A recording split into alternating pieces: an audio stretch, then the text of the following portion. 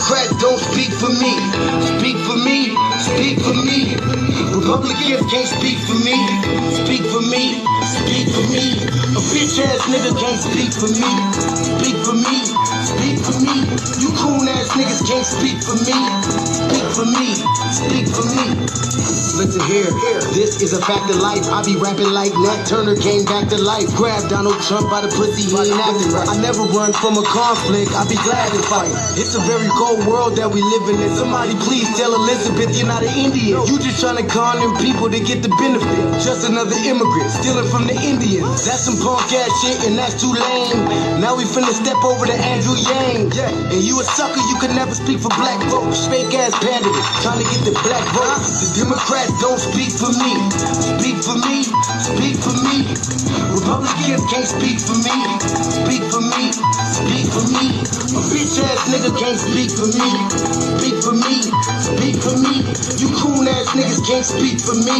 Speak for me, speak for me. You know your boy be high off sativa. Kamala wasn't popping, so we said bye Felicia. She ain't had a right policy. We ain't trying to meet her. Y'all can take Biden too. Bye, we don't need it. We don't need Roland Martin or that coon Al Sharpton. Didn't need Cory Booker from the start, man. I don't fuck with police and no snitch. You know I'm coming with the heat when I spit it. The Democrats don't speak for me. Speak for me, speak for me. Republicans can't speak for me. Speak for me, speak for me. A bitch ass nigga can't speak for me. Speak for me, speak for me. You coon ass niggas can't speak for me. Speak for me, speak for me. If you ever go to court and this is your luck, try not to get fucked by Benjamin Crump. I know it's hard. You and all go is hard. But who the fuck is Amy Cloak? Put her picture up on the bullseye and start throwing darts. People cut our organs out our bodies, that's a stolen heart. They can't save us from the flood like Noah's Ark. Black lives always matter, we finna go for ours. So then we savages, we don't need to pot the piss. Mike Bloomberg can suck dick with that stop and frisk, bitch. You ain't speaking for us, we don't know you. Bernie Sanders, they get your funky ass on too. The Democrats don't speak for me. Speak for me, speak for me. Republicans can't speak for me. Speak for me, speak for me. A bitch ass nigga can't speak for me. Speak for me, speak for me. You coon ass niggas can't speak for me. Speak for me, speak for me.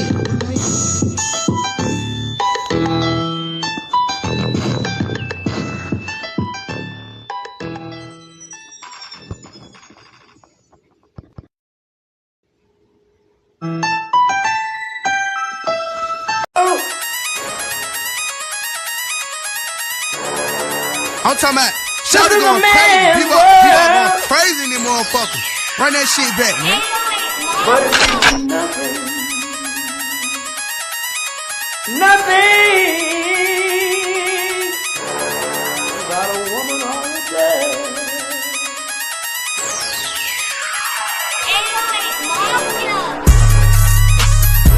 Man made the car.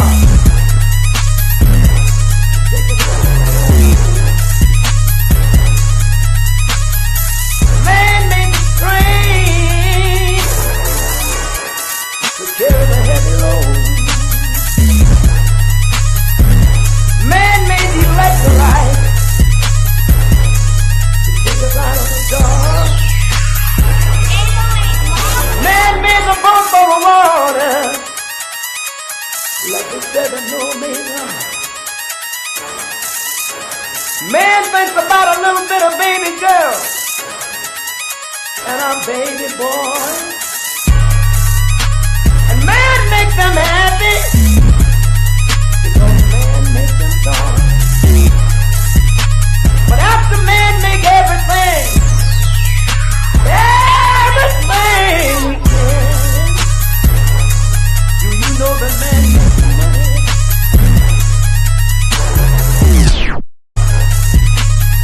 To buy from other men. This is a man's world.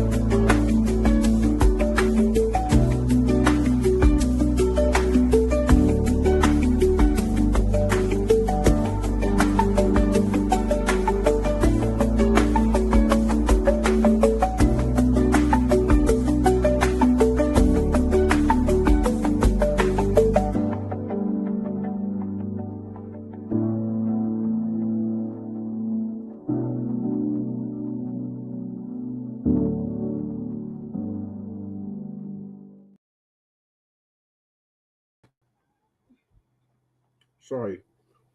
Greetings, Black family. Greetings. And thank y'all for tuning in to another episode of the Front Line Blacc News. I'm your host, Che Nkrumah. And we're joined with our other host, Lady Che. And on this season 5, episode 46, part 2 of the Front Line Blacc News, we'll be discussing several topics. Now, we'll go over a topic that we had discussed last night, but we didn't give no commentary on it. And that is Africa wants Blacc Americans 1.8 trillion spending power. What it means for the diaspora was the Diddy case, a modern humiliation ritual. Diddy Trial, Sean Combs sentenced to 50 months in prison. Why do people have a problem with Bad Bunny performing at the Super Bowl? Donald Trump has gone missing again as the government shuts down. Stephen Miller speech targeting Blacc Americans in Memphis proves only one thing. Shock in Chicago, ICE tear gases city police at protests gone wrong. Anti-ICE, federal agent fatally shot in raid. Bodycam exposes lies. Anti-ICE protesters in Chicago and Portland stopping the Blacc-on-Blacc focus where the media should be looking. And if we have time, no blacks, no gays, a black-only community has been built in Arkansas, and Lady Che has covered this as well on the RBA. So please join us on streaming our YouTube Frontline Blacc News. The links to all of our channels are in the description, including the RBA, the Revolutionary Agenda. Jay Millie, who is live right now, his link is in the description. So What's Cracking TV with Jay Militant. Who Keezy's link is also in the description, who does our intro track. And the Church of Black Power, our brother out of Watts, California, who's now in Houston, Texas. His link is also in the description. And then please sign the petition for reparations. That is in the description. The GoFundMe for the brother that got expelled for mocking the death of Charlie Kirk. His GoFundMe link is also in the description. Lady Che's GoFundMe is also in the description. And copyright disclaimer under Section 107 of the Copyright Act of 1976. Allowance is made for fair use for purposes such as criticism, comment, news reporting, teaching, scholarship, education, and research. And I do not own the rights to the music. And if you don't understand racism, white supremacy, what it is and how it works, everything you think you understand will only confuse you in all 9 areas of human activity. And that's economics, education, entertainment, labor, law, politics, religion, sex, and war. And some say health and nutrition.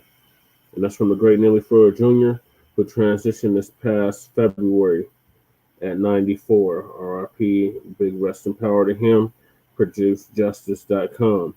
Also from Nelly Fuller Jr., when you a race soldier when you a black person are captured by any race soldier, you must never fuss, fight, or flee. Comply and defend yourself in court. ProduceJustice.com. And last but certainly not least, we got racism, white supremacy. It's conscious and subconscious behavior to maintain white genetic survival, to prevent white genetic annihilation. And that was by the great Dr. Francis Cress Wilson, who transitioned back in 2016. So those are the topics. Hang on, I forgot the Idi Amin documentary. I'm going to put that on the next one. Those are the topics. Yeah, welcome Facebook, fam. Oh, you shared it on Facebook, Twin? Who's on Facebook? Okay, well, welcome if you shared it on Facebook. Shout out to the viewers. Those are the topics.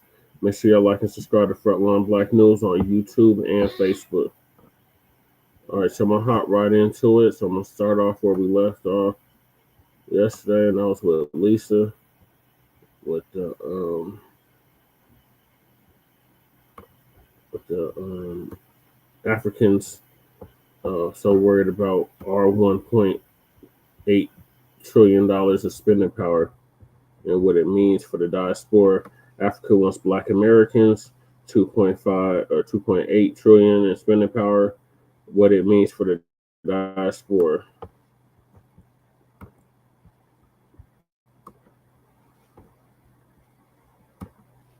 Gentiles, things really don't have to make sense to them. You know how it is. So look, I don't know why they think, you know, we are going to remember also part of the reparation deal is for us to move to Africa and help them build it.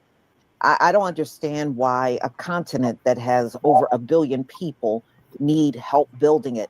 Y'all should have plenty of people to build your own continent. It makes no sense.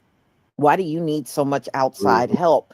And everybody that come over here claim to be so smart, then get your ass out there and build up your nation.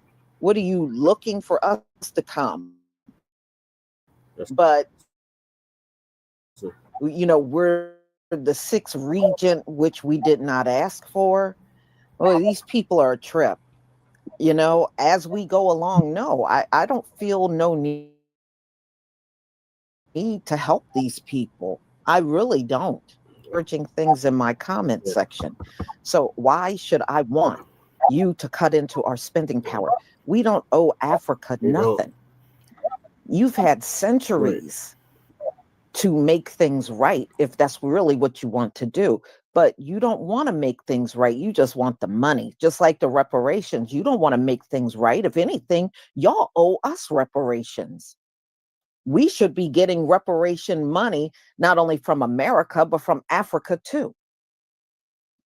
So y'all, let's get into this video so you can see how people feel about Africa trying to figure out ways into cutting into our $1.8 trillion in spending.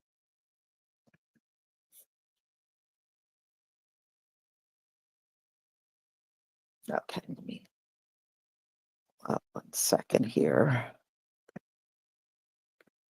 All right, here we go.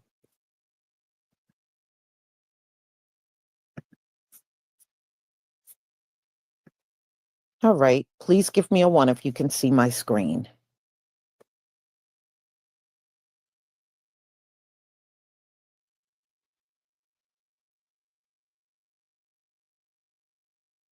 You're right.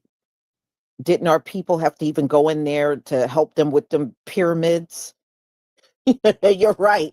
That's why Pharaoh wouldn't let us go, because he knew them people couldn't build nothing worth a damn without us being around. You got that right. That goes back thousands of years. Okay, let's get started. Okay, America, you want to talk numbers? Black America spends $1.7 trillion every single year. That's more than the GDP of most countries. But here's the problem. Only a tiny fraction of that money actually stays in our community. Just imagine if we just kept 1% of that, $17 billion, we could actually build our own affordable housing, right, for our families. We could have clinics that actually keep us healthy. We could fund schools that teach our children the truth. We could actually create businesses that hire our own people and legal defense justice systems. See, we actually don't need charity. We don't even need a bailout because we already have the money. It's in our pockets every single payday. The problem is it leaves our community before it can do any good. So think about it.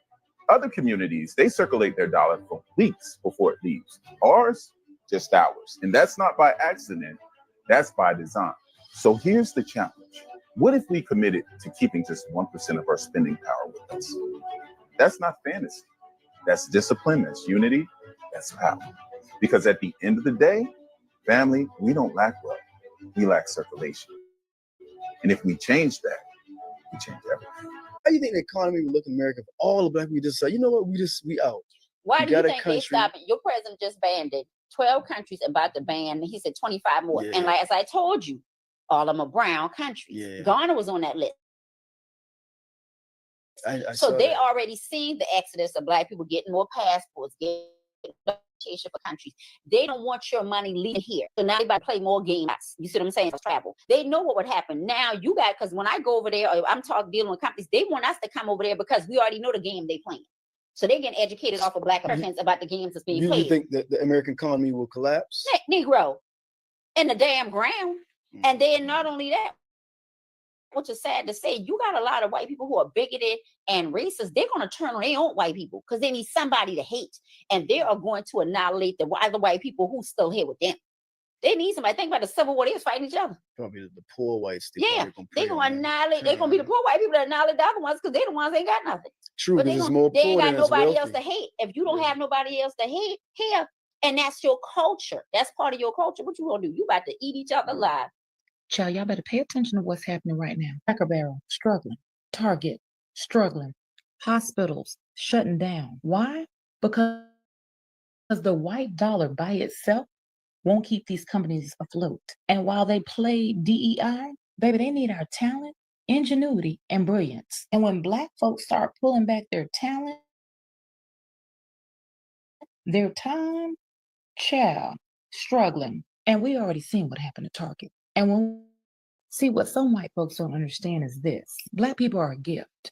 Our ingenuity, our creativity, our brilliance. It's been the lifeline of this country. We've poured into it, gave us nothing in return. And let's not forget our buying power. Our buying power hit over $1.7 trillion in 2023. Baby, that's not pocket change. That's why we see these corporations chase us when they need us. But the second they're done, baby, they toss us to the side. And that's why I don't care if Cracker Barrel puts a poster of Barack Obama up. Baby, I'm still not eating there. And I don't care if Carnival Cruises comes crawling back, talking about we love diversity. I see the game. I won't be back. And Target, let me be real clear. The last time I stepped foot in that store was the last time, period. Y'all don't get to play in our faces. Use us when it's convenient, then toss us aside. Not anymore. Because above all, this country understands the dollar sign. And it's time we start reserving ours for us. That's why I keep saying Black love, Black unity, Black strategy, Black community. Because, baby, we need to build our own infrastructures from soup to nuts. So we won't be out here begging for a seat at their table anymore. Baby, those days are over. So if that resonates with you, join the movement. Baby, everybody won't get it. And that's fine. But those that do, we're still building. So drink your water. Stay rooted, real, and knowledgeable. And mind your Black business. Happy Black History 365. And I'll see you next time. Imagine if we only started shopping with each other and just keeping the money in a rotation amongst us. I call cap. Black Americans have been going over there for decades now and trying to break bread. There has been Black Americans that have ignorantly tried to move over there and break bread with y'all. And we see the stories online and shit of how y'all get jealous and start burning down their businesses and stealing stuff from them and whatever. But that's cap. Like, y'all trying to pull a reverse Uno on us. You know what I'm saying? But also, y'all don't own nothing. You talking about like y'all making business with the YT man. And no, the Chinese are going over and taking y'all shit.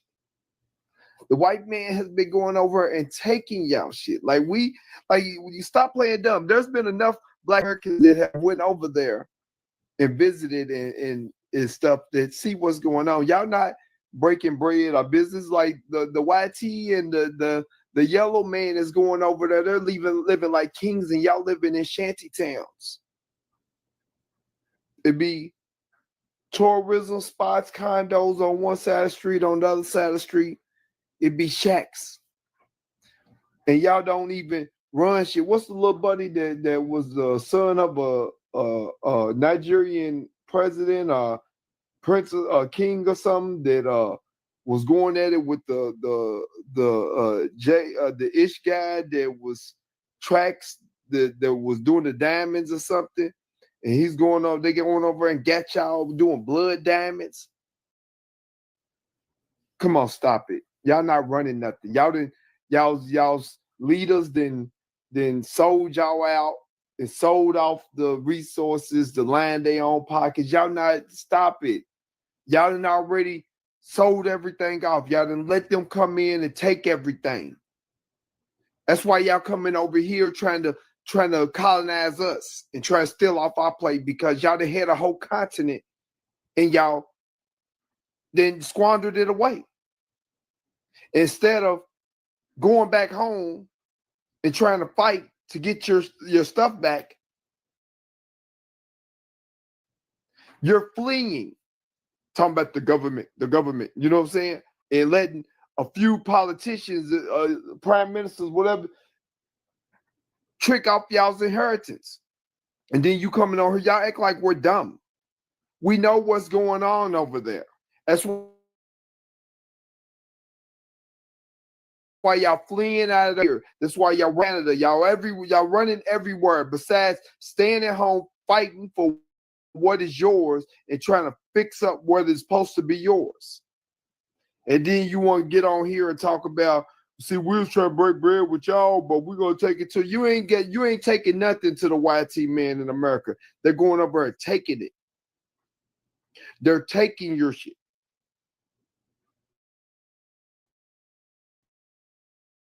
Y'all not breaking bread. They not cutting y'all fair deal. They're taking your stuff. The YT man dressed up as Jesus and show up in a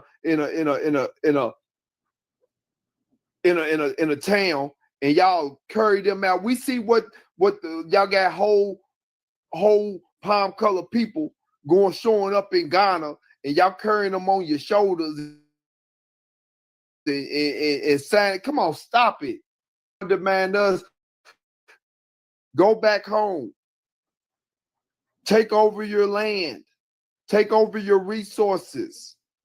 Build it up. See, the thing about us Black Americans, we build. We done built. They got to bomb and burn our shit down. They stay in our way. And we're more than 14%, but they say we're 14%. We're 14% of the population. And every time we did it, and we do it, they do what's it called? Where they eminent domain and shit like that. Like every time we do something, they gotta get in our way and corrupt it. And then use some of y'all's people to come over here and put them in the Democratic Party, the Congressional Black Caucus, because us. But y'all got a whole continent with leaders that look like y'all, and y'all own leaders sell y'all out and sell your resources. Y'all pooping and peeing in the street. Talking about we breaking bread, but since y'all don't, come on, stop it. Y'all don't even own your own stuff. The yellow man owns it. Stop the cap. But the last comment that you put, we coming for sports too. That's why y'all don't run your own continent. And instead of turning around and going back at home and fixing and taking over your shit, you're over here trying to undermine us. But the Lord works in mysterious ways, and y'all will not prosper. And don't cry to us. You talk about don't come crying to us when y'all you're not breaking the white man coming over and taking your stuff. Stop the cap. It just sounds good in text. But the reality says you are not the father. Y'all bring it in. So I did a little research on the GDP of these African countries. Kenya, 108 billion. Morocco, 152 billion. Nigeria, 363 billion. Algeria, 247.6 billion. Egypt, 396 billion. South Africa, 380 billion. Ghana, 76 billion. All of this adds up to $1.7 trillion. Oh, Nick. We could buy all these countries. We spend more than these countries, which means we produce way more. Because if 1.7 is the spending power, that means what we spend, which means we produce more than 1.7 trillion in assets and productivity. In 5 years, we could buy Africa as Black Americans. 5 to 10 years, we could just buy the whole fucking continent. And this is why they want to siphon Black Americans' money over there. The only way that they can do it is it's the mind fuck you. Hey, brother. Hey, cousin. Hey, let me borrow, bitch. I don't know you. That's the only way they can do it. They're not asking, not asking the Black people in Brazil. They're not asking the Black people in the UK, the Caribbean. They're not asking Black people nowhere else. What about the Aboriginals in Australia? You don't want shit from them? Why ain't you asking them to be a part of the diaspora? We can buy your fucking country, G. First off, put some respect on our fucking name. Second off, stop playing in our face. It's really disrespectful, and we see y'all. We got TikTok now. We got social media. I know you see niggas like me and a whole bunch of other people calling y'all ass out. Stop with the buffoonery. Stop with it, man. We see you. We fucking see you. So, yeah.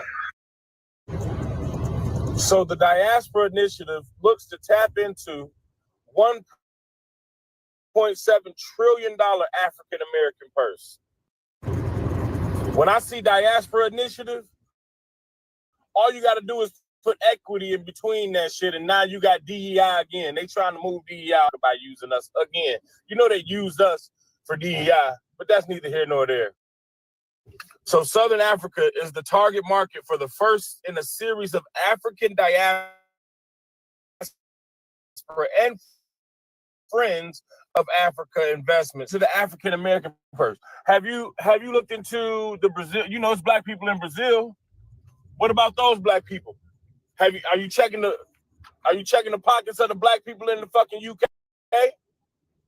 Why you want our money? Is it because it's something about this just don't sit right with me, man? And after all this, after the Essence Festival flop, and we realized that Caroline, Wanga, Watanga, whatever the Fonga, whatever the Figa, whatever the fuck, nigga, then just completely tore down the Essence Festival. Now, Africanized, bro. Like, we have a whole totally different culture. Stop trying to supplant our shit and co-opt our shit, G. This shit is really pissing me off. So now basically you just gonna tell us that, yeah, we want y'all money over here. We don't want y'all, and if y'all don't want to come over here, we don't care. We want to figure out a way to get y'all money over here is all I hear. So let's read this. We got a little bit more to read. All right, so let's read this.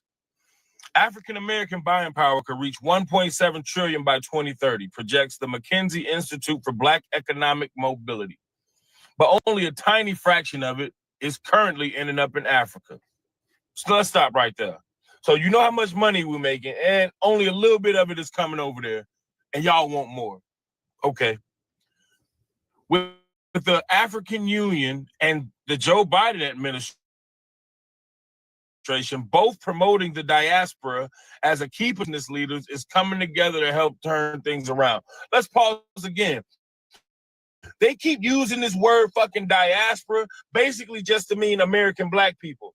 Because the fucking diaspora don't mean Brazilian Black people. It don't mean fucking Black people in the UK. It don't mean fucking Haitians, right? It don't mean fucking Trinidad and Tobagoans, nigga. What the fuck, man? This shit pissing me off real high key, G. I'm gonna read the rest of this, man.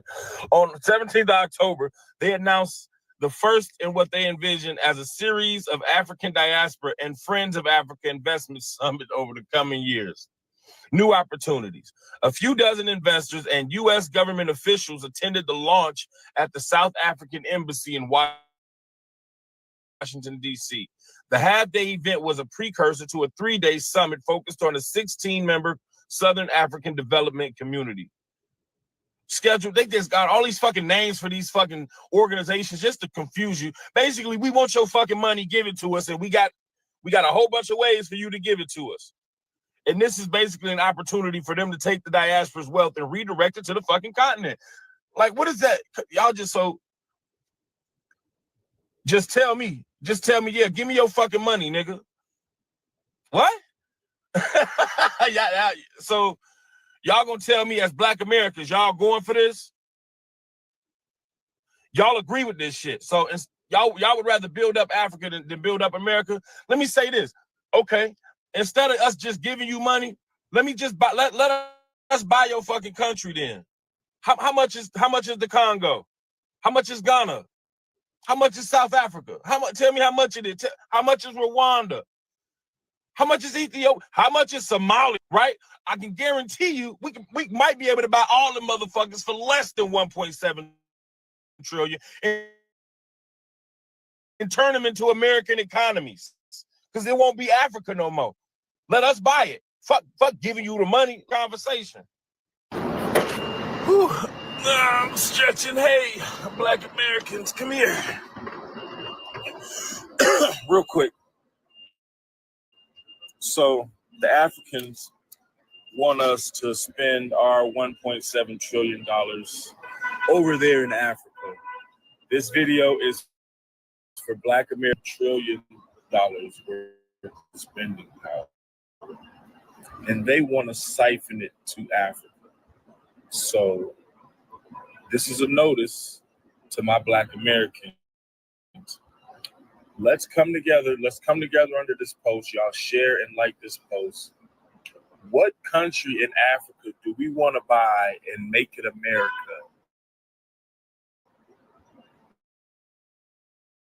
Let's put our money together and buy one of those fucking countries. And then we move over there and push them out. Yeah, go. Let's buy Kenya. Let's buy Kenya and send everybody in Kenya somewhere else. Or let's buy Somalia. Send everybody in Somalia to Kenya or Ghana. Don't send them to America. They want our $1.7 trillion spending power. We won't do that, but what we will do is we will talk to countries we're about to buy. Let's start the conversation. So the reason they are only paying attention to Black America is because Black America has the money. Okay, Black America has the money. If only the racially Black people on Earth, Black America would be at the top as far as the money. Okay, we would be the wealthiest. So that is why they said that Black America is the one that they want to go to try and extract some wealth from, through us buying goods and things of that nature and trying to, they call it tap into the $1.7 trillion buying power of Black America. I guess only the people online, everybody thought we was broke. All of us broke down. But apparently the politicians and stuff know otherwise. But okay, so let me break it down to you. Our buying power, Black America, that's why I love saying Black America, because we are our own country, basically, right? So Black America, our buying power is equal to Canada, Australia. It's that big, okay? It's that big. So we are literally, if we had our own, like we are our own country within a country, basically. And you see all those little small countries in Europe, yeah,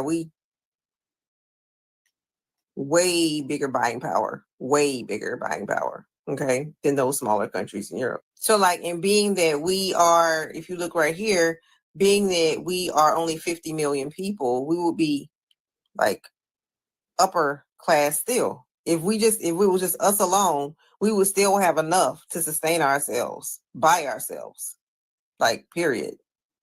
Okay. So the governments know this. So let's look at what it would actually mean for us, right? Our 50 million, or for some people, this is an estimate. Okay, it's 40 something million. I'm saying 50 million.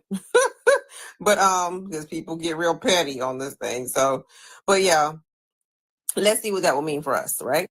It would mean this. All by ourselves, we'd be good. Like, we would be good. And that's awesome, right? Except we're not all by ourselves, right? We have to fight against. And just like right now, like people trying to pull our money this way and pull our money that way and pull our money. But Black America moves in different places that will harm us. If we would move, if let's say if Black America all got it, we would have to move to the exact same place. Okay. In order for it to benefit us. Okay. So we just spread all out. That's not a good thing. Not for the buying power. So yesterday, y'all, I told y'all about Black Wall Street 2.0, and a lot of people, not a lot of people, some people in the comments like, it's never going to work. It's never going to work. Stop waiting and start building. That's number one. We need to start buying from Black-owned businesses, hiring in our own community, hiring us. If you own a business, hire us. Now, it wouldn't be me if I didn't tell the truth, because even though you hiring us, make sure y'all go to work and do y'all damn job. But also the ones hiring, make sure you're paying a livable wage. We can create jobs. We can build banks. We can build schools. We can build hospitals. We have trillions in buying power. To me, it's logical thinking. I don't see why people don't think it'll work when we have the buying power, which means we have the money. We just spend it on the wrong thing, like Jordans and wigs. Building wealth that can be passed down. And no, it's not about hating on anybody else. It's about doing for us what others have done for theirs. Caucasian people put Caucasian people on. Hispanic people put Hispanic people on. Asian people put Asian people on. Why Black people don't do the same? Now, here's a fact. Black people spend over $1.7 trillion in this economy. That's more than the GDP in other countries. And I'm talking about entire countries. So we already have the money. We just spending it in places that don't care about us. We spend it in the wrong places. And we haven't really been reinvesting into our communities. If we just keep a fraction of that 1.7 trillion within our communities, we'll create wealth that Black people have never seen before. We could build everything. When you buy, when you buy Black, you keep money in the community. You help create jobs. You support families. You help businesses grow. And we build power. Imagine, just imagine if millions of us did that on purpose. It's not just economics. It's the freedom we've been looking for. We got to stop waiting for handouts, because nobody coming to save us. They never were.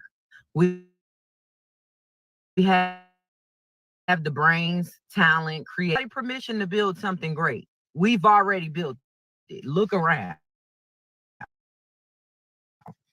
Other communities come to this country and build thriving communities within their self with their people. They hire their own, protect their culture, and support each other. Why can't we do it? And like I said, we did it before in Tulsa. They just were smarter, because you can't burn down everywhere. We're everywhere. Now, look, if you don't believe in it, that's fine. Nobody's begging you. Nobody's forcing you. But don't come over here with the negativity and the hate. And if you don't want to be, that's fine. Just don't block the people who do. Now Africans want reparations for Black Americans. What in the Nigerian scam artist is going on? In discussion with world leaders, I guess Africa started to do the numbers on what Black and felt as if they had the audacity to really say that they should get reparations for how much we generate. My Lord. I was flabbergasted. The same Africans who sold their own people into slavery.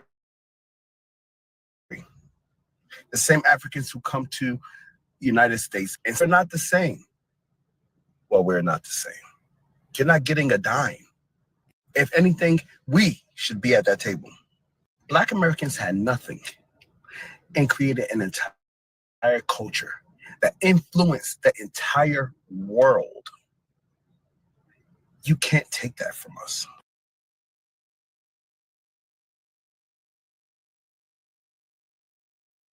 That is true. Thank you, Trayvon Smith, for the super sticker. Thank you very much.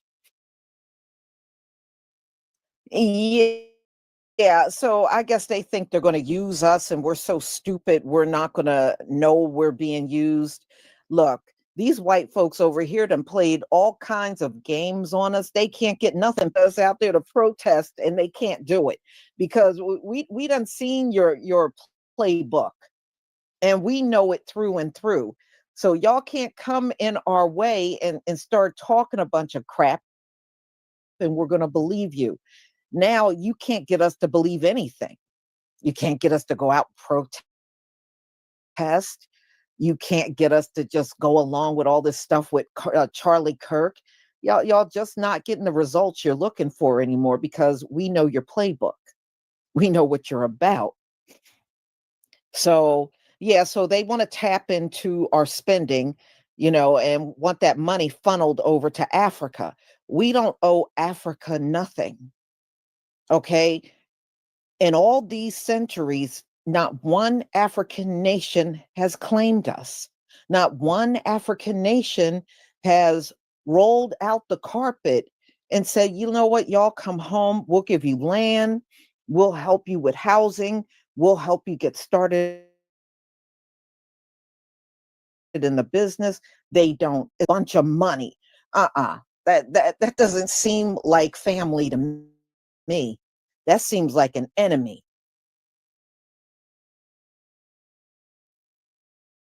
That's not family like at all. Here, I'm not looking to be claimed by Africa. And at this point, I spend and buy my stuff in America. So I don't know why my money got to be funneled over to Africa. Just like when all the stuff came out about them trying to steal our reparations. And their thing was, we'll get the reparations and we'll do X, Y, and Z. And the African Americans can come over here and help build up Africa. No, we already built a nation for free. Up. No. Hell no. Hell no. If anything, you should be in talks on giving us reparations. Africa owes us reparations. That's the only thing of us, because you know you don't like us. You don't like us. That's why you have never claimed us all this time, because you don't like us. And hey, if you don't like us, then my money should not be good enough for you either. Okay, that shouldn't be good enough for you.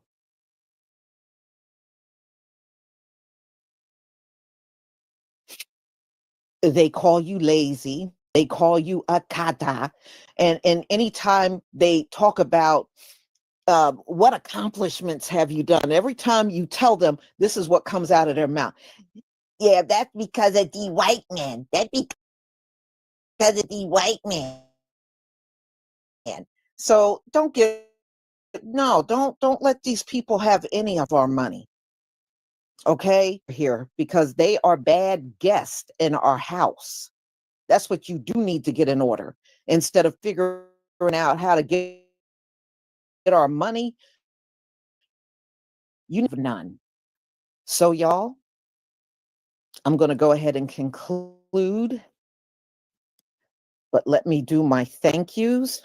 RY, thank you. Well, thank you for continuing to cover this topic, Lisa. Like Diana said,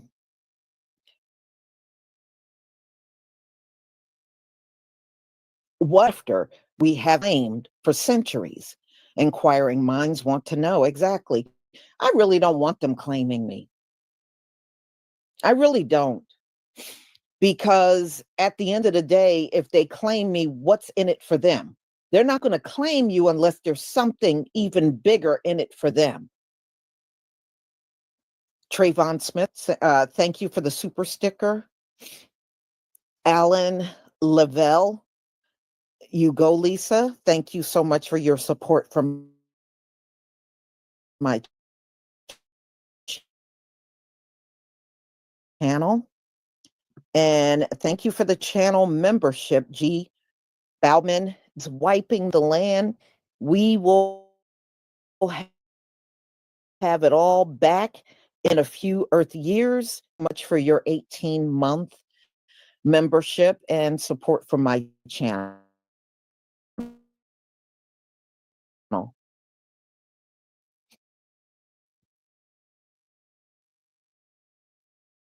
So, y'all, please have a wonderful day. I got some really good, I got a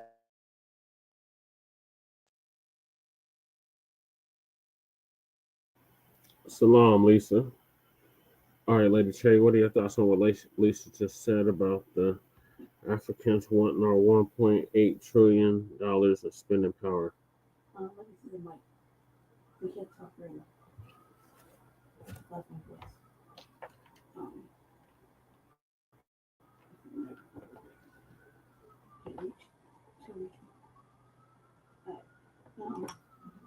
Sorry, hopefully you can hear me. So I can try to low because I lost my voice.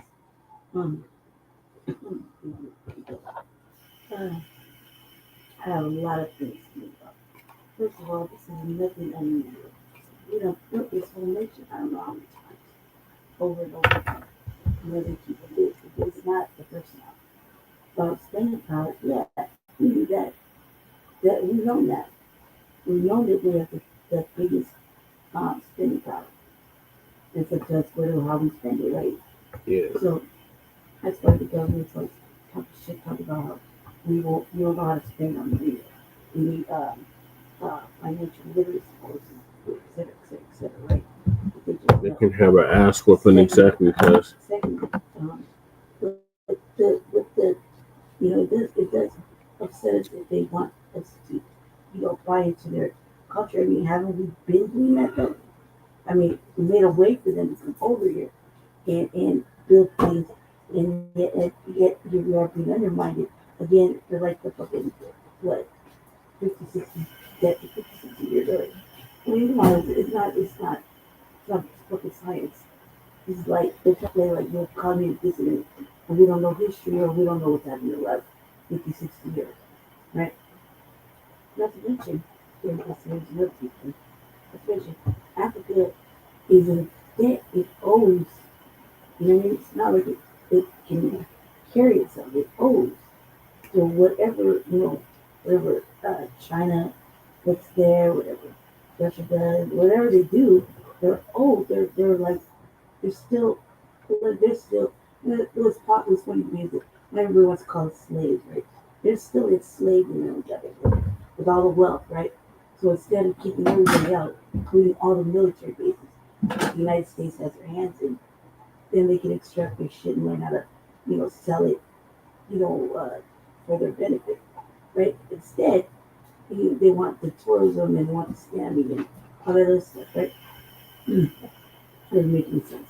Secondly, why the fuck would we even purchase anywhere in Africa in its current state? Anywhere you go, they're doing it is conflict or whatever.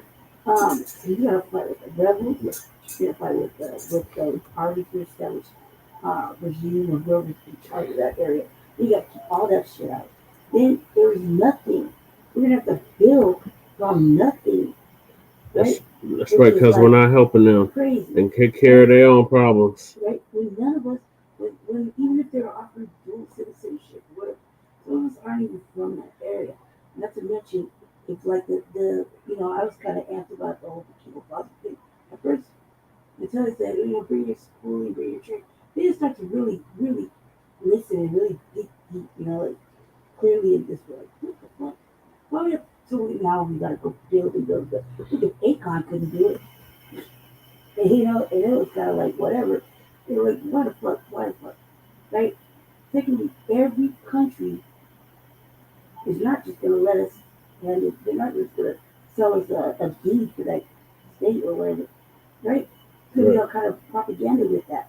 And still, do you think the United States is just gonna let us leave it?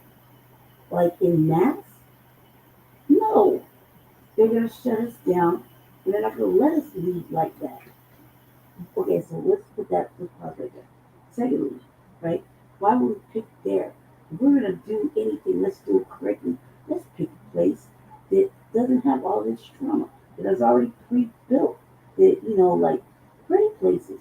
What if they might be different? Like let's look at Greenland or let's look at Scotland. Let's look at places that are like certain other places that have low population, they already have pre-established infrastructure. They don't owe a lot of big debt. But they're not really trying to look if Trump can't get it. You know what I mean? Just think about it.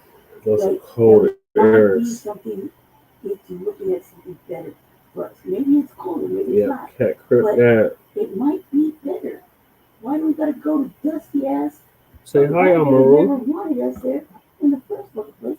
We made it possible for them to come here. They can build. Everybody comes here and starts their little American dream. We've already established the American dream since the start of it. We're responsible for the government. We built all this shit. Now we're gonna just go ahead and let's leave it, put all our money into that, and they should go over there. And you think it's gonna be easy? Thank you. We'll be able to live there. There's not gonna be any problems with the already established geopolitics that's going on in that part of the world.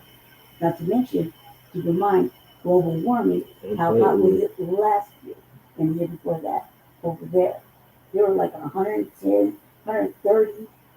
I mean, come on, none of us can't do the heat anymore like that. We need to do the heat within reason. You know what I mean? Let's say that we won't be well adjusted.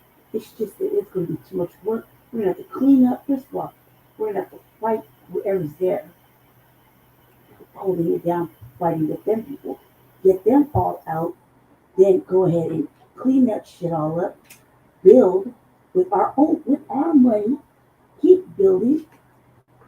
It doesn't seem, it's not like it's not untangible. It just doesn't seem like it would be behoove us considering the relationship we've had with them back and forth. On all of the country. Some of these countries they're majorly anti-black. Shabaka just got here. So I'm just saying it wouldn't make tangible sense. I would like say like, all right, Greetings, Shabaka. How about my Broncos? Hold on, man. Here, why don't we a nice sun? Why don't we pick something that I already know the situation's gonna go? Because they're not gonna let us fly out and 14 hours like you. You know what I mean? They can stop us. It's not like we're on a boat and go all the way over there. You see what I'm saying? There's all these ports, there's all these places where to stop us. You know what I mean? So it would be too much. And either way, the United States has military bases everywhere, there and in other states, other countries, right? And they're still under the line of racism and white supremacy based on that alone, based on the fact that military bases are still there. They didn't leave. Keep the French out. Okay, great. But what about the United States fucking military? You see what I'm saying? That's over there. There's bases everywhere. You see, it just would be a lot more work than it would be if we just said, let's make an arrangement and let's take half of the southern bottom of the United States first. Let's start small, see if we can do it, and then not going to torture it. Because now we got to defend ourselves. Everything feels we got to defend. Even in any other country, there's a line of jealousy. They're already jealous of us. They already don't like us. They already start to come here and undermine, you know, disrespect us here and there. You know what I mean? They laugh at us, cause the United States a fucking embarrassment. Like, you really think I want to go purchase put my money in something that doesn't even respect us on some level? That's all I got to say for that portion. There was one other thing that I do like the way that to change the narrative though. We should think about that. The other thing is everybody's always talking about we need to buy black, build black, spend black dollars with black dollars. Man, if you're just barely coming to that knowledge, shame on you. Like, we've been knowing that the black dollar needs to stay in the black community, just like there should be the black woman, the black man, the black seed, et cetera, et cetera, et cetera. We know this. We know hire black, build black. We know that. Grow proper food. We know all that. We've done all that. There's history of all that. What there also is a history of the shit that happened with that. Just keep in mind, all that has happened. All the history of them separating us, killing us, lynching men, killing us, killing our babies, doing all this ugly shit for generations now. We're still going through it every day. What's the difference over there? Now we gotta spend our money. But first we gotta save the money. Because look at what's happening in the economy right now. Is this really the right time to think about purchasing a motherfucking country that's dead? So a lot of places has already been pilfered and sold off. All the things at the bottom of it, they're sitting on their own wealth. You mean to tell me nobody has explained to them how they can, convert that? It don't make sense. It's almost like trying to explain that. It wouldn't make sense. They're choosing to live certain ways. It's not that they can't do it or they don't have the control. They just have maybe the wrong people in power. Maybe they don't have the right, maybe I don't know what they, but I know right here, we still got the same fucking issues here. Just trying to purge the system of those that are doing that in the disinterest of Foundation Blacc Americans in the United States. In both all levels of legislation. There you go. Sorry, I lost my voice. There you go, Hi, everybody. Well, thank you, Lady Che. Lady Che is under the weather, so please keep her in your thoughts and prayers. She's going to the hospital tomorrow or the clinic, rather. Thank you for that, Lady Che. So we're gonna move on to the next topic, and that is Diddy, the Diller.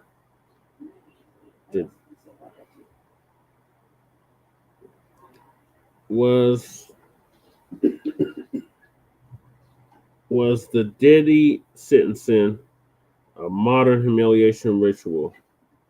Yes. Let's see what Tariq has to say on it.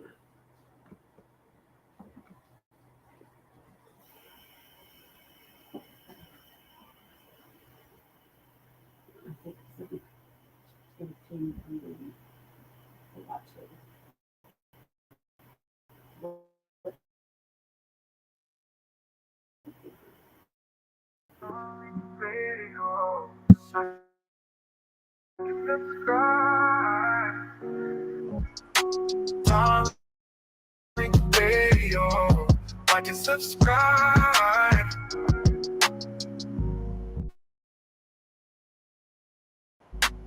We are in the building, ladies and gentlemen, and a round of applause for you, ladies and gentlemen. A round of applause for you.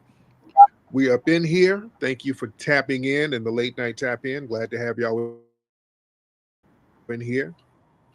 Everybody give a retweet to let everybody know that I am in the building and we are in the building. And we're going to chop it up. Y'all probably thought I wasn't coming on, but I'm here.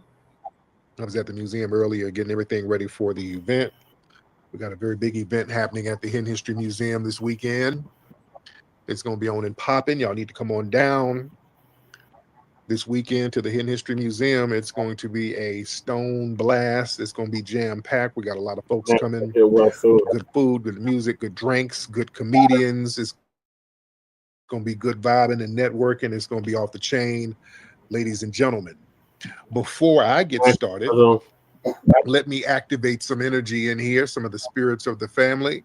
Let me shout out some of the regulars in here. We got, well, let me see who we got. A lot of folks in here already. We got Miss London in the building. We got FBA. FBA Shanae in the building. We got FBA Trey Day, QT on duty. We got Mr. Strip. We got Concerned. We got Sweets, Lil O Me, Nisi, Rhonda, Stealth. We got Queen FBA in the Bay.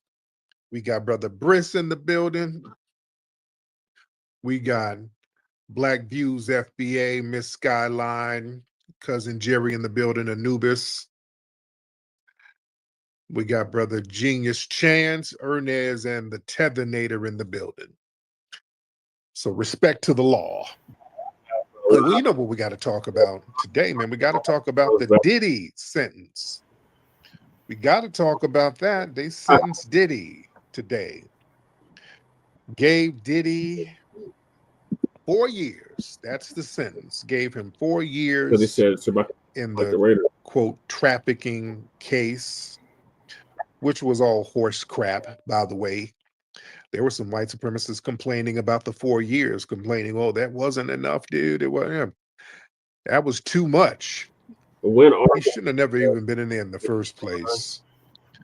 Let's be real. An embarrassment. He shouldn't have been in there in the first place. When you look at the facts of this case, let's be real. There are no victims in this case. That man is in jail. He's going to probably do 2 years, or probably a year. He's done 14 months already. So that's going to be time served. They gave him 4 years, 2 months, I think. Texas to beat the Raiders. He'll do half of that with the 14 months. So he might be out by next year. And on top of that, Trump might pardon him. Trump might pull a whammy bammy and pardon him, which is a high probability, which he should. That would be good. Shouldn't be in there. When you look at the technicalities of this case, ladies and gentlemen, there are no victims in what Diddy was convicted of. No victims. Cassie's not a victim because this wasn't a domestic violence case. Understand, remember, they keep showing the video of him stomping down on her in the hotel, but that wasn't charged for that. Right.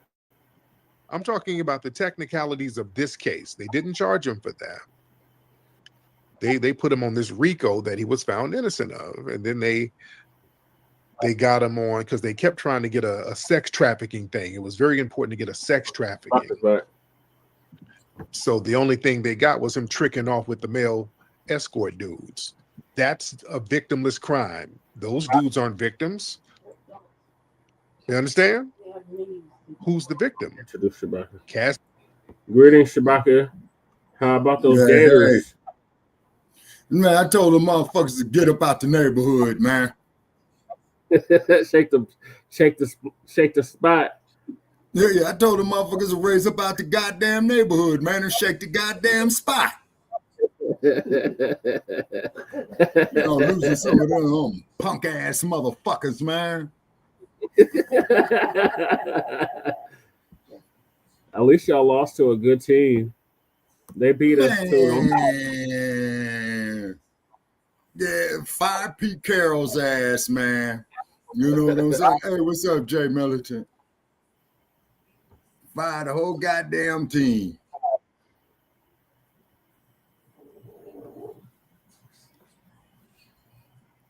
Yeah, Diddy getting his karma, cuz. Yep. For that but for almond in the pot situation. Plus Yes, done. Oh well. Yeah, and then Diddy is rubbing. so you know they're gonna break his ass, right? If they haven't already. Shabaka, how about them Niners? Jay said Okay, what do 49ers do? they won. They're the only undefeated team in the NFL. All right, yeah, man. I'm with the Gold Rush too. Yeah, they 4-1. Okay, all righty. As long as they beat them buster ass Eagles, man, in the NFC. We beat the Eagles. We beat the Eagles. Die, Eagle, die. Wait a minute. Onies beat the Eagles. The Broncos, Shabaka. And yes. Man, I gotta check some damn NFL standings, man. I gotta get me a newspaper tomorrow, man.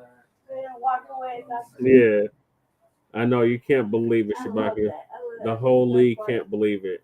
But we got the damn thing done. We nixed. Oh, by the way, it's basketball time. Where them buckets at? Go Nuggets. You already know Jay gonna Lakers say got their asses. Hey, Jay Militant, yeah, your Warriors, man, beat the Lakers tonight. Yeah, they beat them in Chase Arena. Warriors, come out and play Warriors. Yeah, well, see, I'm torn between the Lakers and the Warriors. In basketball, you know. And then I'm seeing them bums out of Los Angeles called the Dodgers, man, might have a shot at the World Series. Yep. Again. Yep. Aren't they the defending champ? Well, yeah, this is October, so wait a minute. So they should be going for the American League Championships and the National League Championships. How the Giants doing, Jay? No, Giants is out of it. They can't come back till next year. Oh, damn. So who's in it?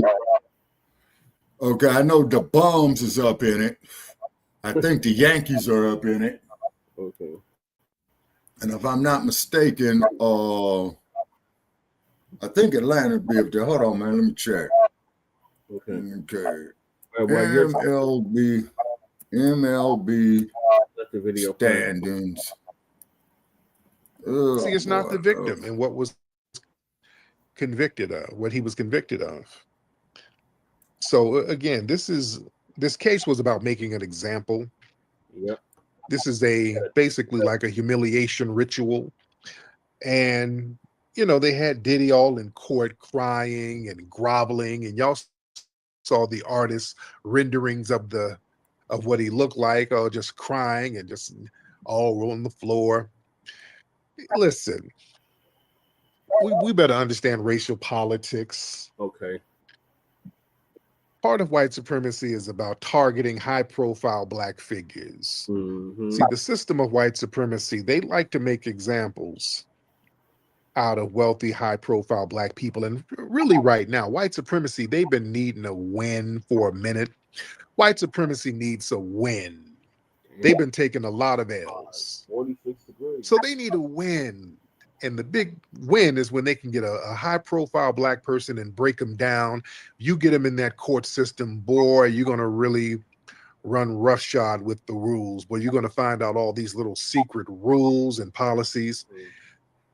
There was something in the court where the judge was like, they could, all of the things that Diddy was found innocent of, I'm going with the Giants. you can still consider that in the sentencing. It was they were dusting off the I'm going with the Giants. They're going to different smash the playbook when it Chicago comes to Cubs, Black. man. You said they got a whole different playbook.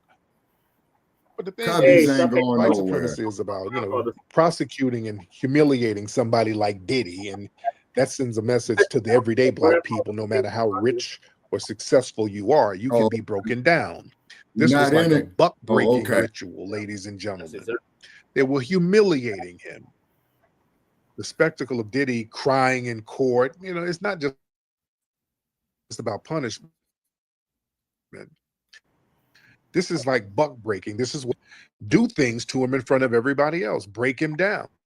Yeah. To Pretty let everybody much. else get the message. That was a ritual humiliation but thing. Diddy is 50% responsible for that shit, man. White supremacy, they love into positions of begging for mercy. Yeah. So you got to reinforce that And they racial broke his hierarchy ass in LA County for the public eye. And then they show this old two-tier sentencing thing. No, because white people, we've seen cases of white people out here straight, just doing all types of literally slaps on the wrist or probation. We're seeing this thing left and right. I mean, they're literally running up in kids, doing the most egregious things imaginable. Diddy was up here just tricking off money with his little freaky broad, or a couple of his that's freaky Hollywood broads, for you. who's known in the Hollywood industry will for love being your passed ass to around. death. You just witnessed it. Diddy is through. You lock ass around. And these white men out here doing stuff to all types of babies and kids and getting probation, house arrest. Yeah. So yeah, they're sending a message with that two-tier justice system. Yep. Yeah, well, Diddy's colored. A white, you would never see them get a 4-year sentence or they'll get a suspended sentence. You wouldn't see this. Yeah. Just tricking your money off with a little freaky broad. Yeah.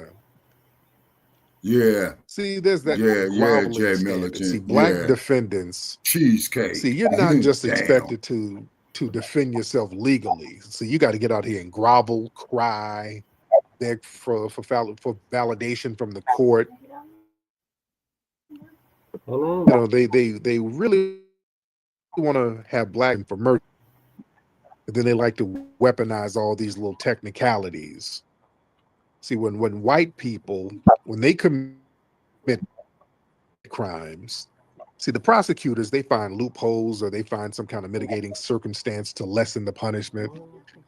With black defendants, boy, those technicalities, those are flipped into weapons, so they can guarantee the harshest outcomes are.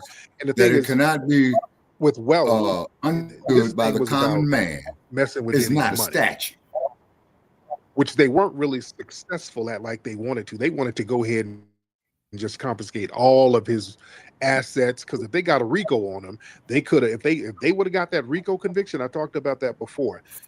Those assets would have been up for. It would have been a grab bag. They would have. They still can be under California law. The shit he got in California, man, is up for a grab bag. The county of Los Angeles already seized they his would have stripped crib. away them resources. So they're still trying to do it in different ways. They look for ways to criminalize them. They keep tying them up in different lawsuits. And that's another thing. They keep talking about, well, Diddy's not out of hot water. Diddy still has dozens of civil lawsuits against him from other accusers. I don't like when they do that, because they're not putting it in context. They're not putting it in context. They ain't telling you that most of those lawsuits, damn near all of them, from one dude, that Tony damn Busby dude. Yeah, it's one dude. So it's not a whole bunch of people out here. It's this one ambulance chasing ass lawyer going out here finding anybody to say that they got sexually assaulted or whatever. It's one damn janky, shady lawyer. Put it in the right context. See, the media goes along with the whole narrative. Like I said about white supremacy, it's about white supremacy is maintained through collective lying and collective deception. They all get together and lie and deceive with each other. Yeah, and get their lies straight. Yeah. You see? Because, see, this is all based on the presumption of guilt and the presumption of innocence when it comes to black and white. See, the whites, there's an innocent myth. Courts operate on the myth that white people are inherently redeemable, while black people are inherently suspect. That's why a white offender, when they do egregious sex acts or whatever, or anything, not even a sex act, a murder. Well, they just made a mistake. Y'all remember the white woman I was debating last week when we were talking about the man who shot Charlie Kirk? She was like, well, he didn't know no better. He was a baby. He's a child. He doesn't know any better. They make excuses for all the things. A white dude in this case, they'd be making all types of excuses for him. Well, people make mistakes. You know, hopefully you've learned your lesson, and we're going to let you back out here, and just don't do that again. And you know, we see the good in you. And the judge was talking about it today when the judge was about to sentence Diddy. He was talking about how, oh, Diddy's a threat. Oh, based on your past actions, you are a threat. So we gotta keep you in there. We got to keep you in jail. Well, based on that reasoning, the state of California should have executed Charles Manson's ass. It wasn't just about punishing Diddy. It was about other black celebrities and moguls. See, the system says basically, if you step out of line, oh, we'll drag you down publicly. Oh, we're going to let you know who's running things. Yeah. And this is all about preserving white supremacy's legitimacy. See, the spectacle of harshly sentencing a black celebrity, that maintains the illusion that the system is fair and tough on crime. The reality is white or black defendants are sacrificed for optics. You don't never see nothing like this with no white defendant, especially a white celebrity defendant. You don't see this at all. Yeah, that's why they need to go get that motherfucker Roman Polanski. My thing is that tether judge, that East Indian tether judge, all he was showing out. Oh, that judge was showing out, and he's been on the bullshit from day one. He should have had bail. He didn't give Diddy bail. This judge he was bending over for the prosecution. See, look, y'all got to understand these old melanated model minorities. These sentences the most valuable thing ever to some of these people. So these non-melanated immigrants, or these melanated immigrants, I'm sorry, they learn that the quickest way to gain acceptance into white society is to prove that you're not like black people, and you demonstrate that through harsh rulings and anti-black rhetoric, distancing yourself from black struggles.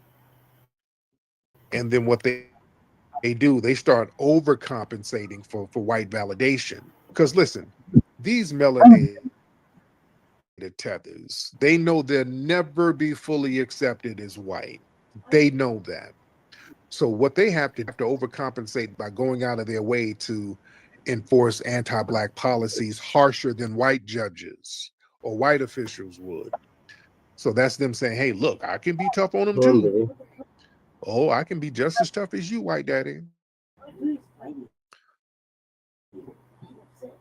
And you know, they're performing for the white gaze, the look. It wasn't about law, that was about performance. He was playing up to the audiences of white elites and white people, signaling loyalty to them. They're showing he could punish a wealthy black man without any hesitation. He wasn't going to be lenient at all.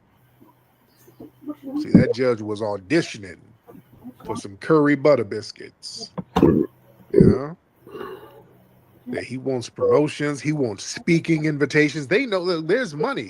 These people know, and being harsh to black people and putting the hammer down on black people, there's book deals for you. There's money. There's speaking engagements. This man understands that that's the ticket to some of them white doors. You know what it is? Throwing the book at a famous black man, that's their audition tape for white power structures. And these people, they know that they're the buffer class. Throughout history, the white supremacists, they've always used some of these non-FBA immigrant groups as buffers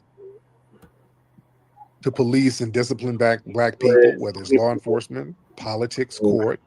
You know, these foreigners, they act like middlemen, contract. and they can enforce that system of anti-Black policy.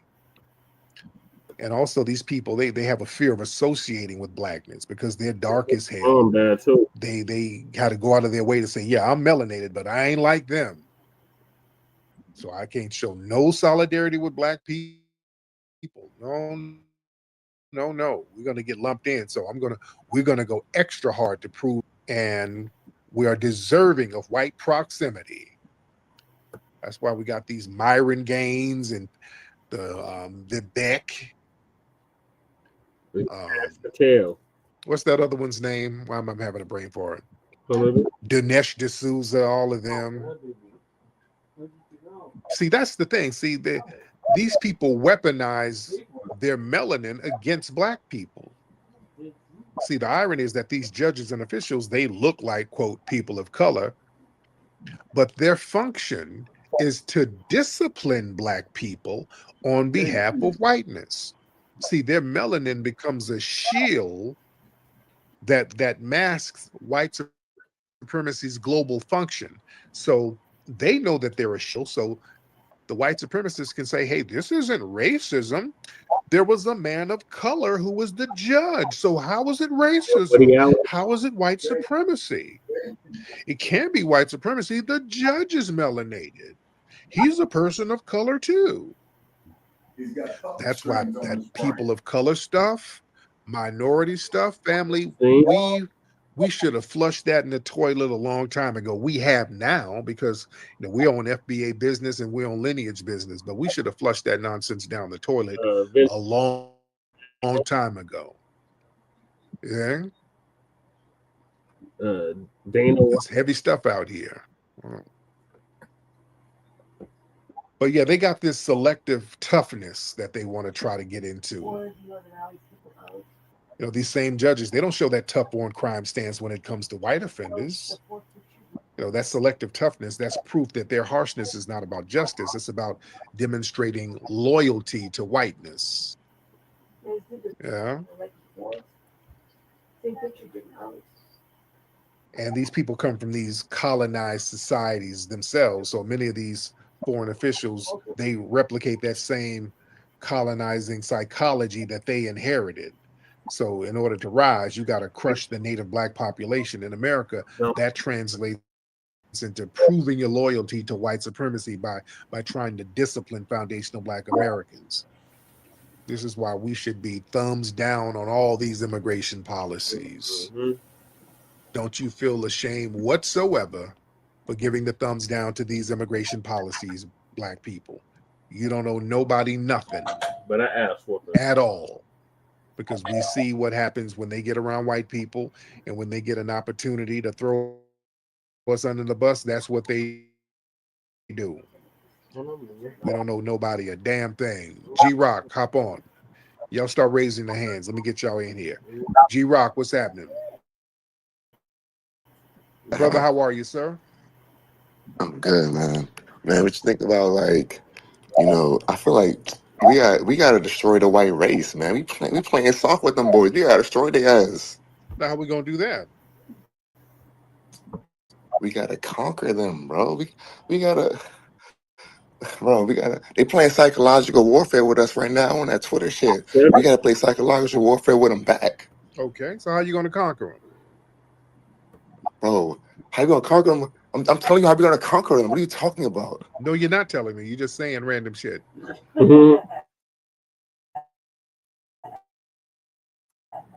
Oh, we're gonna conquer them by getting this money, and then we're gonna buy Twitter and all the other stuff, and we're gonna do psychological warfare back. When they go back in their school system, we can need more Black teachers to go in the school system and conquer the white race. So you're gonna go in the school system and conquer the white race in the school system? We need more of us in the school system to conquer the white race. Right now, we're being taught by the white liberal. So we need what? We need white conservatives. What are you saying? No, we need Blacks in there, man. Okay, so how come you're not in the school then? Bro, I'm doing other stuff, bro. I'm trying to spread propaganda. I'm trying to get you on page, man. You're not playing, man. You don't know what you're talking about. Nigga. Tyree, I am the God, nigga. I am the God. Somebody FBA. Man, real niggas somebody in there tickling your bussy? You up here with that weird tether? How you gonna conquer somebody and nigga you ticklish? How you gonna conquer somebody? All right, nigga. You got dudes in there rubbing lotion on you now, and you in there giggling. Who you gonna conquer? All right, let's get Paris in here. Paris. Miss Paris, hop on in. I think these tickle thugs in here. Oh Lord, how you doing, I'm Tyree? good. We just got tickle thugs calling up. I can't take it, and I can't. This app. Listen, I put something in the purple pill about today's. Well, not today anymore, but yesterday, October 3rd, was the anniversary, 30-year anniversary for the OJ trial, where he got acquitted. Wow. So all of that, because I watch the, I have the local news here. That's why I kept on your Twitter page, I kept tweeting you that it was 50 years, and then he has to pay $500,000, Diddy, and he has to do, I think, 5 years or 5 months of supervised release. It's on the thing where on your page. So I thought that was. I just think it's a bit. It's just excessive. It really is. It really is. And the other thing I want to say, I did post for you. There's an app. It's called Teachers Pay Teachers. And anyone who has kids out there, please log on to it, because you could. What it is as teachers, we can create our own worksheets, and it's very good. You don't have to pay like a fee annually or monthly. But if I create a worksheet, it's like a Black History Month or worksheets, right? And you can purchase them. And it's great for parents to do it too. You can create your own account, whatever, however you want to make it up. But I sent you the link because there's tons of shit on there about Charlie Kirk. After you posted that, I started looking at the photos and the printing, and I'm thinking, this looks like Teachers Pay Teachers. So a lot of teachers create their own worksheets, and that Charlie. Oh, Paris, what happened, dear? Okay, something happened, Paris. I wanted to hear what you had to say. I'll get you back on in a minute, dear, but yeah, something happened. You fell off or something. Morris, what's up, Morris? What's going on? What's up, good? You good, brother? What's going on, Rick? Can you hear me? What's happening? Hello. I'm doing great, brother. How you doing? Listen, man, I was just listening. I'm on the road right now heading to Kentucky. You got me laughing like hell, man. That sound like Bush. That sound like big back, boring, babbling ass Bush me Barris's brother just now. You know what I'm saying? What my man was just talking all that crazy shit about, going to the schools and being and like he had no plan at all, but he got on here talking crazy. Like, dude, why are y'all up this late at night talking crazy, man? Mm-hmm. Oh yeah, they ain't got that. I mean, these guys are bored. Nothing. They're bored as hell. They done went down to the all male review, and they ain't got no money to pay male strippers, so they calling us talking dumb shit. Let's get Z. Hop in, Z. Peace and love, Tariq. I can you hear hear you, me? man. What's going on with you? Nothing much, man. Yeah. So basically, what's on my mind is I'm from the Caribbean originally, right? And I immigrated to the U.S. when I was like a baby, so I grew up around like Black culture pretty much my from whole. Jamaica? No, I'm born in St. Vincent in the Grenadines. Okay, got it. Go ahead. Yeah. And so I grew up around like Black Americans my whole life, but this is pre-recorded. I always like paid attention to how even my own family, like the tetherism that happens. You know what I'm saying? Like I saw that from very young age and never quite understood it. Like, why do we? What was your family saying about Foundation of Black Americans? Like Caribbean people do it a lot. They would talk down on foundational Black Americans. They would get in positions, like similar positions, and then judge like, oh, if it's a foundational Black American, they're rude, they're this, it gets applied to it every single time. And I never understood,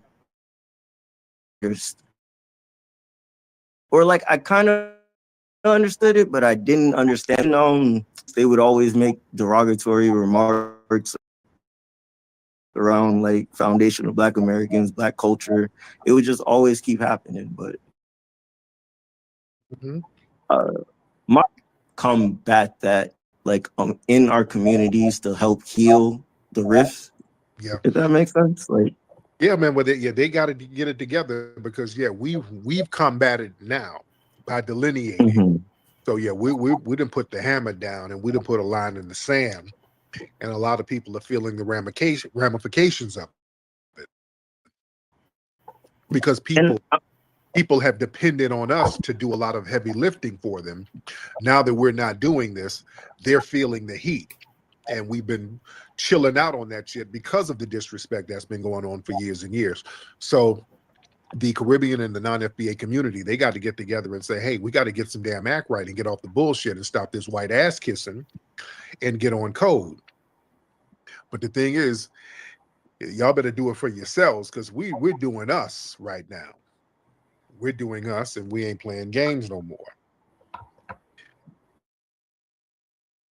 And that narrative has been going on for a long time. Look, there's books from the 60s.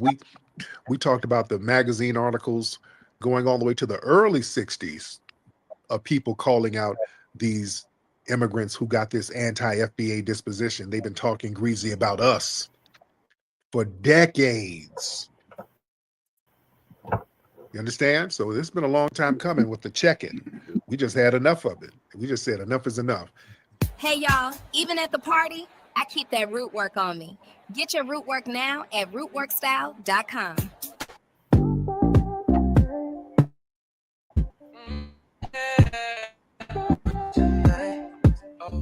Work tonight.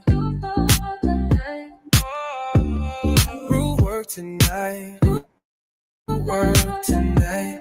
Root work tonight. I be feeling so right. I got that root work tonight. Feeling fresh from the morning light. Root work hit me, I'm set for the night. Look good, smell right. Yeah, I'm that type. I gotta let the world know.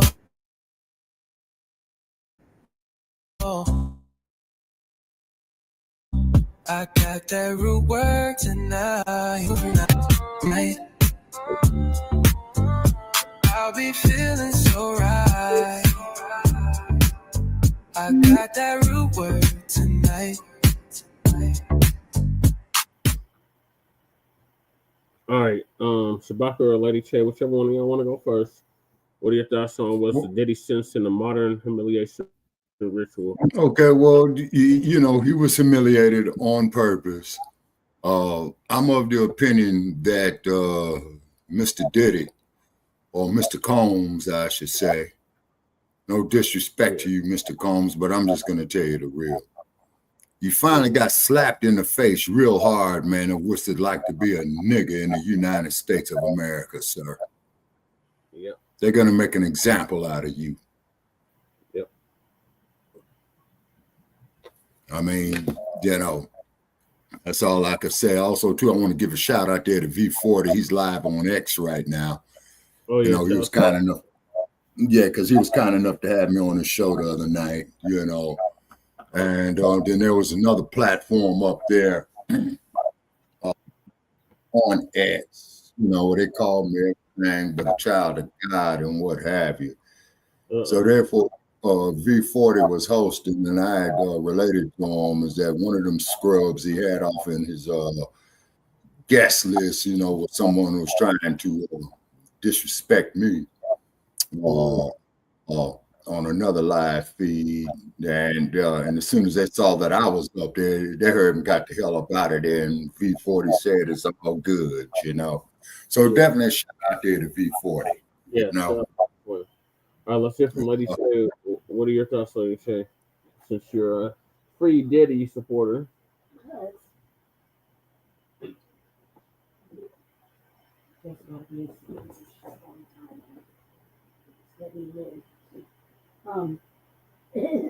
Yeah, we do. Yeah, I say that because, as music, Diddy entertains me, like you said. So, I said it because, yeah, I think I said out Jay's platform. So if you go wrong with life, just get you alone is entertaining. Because he's in every piece of the video. He, um, I want to say this. I want to say a couple things about this. This is some bullshit. It was bullshit from jump. They proved basically that Cassie was lying. And so it was. Hold it down. I'm going with the clothes. What? Hold it down. I'm gonna go get the clothes. Okay. Oh, yeah, thank you for reminding me. I got to do laundry tomorrow. I'll hear me because I can't see. Yes, they can hear you. Okay, good. I lost my voice, so just stay with me for a minute so I talk to y'all for a minute. I'll hold it down. Okay. That's why I'm fucking sitting here soaking my feet for like 5 hours. I'm like, we get out of this shit, go trap. All right. Anyway, let's talk about this for a second. Sorry, my voice is going on. Hey, this is what I think. First of all, that wasn't on the charges. Couldn't make none of that shit stick. The dudes, you watch the Art of Dialogue, they have the cats on there that were the escorts of Cassie, and they were giving the whole details, the whole tea about Cassie was fucking free. Right? And think about it. If you watch the Art of Dialogue, I suggest you do. I like that guy. I like all of it. Art of Dialogue. I have my favorites. Anyway, they're doing interviews. They're basically discussing. They look a certain way. All the dudes are all one type. They were tall, super dark, fit, model-esque. You know what I mean? They had. They're basically entertainers. Like there's a little bit of misogyny, but under all these little gigolos and prostitutes and whatnot, they all have a menu, and on their menu they will travel, and they have a little fee and they have a little destination, et cetera, right? This is a known fact amongst people like it's illicit entertainment, right? It's a known fact. Then it's any city, especially like New York. New York has like one of the biggest populations of Asian squaws, right? Asian squads, where you go in there and they always raid them. You see all the white men coming out, like trying to hide their face, right? Because then they're getting extras and whatnot, like table dances, or table showers, and all this extra shit, right? And they shut those businesses down, right? But those white men get hit with um, uh, solicitation, prostitution, right? Or basically one of those, right? It's kind of like a hobbyist thing. Like, you got caught, you get a ticket, or show up in court. That's it. You know what I mean? If you're habitual, then you're doing the most. You might look at a little 90-day stint, whatever, right? But this is local. Now, when you bring in people, again, all they have is you're an adult. Those are adults. This bar was kinky as hell. Well, let the dudes talk about it. The dudes were telling the truth. They called that out. Now, I said, hold on a second. We just say this because I don't. Okay, to quote the words of Sidney Poitier in that movie called In the Heat of the Night, you got white time in jail and you got colored time in jail. And the worst type of time to do was colored time. Shabbat, let me get to it. I'm speaking from experience. I know a little something, Dick. I know a lot about some things. So let me speak from experience. Right? So it's nothing, right? That's what he basically had. He wasn't being charged for the domestic violence. He wasn't being charged for that. He was being charged for being kinky. And, basically, they said they went along with whatever Cassie said. They couldn't even do the whole. If you read all the court, the actual stuff that happened in court, not what they said on the news, but with transcripts, they couldn't even ask her all those questions. They could barely ask so much. You know what I mean? So all of that is just like projected. Yes, it was Buckford. Yes, he did. Because he tried to get, what he tried to offer $50 million for bail. and asked for all these things, right? Like to be released to his house under supervision, et cetera, right? He shouldn't have been in there that long. With the time he did in there, that should have been enough to cover those charges. You see what I'm saying? Because he basically got a simple, there would be like simple, obvious, misdemeanors. They're like misdemeanors that he got charged with, really. Transporting is like he basically gave one of the dudes a ride to the airport. That's look at it like that. You know, so he's No, but transporting. that's why he got hit with the Mann Act, Lady Check. Hold on a sec. These are grown ass men. Grown ass men that didn't tell on him. This bitch did. She set it up for like ever since the thing. You know what I mean? Not to bitch. Let's talk about 50 Cent's old lady. 50 Cent's old lady, ex-old lady, whatever, was basically getting her whole court, her legal fees, everything to testify against him for the whole book. He was paying for it. They wrote it in court. She was over there trying to get, I need 10 racks for this, 10 racks for that. You know, oh, you're over there with her, so I need a little extra money for this. He was basically financing her whole goddamn life. You see what I'm saying? Whereas Cassie was like, you know, he basically gave, you know, he did say that he provided for everybody. This is not just them. He had a wife before that too. Yes, he did some really grimy things, but those weren't the things that brought him up on. I think what the judge too was also saying was, yeah, you know, or not the judge, but people are always saying, yeah, you got other cases coming up. Look, if that's the case, he's doing that time already too. You see what I'm saying? They just wanted to keep him in there so they could control where he is. So they, you know what I mean? Let's keep in mind, Diddy had a fucking plane. He has a plane, right? No, they got that too, Lady Che. They seized his plane. What was it? They said they snatched any of these assets. You know, they didn't want any of his assets. They didn't want to put him up for bail. Remember? So he didn't bail. That shit is still like who knows where, right? Yeah, he was on a no bail hold, Lady Che. Right. He was on a no bond hold.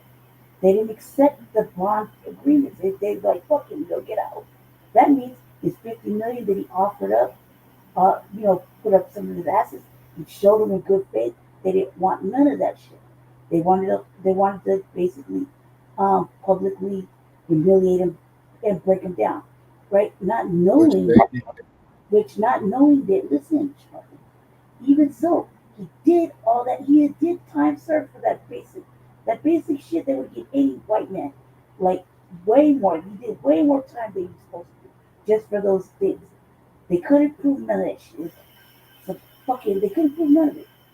All they could prove, all they had to really stand on was that Brock crying, you know, on camera, whatever. The video of her getting stomped out, that's that, and the crazy little tales where he allegedly, you know, was doing like, you know, menacing type things. That not even Kid Cudi could really prove because they asked him, there was female DNA in that car when the car was thing got bombed. Not male DNA, female DNA. See what I'm saying? So they couldn't even prove that. All they could prove was that he was a little kinky, had a lot of motherfucking anal E's and baby oil, and he just was just he's just kinky. And he's kinky where he's providing the fantasy for a kinky ass broad. Listen, that's how you watch the Art of Dialogue interviews where the brothers are sitting there on the couch next to each other, comparing notes and giving the dialogue. He was just kinky and weird on drugs of his personal use. They didn't charge him for that. They didn't charge him for the fucking guns or anything else that they try to, you know, put him label him with. You see what I'm saying? They charged him with simple, basic misdemeanors that will be looked at as misdemeanors for any other white man. They just want to humiliate. Now, could he appeal it? He should fire that fucking attorney and get another one and appeal the shit and get back out. All that extra sentencing, like 5 years supervised visit, supervised probation. For what? For what? Not to buy, he's not with neither of the broads. They don't even make sense. You know what I mean? 5 years for what? What is he gonna do now? You're gonna sit at home and watch him do what? They basically Let's get ready to now, Lady Che, it's time. Because I think with them seizing all his assets, I think they broke him where he cannot retain a property. He's going to need a high-powered attorney for it if he gets the appeal. Seizing assets. All they could do was tell them they wouldn't accept his offer. You see what I'm saying? What assets did get seized? He still got his house. He still has everything he had. The $50 million, he has to pay all this restitution for what? He didn't do it. Like, if you look at it, who really did he hurt other than, I mean, she already settled out. So think about that. They're asking for more money. She took the settlement and still filed a lawsuit. These brothers all wrote books on him. Even the escorts wrote books about him and the scenario. So everybody's capitalized already. He's still paying the legal fees for 50 Cent's old lady, like ex-old lady. You know what I mean? That he was side chicking because he didn't acknowledge her as a bitch. Like, come on, cause like they don't even. If you look at it, all they did was they couldn't even prove the RICO. They couldn't even prove the RICO. All they could do is this is a man with his own unlimited wealth for like fucking 30 years. And he's spending it how he wants to spend it, you know, flying around to the trips, having parties, being a fucking, you know, thinking he's the dawn of all dawns at the white parties and shit. And they're, just being like super fucking kiki weird and, like spending money and acting stupid. They couldn't even prove that if he was gay or he wasn't gay. They just said he was weird, he had a little shit, and he was very beautiful, okay? Come on, with them and her. You see what I'm saying? Them and her. He got them for her. Whether he's a cook or not is beside the point. He's kiki. They never say. Well, Lady Che, as you know, if they're going to talk about all these freak offs about Diddy, then you got 80% of them motherfuckers in Hollywood that's doing the same shit who just ain't been discovered yet, you know? There. You see what I'm saying? Those freak offs involved her. She was there. Other motherfuckers were there too. You do a little drugs, besides whatever. There's unlimited amount of rooms. And has anybody ever been in a party who was walking, oh shit, my bad. You know what I mean? It's like that. Like, just think about it. All right, I'm back, y'all. Fucking wrong, yes. All right. Guilty of fucking all sorts of But Mr. Combs is fucked off. You know what I'm saying? It's what you could prove. So he's and then they broke all his money in California. I know that. Okay, so which means is that on an appeal, he's gonna have to probably wind up getting an attorney taking a pro bono, or he's gonna have to represent himself. Right. Really think about it, Shabaka. They didn't really seize that much shit. They couldn't. They didn't really have grounds to seize it. If they seized it, they have to give it back. They didn't charge him with anything like that. They would hit him with the drugs or the fucking guns. Or he has how many houses? We have like Okay, he had one in LA, as you know, in Holmby Hills. He had one in New York. He also had one in Florida too. Right. He lives in New York though, right? He has a fucking job. That's where they have him held in New York. He's in New York. Think about it. Yeah. They can't. That's interstate season for how can you seize that? You can only seize. No, but let me tell you, they could do what they would call a federal forfeiture, which is that they can get all this property, assets in all 50 states. They could get all those houses, but it doesn't matter. The shit went down in New York. They put him in jail in New York. So you got to seize all those assets. If he's gonna put a hold on those assets, whatever. Yeah, but here's the question, though, Lady Che. Now here's the question. Now, when he got wind that they was coming after him, and that motherfucker bailed on his private jet, from that airport, that private airport there, Whitman Field, shit, I forgot what it is. It's not in Encino. It's not yeah, but it's in LA. Plug. It's in LA. That wasn't him. This is Plug. Yeah, that wasn't him. That was the Plug. Yeah, right. Okay. Yeah. So what? Okay. he ordered a fucking sack and it can't come from somewhere else. That's not on him. That's on the plug. Yeah. The plug is just flying around. You know what I mean? Like, cause Diddy doesn't like that. What do you say? I ordered a sack of Molly. Yeah, it's gonna be here in about 2 hours or 3 hours. I'll take your private jet to go get it. Where you gotta go get it from? Mexico? No. You really? Come on, man. Make it make sense. You can get any of this shit anywhere, any of these big ass things. Yeah, Lady J. The whole case is, it stinks to high hell. You know what I'm saying? It's what you know. It's what you do. And you didn't get charged with even that. Right. You got charged. But here's one possibility, y'all. Now, I got tell me what you think. another video to play on this exact topic. So let Lady Che finish her thought, and then we'll move to that next video. Okay. They're all over like 25. They're older men coming to do this shit. They're in any of the cases, right? The ones they brought up to talk, you read the transcript, they can only ask them so much. They shouldn't have even talked to Cassie. Yeah. Cassie took the fucking plea money. Yeah, she did. She took the money. That's true, Lady Che. She did. So That's Hollywood for you. You know that, Lady Che. Basically, isn't that like a reneging of the initial money that she paid to make that all go away? Yeah. She said, "Hey, you did this and that." He settled out in It was court. that slimy ass attorney, though. Settled out in court. So one motherfucker with the hotel video was like, "I don't care what happened. I didn't get my bank." No, you did get paid, and he still fucking released you. Yep. See what I'm saying? And then what about that PR motherfucker he had? That motherfucker that looked like the Joker off of Batman. Yeah. Listen, I'm saying, if he had a real Yeah, that scrub rolled over on him too. he had a chance to get a real attorney that was actually, you got to think about how he got the attorney. He's in jail already. You know what I mean? He had to pick something. He thought he could do it. That attorney already showed you he was worse from the start.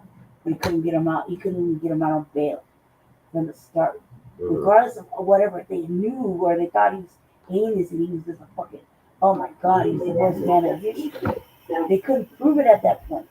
That was just opinion, speculation, just based on whatever the fucking lawyers told the judge to get that shit stomped out there, because it starts right there. We want him to be held without bond. He's a danger to society. That's that side saying. Yeah, that's what they call it, no bail hold, Lady Che. I know what it is.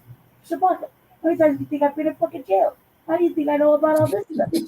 Well, all of us got our photos down there in LA County, Lady Che. This in different counties. I get it. I've been to Florida. I've been to California. I've been to Texas. I know. I've been to Denver, Aurora jail. Trust me, I know. If anybody knows about jail, it's me. Anybody knows about being railroaded, tell you what, they sure as fuck didn't want to release my taxes. You know why? Because they wanted to pay the debt owed to the jail. They never took it before. Yeah. It's been over 10 years, 5 years or whatever. But this year is the time they want to do the right thing and pay off the fucking debt. But general person is fucking. Well, here's something for you, Lady Che. You don't laugh at this. Shabaka, let her finish because I got another video to play on this. They keep taxing you even after the fact. They tax you when you're in there. Hold on, guys. Hold on, I got people. Hold on. Anyway, give me 1 second.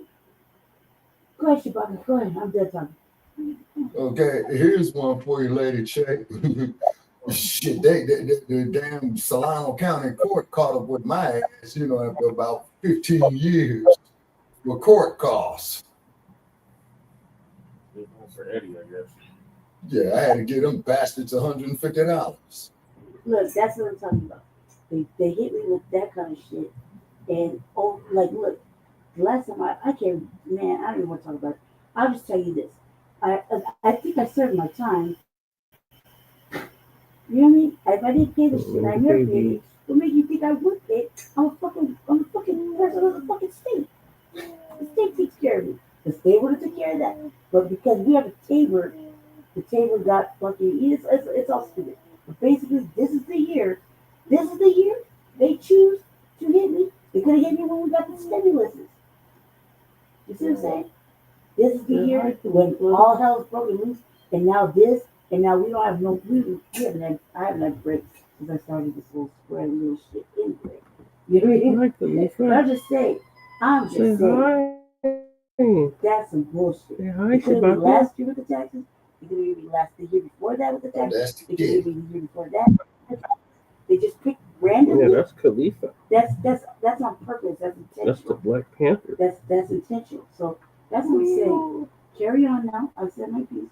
I'll pass it on back because like I was saying, I got a whole nother place, Shabaka. So make it quick. oh yeah, I was just saying this damn Solano County Court caught up with my ass, man, from a case way back in 2006. Exactly. Wow. 2006, and I called them motherfuckers up and I said, man, what about the goddamn statute limitations? Oh, court costs, man, you know, they're indefinite. And I said, here you tricks go, and be sure to send me a fucking receipt. Yeah, I feel like I got straight knocked in the head. It didn't make any sense until fucking the day they did it. Yep. Baby. Baby. Go with this. Say hey now.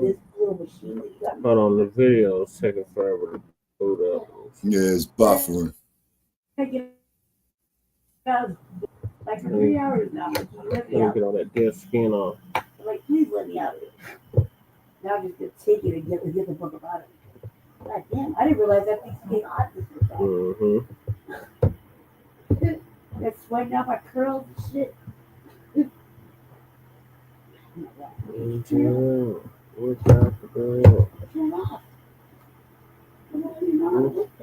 that's Diddy in jail without the bail. In jail. I need a break. Jesus Christ, so many hours I gotta sit there sitting. Until it's black as me. No, that's pretty dirty. Considering I don't like to wear fucking shoes. Yeah. Let it go. I've let it go. I let it go. If you had some koi fish or something in it, it would have been a lot quicker. Yeah. Jesus. I don't have no fish though. Tom was enslavement, goddammit. Like They're literally just soaking her feet. How was that enslavement? God, man, it's so fucking. Jesus, could you release it? Oh, I think you do. Doctor just said it. Yeah, I do realize that. Wait, go ahead, carry on. Carry on, carry on. I'm just picking on Jess. Go ahead, carry on. I went on the video taking forever. Well, I just want to make a couple comments while the video's trying to load up. I don't know if you were up on it, but France, they got rid of Macron as the prime minister. It's because Traore seized all the gold. The president? I thought he was the president, not the prime minister. Yeah, well, let's say he was the head of state, regardless of what his title is, but they ousted his ass. It's because he couldn't get Traore, to give up that gold. Oh, there's the picture. Thank you so much for being with us and streaming with us. Tonight on Burden of Proof, the case against Diddy, a judge sentencing Sean Combs to 4 years and 2 months in prison after the hip-hop mogul begged for mercy, essentially, in court.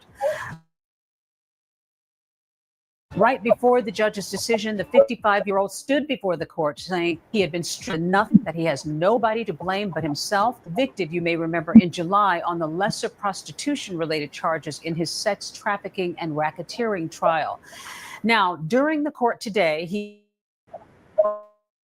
specifically addressed that hotel surveillance video, Sotura, apologizing to her today directly, calling that video disgusting and despicable. The judge in the case also took into consideration a letter from the prosecution's star witness, Cassie Ventura, who wrote that she still has nightmares about what she calls the most traumatic and horrifying chapter in her life. Ventura also saying that she fears swift retribution if Combs walks free, so much so that she moved her family out of the New York area. There is so much to this case, so much to break down. And joining us later for a reaction is a former makeup artist to Cassie Ventura who against Combs. Have a consultant who has worked with high-profile inmates for time in prison and will act behind bars. Lots to talk about today, but we're going to begin first with ABC News Chief Investigative Correspondent Aaron Katurski was there today throughout. He joins us live outside the federal courthouse in Manhattan. Every years, what was that moment like for him in court? What was his reaction when he heard that?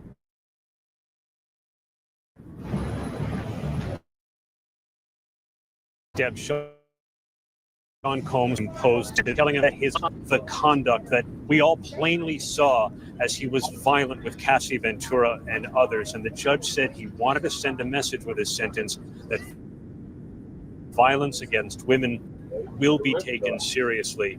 As the courtroom cleared out, though, Combs turned to his family. He said, "I'm sorry. I love you." I was here at court during an earlier hearing when Combs seemed to expect that he might get incarcerated for this, even though he asked for release under time served. And he told his family at that time last week, Deb, that whatever happens, I'll deal with it. And his family had been tearful.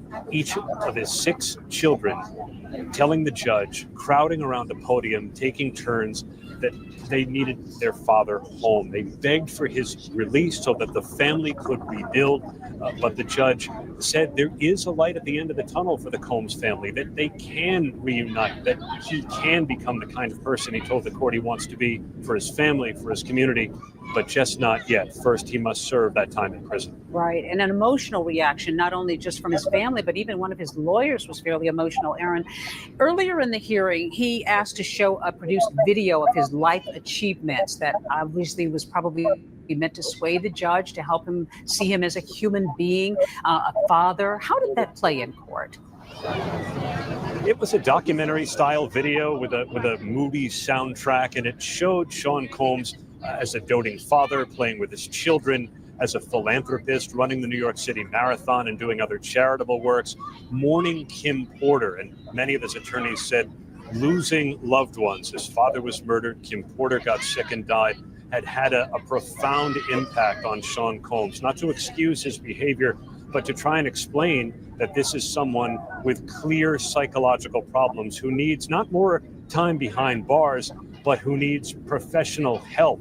And his attorneys said that jail and prison would not rehabilitate Sean Combs, that he needs professional therapy outside of prison. Right. What about now, Aaron? What next? I mean, there are some who are going to say this was very lenient, and I'm sure for Sean Combs, this was more than he was expecting. What's next for him? He's going to return to MDC in Brooklyn, and the Bureau of Prisons will decide where he should ultimately spend his 4-year prison term. And his attorneys say they may well appeal to try and get that sentence reduced. Combs has already been in jail a year. He'll get credit for time served. He must also pay a $500,000 fine imposed by the judge. That's the largest allowed. This was going to be justice either way in some ways, Deb. Either he didn't do anything terribly wrong. He was acquitted of his most serious crimes that he was charged with, and he could have gotten off with time served, and that would have been justice for Combs. But the judge saw it differently, that he needed to be held accountable for the violence that he committed. Yeah, so many reactions here. Aaron Katurski, thank you, as always. And a lot of reactions to this decision today, including from Cassie Ventura, who had testified in this case. In a statement from her attorney, she said, while nothing can undo the trauma caused by Combs, the sentence imposed today recognizes the impact of the serious offenses he committed. Milo Morales, who was Cassie Ventura's former makeup artist, was also called to the stand by prosecutors, and she testified about a 2010 incident when Combs allegedly assaulted Cassie in their hotel suite. Well, Combs's lawyers highlighted on cross-examination that Morales did not directly see the assault and showed the jury these exhibits of Cassie with makeup done by Morales. She clearly had a lot to think about in this case. And joining me now is Milo Morales. Mila, thank you so much for being with us during what I'm sure is a very emotional day for you. What are your feelings at this moment after hearing the sentence? Well, it's been a very, very stressful year for me just watching this all play out. And I really don't know what to think or feel about it. I'm just really disappointed as to, you know, I've known for 25 years and we're here and he's going to jail. I just feel so much. It's just a very sad day. Mila, he spoke out for the first time today. He did not speak during the trial, but today Combs tearfully apologized to Cassie, saying that he was broken to his core. He also said he was apologizing to other victims of domestic violence, taking responsibility for his actions, really talking about himself and how he felt that he was responsible. Nobody to blame but him. What do you think about his statement in court? Well, I don't always believe what Sean would say. I hope he's remorseful. I hope he's apologetic. And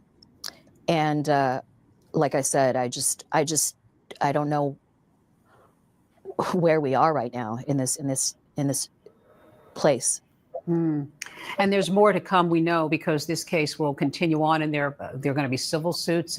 You've been part of this high-profile case. This is a man who was accused of great violence, intimidation. This clearly has not been easy for you and to be a part of this trial and to testify. Many people talked about being fearful. How has this impacted your life? It has impacted my life because I've known Sean for 25 years and I've known Cassie since she was a teenager. And I used to travel the world with Kim Porter and Sean. And, you know, I just think that a man with so much power, I wish that he would have done something better with it rather than here we are seeing him in court.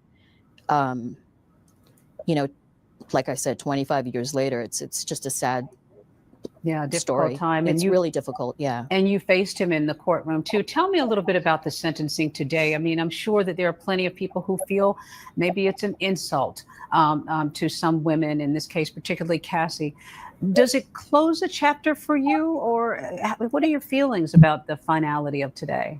I feel like it does close a chapter for me. However, I just feel very defeated, and I feel defeated for the victims that he's damaged so many lives. And I hope, like I said, I hope he's remorseful and I hope he is sorry for what he's done to these people, because this is going to impact the rest of their lives. Well, it clearly has impacted yours and so many others. And we wish you the best and hope that, as you said, that maybe you can sort of move forward. Mila Morales, thank you so much for being with us today. Really appreciate it. Well, now that Sean Combs has been sentenced, the big question is what comes next? He's been in custody in Brooklyn's Metropolitan Detention Center since September of 2024. And now, of course, he's sentenced to 4 years and 2 months in prison. Well, joining me now is Sam Mangle, a federal prison consultant who has worked with high-profile names from Steve Bannon to Peter Navarro, Sam Bankman-Fried. And we should note that he was not involved in this case, but we'll have some insight into what this is all about. Sam, thanks so much for being with us. Thank you, Deborah. You've consulted other high-profile cases, as we say. What do you begin to advise? I mean, Sean Combs has already been in jail for a year, but now he's going to federal prison.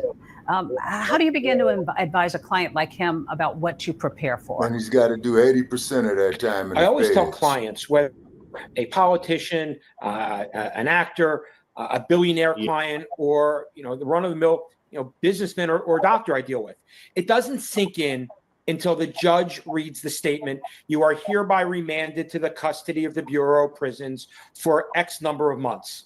And at that point, I explain at least most of my clients serve about 30% of that time in custody. It's a lot different for Sean Combs because due to the nature of his charge, he is not eligible for any time off of his sentence other than the 15% good time credit that's given to every inmate. Between that and the time served, he's going to roughly be in custody for about 24 months before he's eligible for home confinement.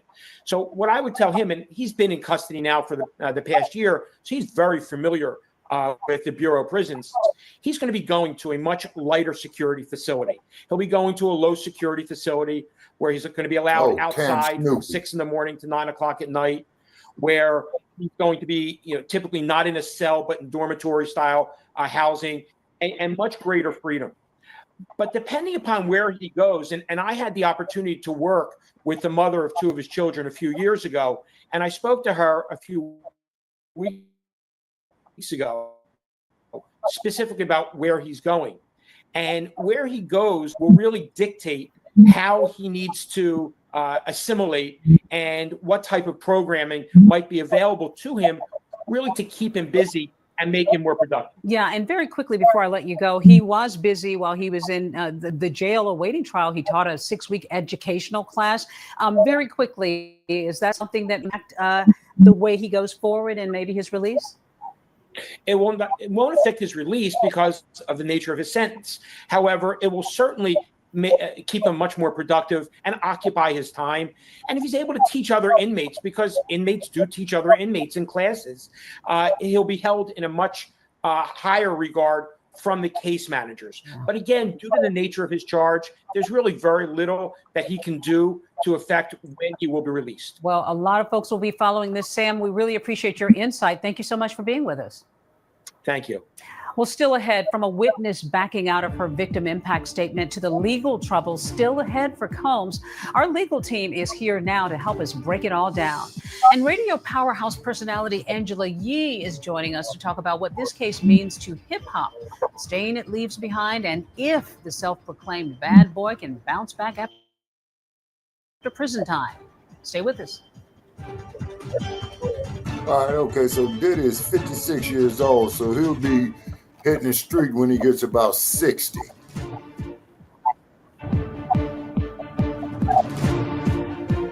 Brother Check. Welcome back, everybody, and thanks so much for streaming with us. So the defense asked for no more than 14 months, and the prosecution had hoped to get 11 years for Sean Combs, but ultimately the judge handing down a 50-month sentence in prison. Well, we want to break down what exactly happened in court. ABC's legal contributor, Brian Buckmeyer, who's a practicing defense lawyer, is with us to weigh in on the defense strategy, and Bernardo Villalona analyzing the prosecution side of things. So happy you both are here. Wow, we've been talking about this behind the scenes. We were waiting. This went on a very long time today. Bernardo, let me start with you. The big question is, who was the winner here? I mean, if there was a winner, Sean Combs was clearly surprised, but the prosecution must have been disappointed. Oh, absolutely. Today was definitely Judgment Day. So in terms of what happened today, the judge definitely set out and told Sean Diddy Combs he's a bad boy for life. Ultimately, I think he still won. Sean Combs won because the prosecution did request those 11 years, and that's what they were asking for. But they didn't get close to that. I thought it was egregious, though, in terms of requesting the 11 years. But let's think about those 50 months. What those 50 months actually say. It still holds Sean Combs accountable for his actions. So it's still giving deterrence. It's still showing the seriousness of the crime. It's still protecting the public from Sean Combs, and it's still giving a voice to the voiceless. So while the prosecution, yes, they're upset, but it also have to look at it that, look, the conviction and the sentence shows that no matter how much money you have or how much power you have or whether you have the key to the city, that you can also be held accountable for your actions. And that's what we heard today. That is what we heard. Brian, you mentioned all of these different acts that they actually talked about that Sean had done good works and so forth. And the judge made it very clear that's not enough to erase the record. Brian, he did a lot today. All his 6 children testified. There was a video, Sean Combs showing him to be a really good father and all of that. Did that make a difference, you think, with the judge? I think absolutely. And I think, Bernardo, see if you agree with me on this one. When we have cases in the Southern District of New York, the judge looks at that recommendation from probation, and it's almost gospel. The judge says, hey, probation is the neutral arbiter here. They're saying 70 to 87 months. I understand the defense wants 14 months. You want him to walk out once he gets back to MDC. Yeah. And the prosecution is asking for over 11 years. But to go 20 months below the probation guidelines, that, I think there's going to be a very serious conversation with Sean Combs and say, I know this feels bad. I know 50 months sounds like a lot, but when we met you, when we started opening statements, they were facing life. Looking at life. Yeah. When you were convicted, We beat the top counts. Yeah. When we got the probation report, you were looking at 6 to 7 years. Now you got 50 months minus the 13 plus good time. He might be out in less than 3 years ish, depending on how good he can be while incarcerated. Maybe keep doing those programs. A 3-year sentence afterwards. That's a win. But it was a win. It was a win for the defense. You got to think, there was some crying that was taking place, but I think what the judge wanted to say was cry me a river. So yes, I understand that you're a father and your kids love you and you've done great work. But hey, guess what? I watched this entire trial. I saw how Jane testified. I saw how Cassie testified. I saw how Cassie mentioned these dear and sad and emotional and traumatic moments that she'd had with all these different escorts in terms of drugs and alcohol. And he made sure, the judge, to emphasize this when he handed out his sentence, that we can't forget that yes, you've done a life of good work, but it doesn't change what you're doing behind closed doors. Did the prosecution blow it for these victims? I mean, Cassie can't be really happy right now. Well, the prosecution only has so much control, because after the verdict is in, you've lost your mandatory minimum when he found Sean Combs not guilty of racketeering conspiracy. Because he found guilty of racketeering conspiracy, we would have been talking about at least 20 years across the board, and Jesus wouldn't have been able to help you on that one. So they didn't blow it. Okay, I would say in 2 occasions. One, in overreaching in terms of the charges that they put against Sean Combs when it clearly didn't have the information for it. And I think also asking for 11 years as well just kind of made the judge says, that's not a realistic number. I think if the prosecution came and said, what, the government, probation is asking for 70 to 87, and they came and just said, give him 95. Right. Just give him it would have been more of a reasonable request, and I think they would have got much higher overall. So I think overreaching hurt them twice here. I think a lot of folks are going to be debating this today, and we could go on and on, but Bernarda and Brian, thank you so much for being here. The hip hop scene very well. She's going to talk to us about the cultural impact and what this sentencing means for the pop culture atmosphere. Angela Yee is going to be here. She's going to join me live, so don't go anywhere.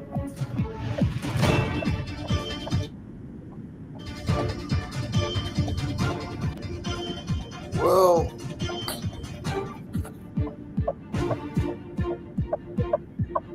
welcome back to Burden of Proof, the case against Diddy. Well, for decades, Sean Combs has seemingly been on top of the world as one of hip-hop's most influential, wealthy figures, known for his work as a rapper, record producer, executive, building a vast business empire spanning from music into fashion, liquor, even a TV network.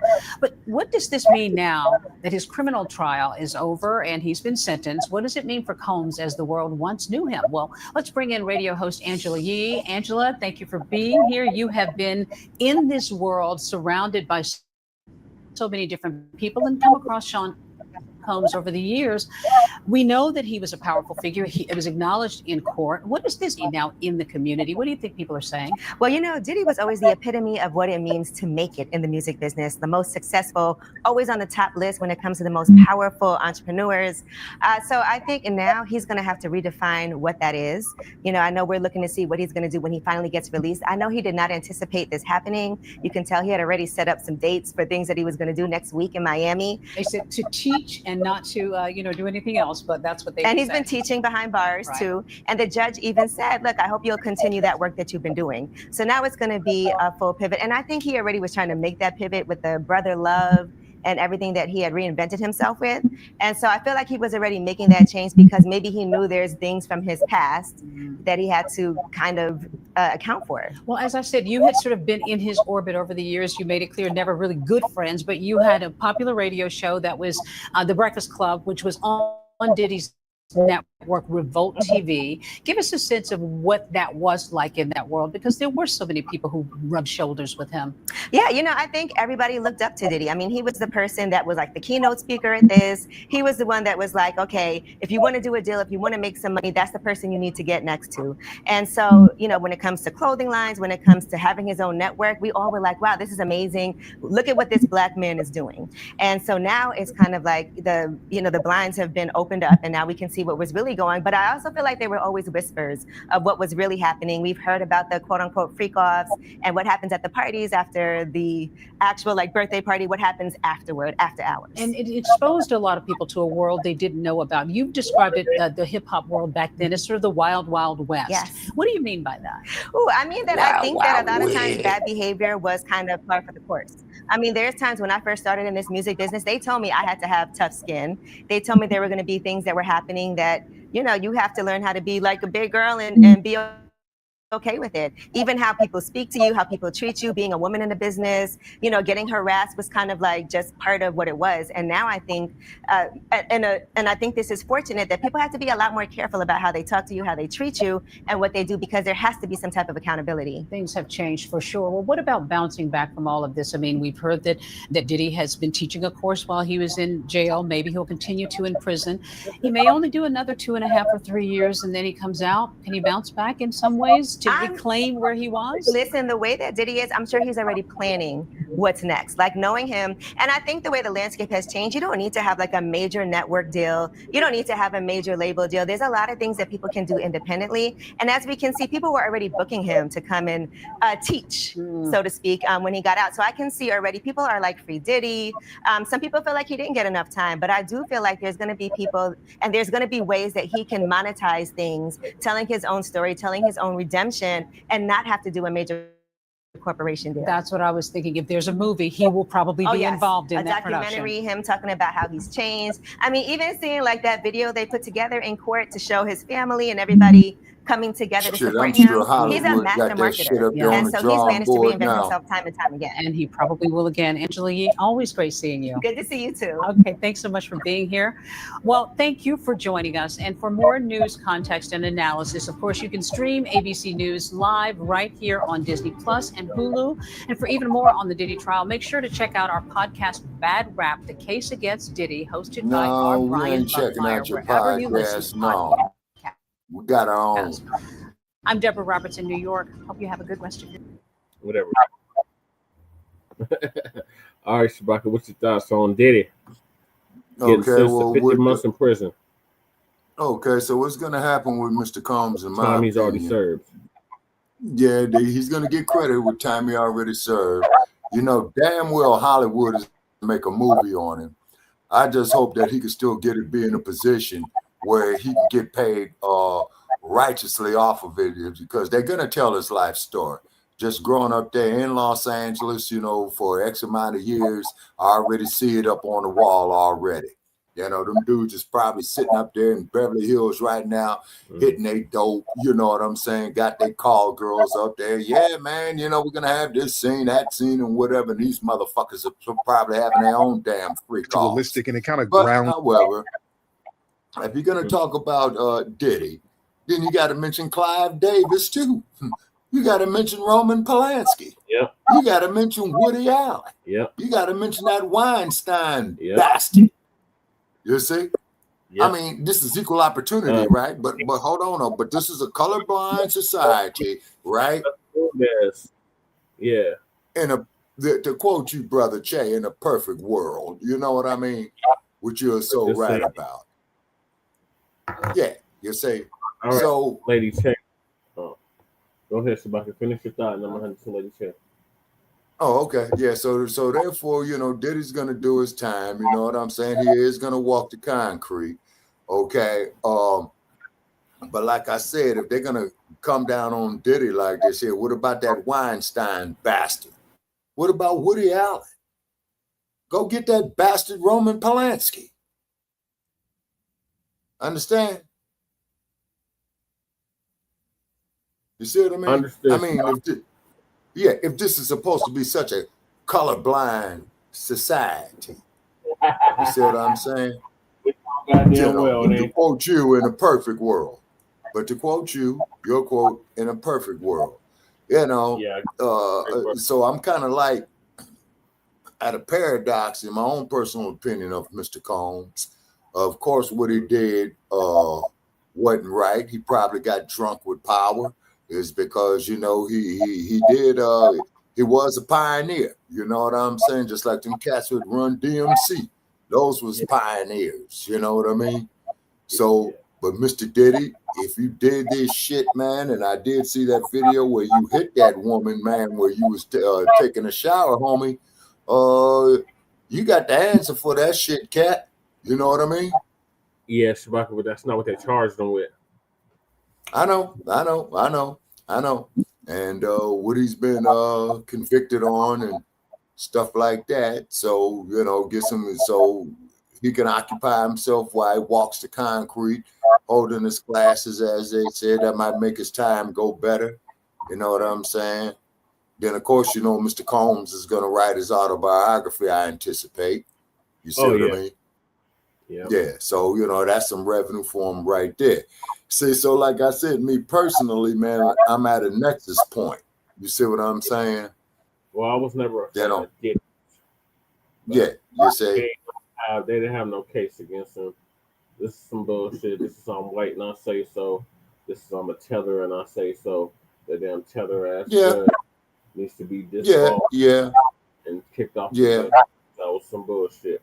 But let's hear what Lady Chen has to say. Go ahead, Lady Chen. All right. This is also too about some greedy ass bitches. Yeah. Right? They have some scandalous shit. Look, if you know, that's your thing. Yeah, you know, you think he's rich, he gets what do you call it? Where they put it, he's constant amusement.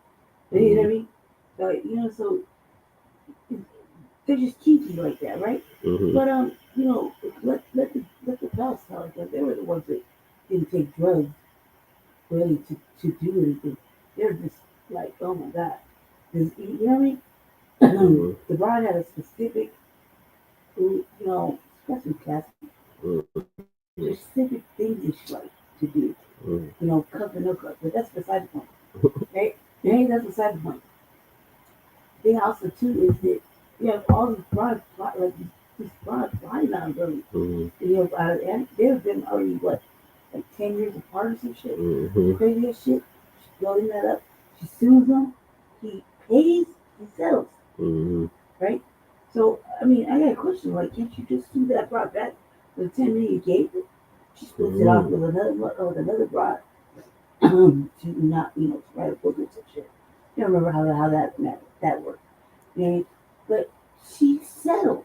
Even the dude with the video who let it leak, he took the fucking money. Yeah. He settled. Yeah. He signed the fucking form.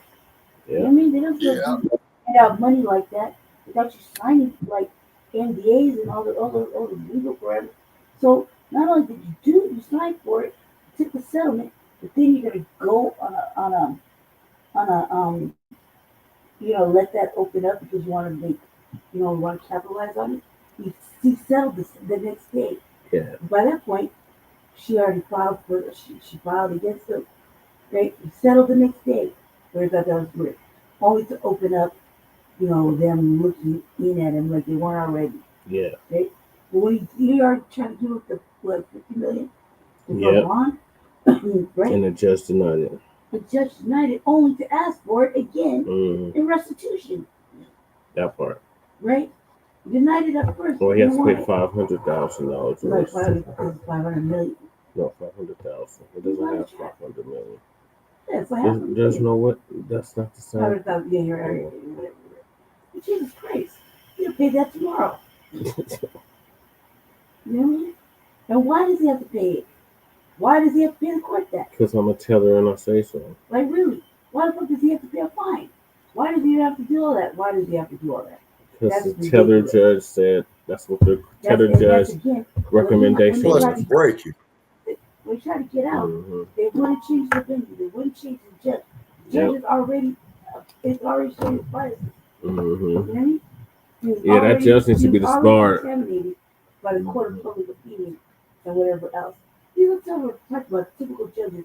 They do these little negotiations with the both sides in the back room to make the shit disappear so they don't have to go to trial. You know what I mean? They go to these little settlement pleas in the back. The judge sits down, okay, look. Okay, they come to an agreement. Bam, that's what it is. But if they couldn't come to an agreement because they didn't want his money, They wanted to shame him and disrespect him. Mm-hmm. He wanted just to have fun. What else I gotta give you? They wouldn't want none of that. Nope. Right?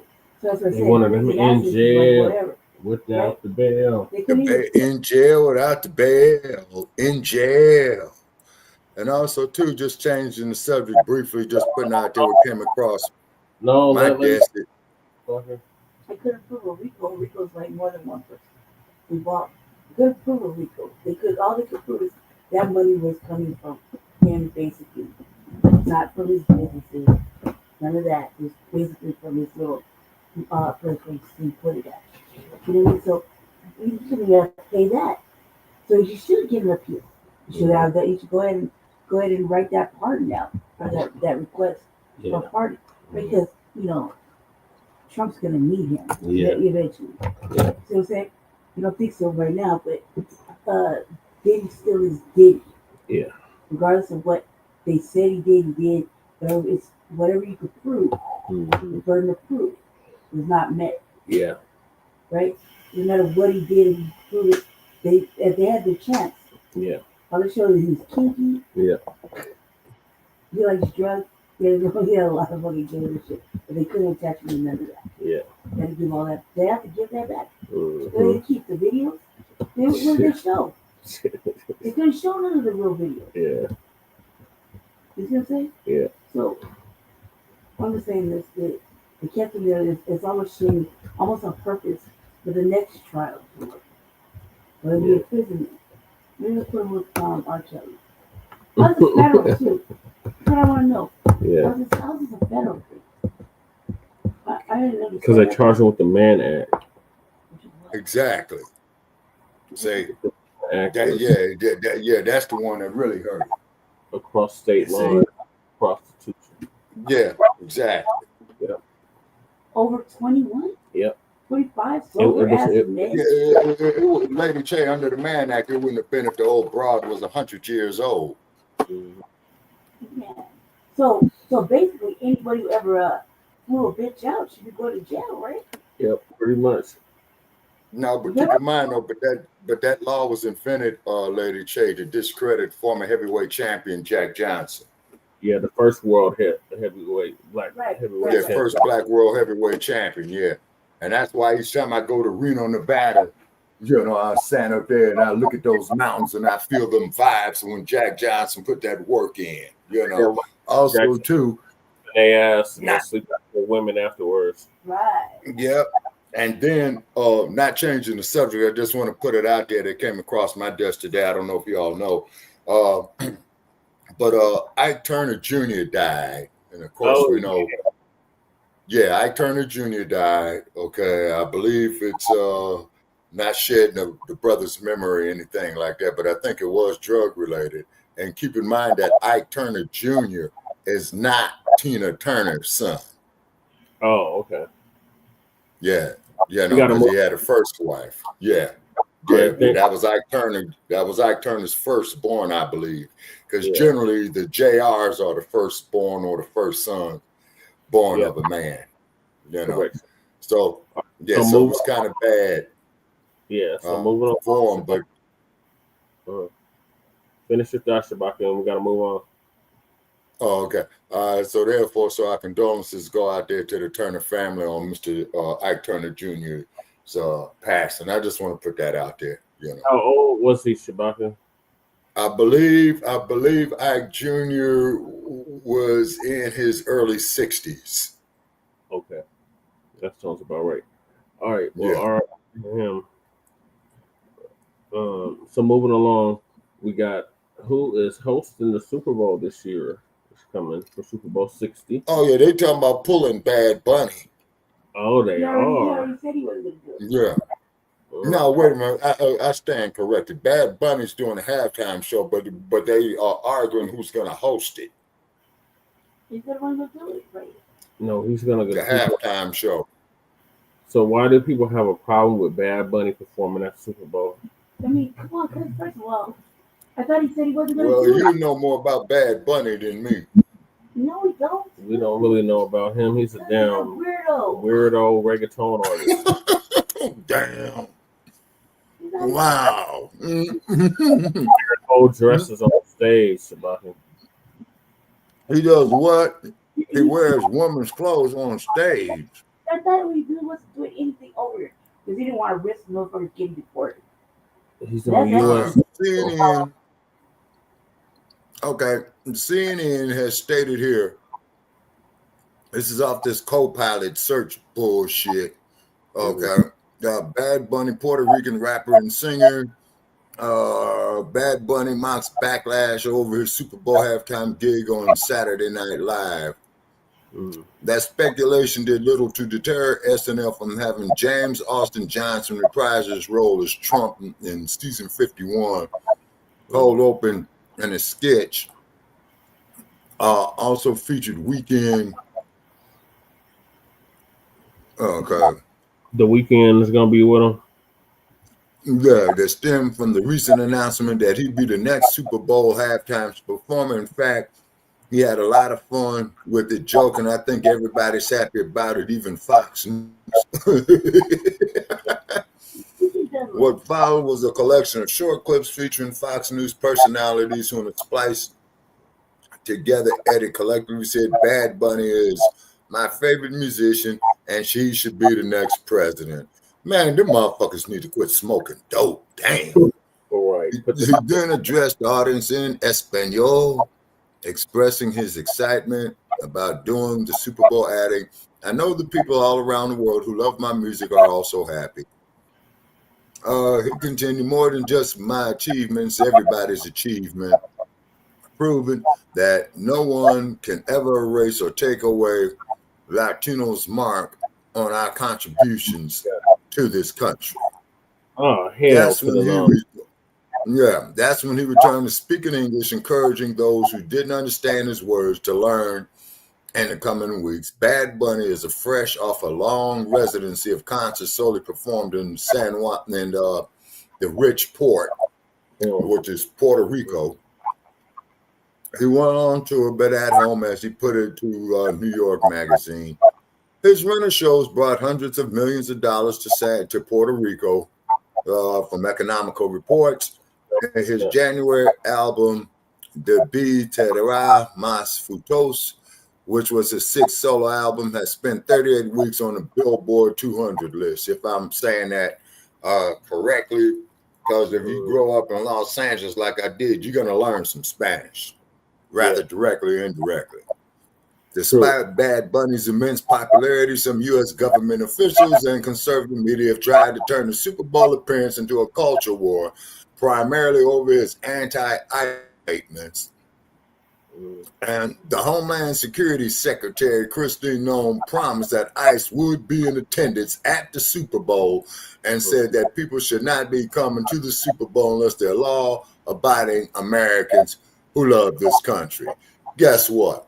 You people are stupid, because now what you just did, you forced a lot of people just off this dumbass asinine statement who are not going to buy the tickets to go.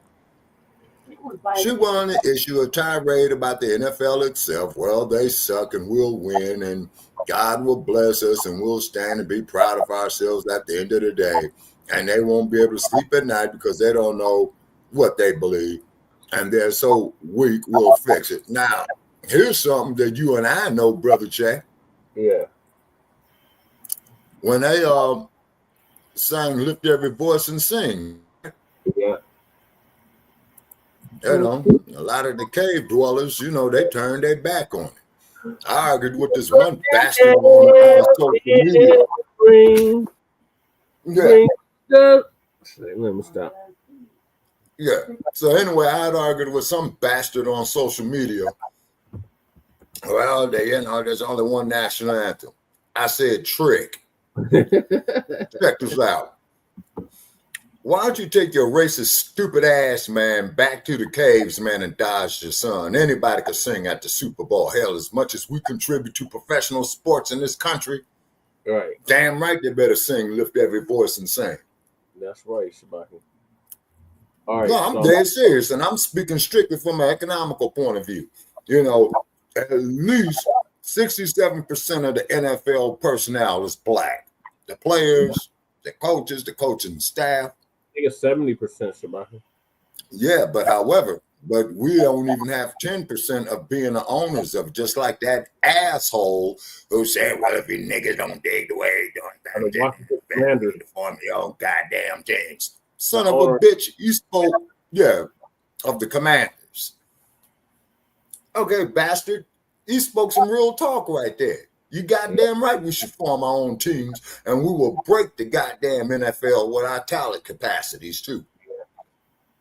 Yep, shout out to The Rock for the XFL and the UFL.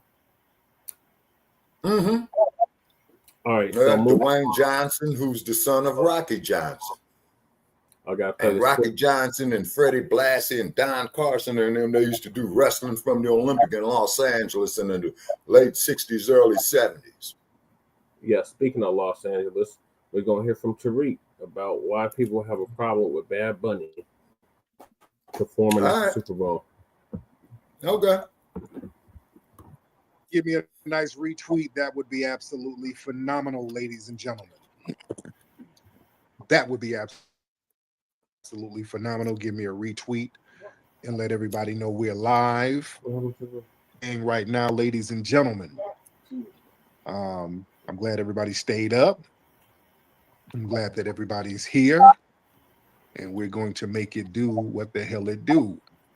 And you know I gotta get started by giving everybody, or some of the regulars, a shout out. Let me give the regulars a shout out in here, because that's how we got to get the game started. You got to show love and respect to the family, to let them know that we're in the building. And there's a reason why I do this. Somebody was saying the other day, they were asking me about why I give everybody a shout out. And let me do that before I even explain what that is. Let me do that real quick.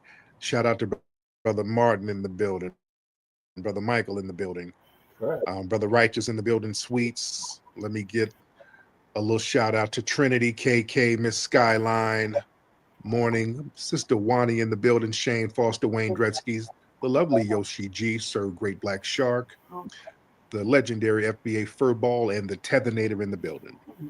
Now, somebody was saying, why you give people shout outs?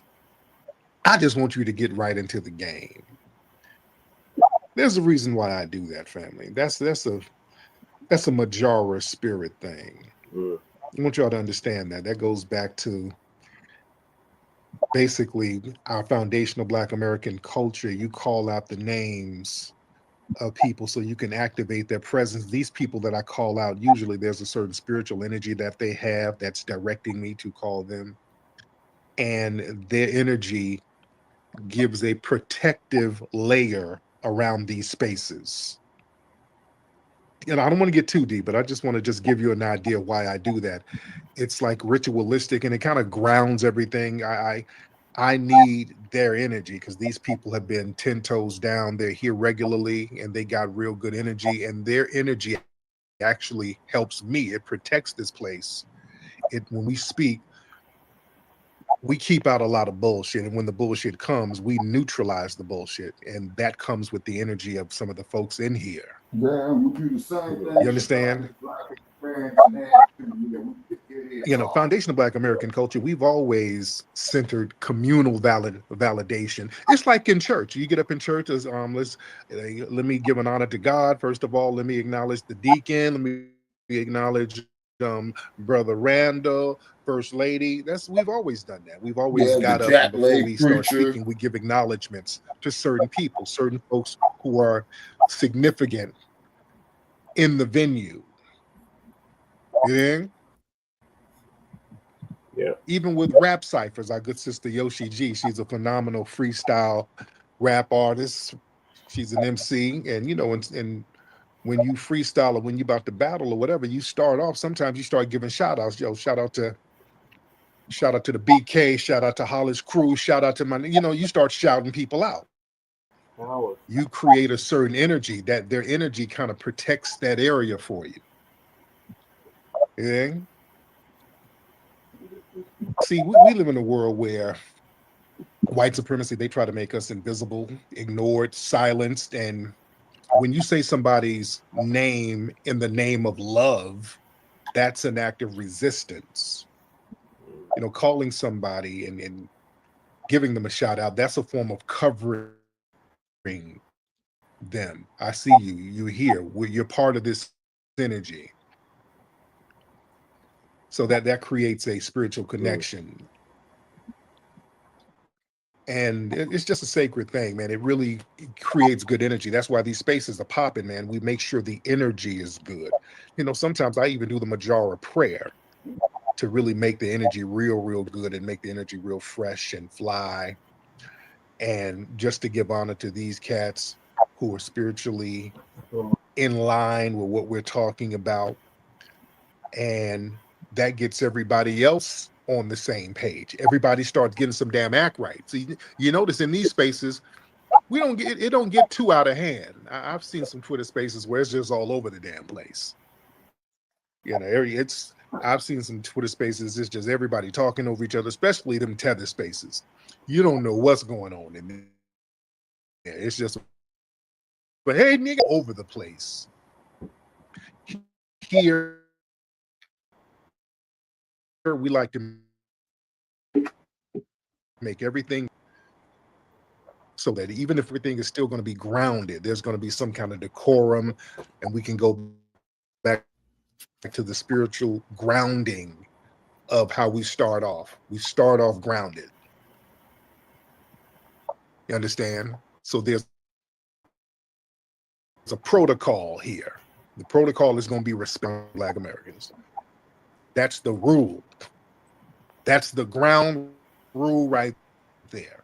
You come in this space, anytime you come over here, respect the foundational Black Americans is not even optional. That's your ass. That's why y'all see these people get lit up. When the tethers come in and the white supremacists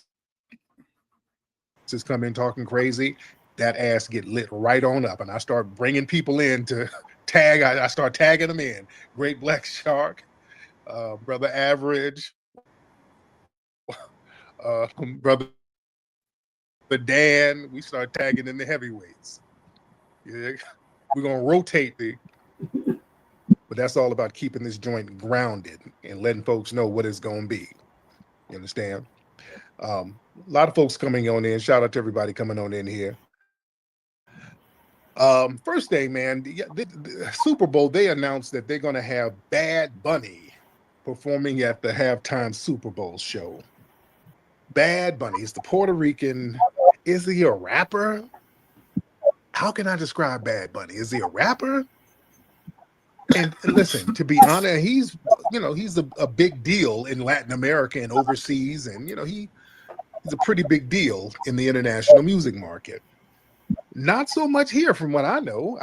If you put a gun to my head, I couldn't tell you a Bad Bunny song, to be honest. And I'm not saying that to hate. Where do you hear Bad Bunny songs? Right. I'm just not too familiar. And from what I understand, I'm not familiar with Bad Bunny songs. But they're going to have him performing at the Super Bowl. And there's a lot of people who kind of feel a certain way about it. There's a lot of people, I think a lot of Black people are kind of indifferent. Black folks, y'all don't know no damn Bad Bunny songs either. Let's be real. Unless you're dating a Puerto Rican or a Mexican. Yeah, you don't know no Bad Bunny songs. But a lot of the people in the dominant white society, they kind of feel a certain way about it. I think they're upset with him because I think he's been critical of Donald Trump. And Bad Bunny has kind of been taking stances on immigration and ICE. So that's kind of been a thing. And now the white supremacists are talking about you got to be neutral for a sporting event. Man, y'all go to hell with that now, because they're running around here, these NFL teams shouting out some Charlie Kirk. So I don't want to hear none of that. Right. And I'm not being defensive of Bad Bunny. I just don't know his work or nothing like that. I think he also, that Bad Bunny dude, he didn't want to tour the United States, from what I understand, because I think he had concerns about ICE coming to the concerts, arresting his fans. That's cold, man. Yeah. That's cold. I don't want to laugh. That's legit low key. Like you can't perform because your audience gonna get detained. What kind of shit is that? Wow.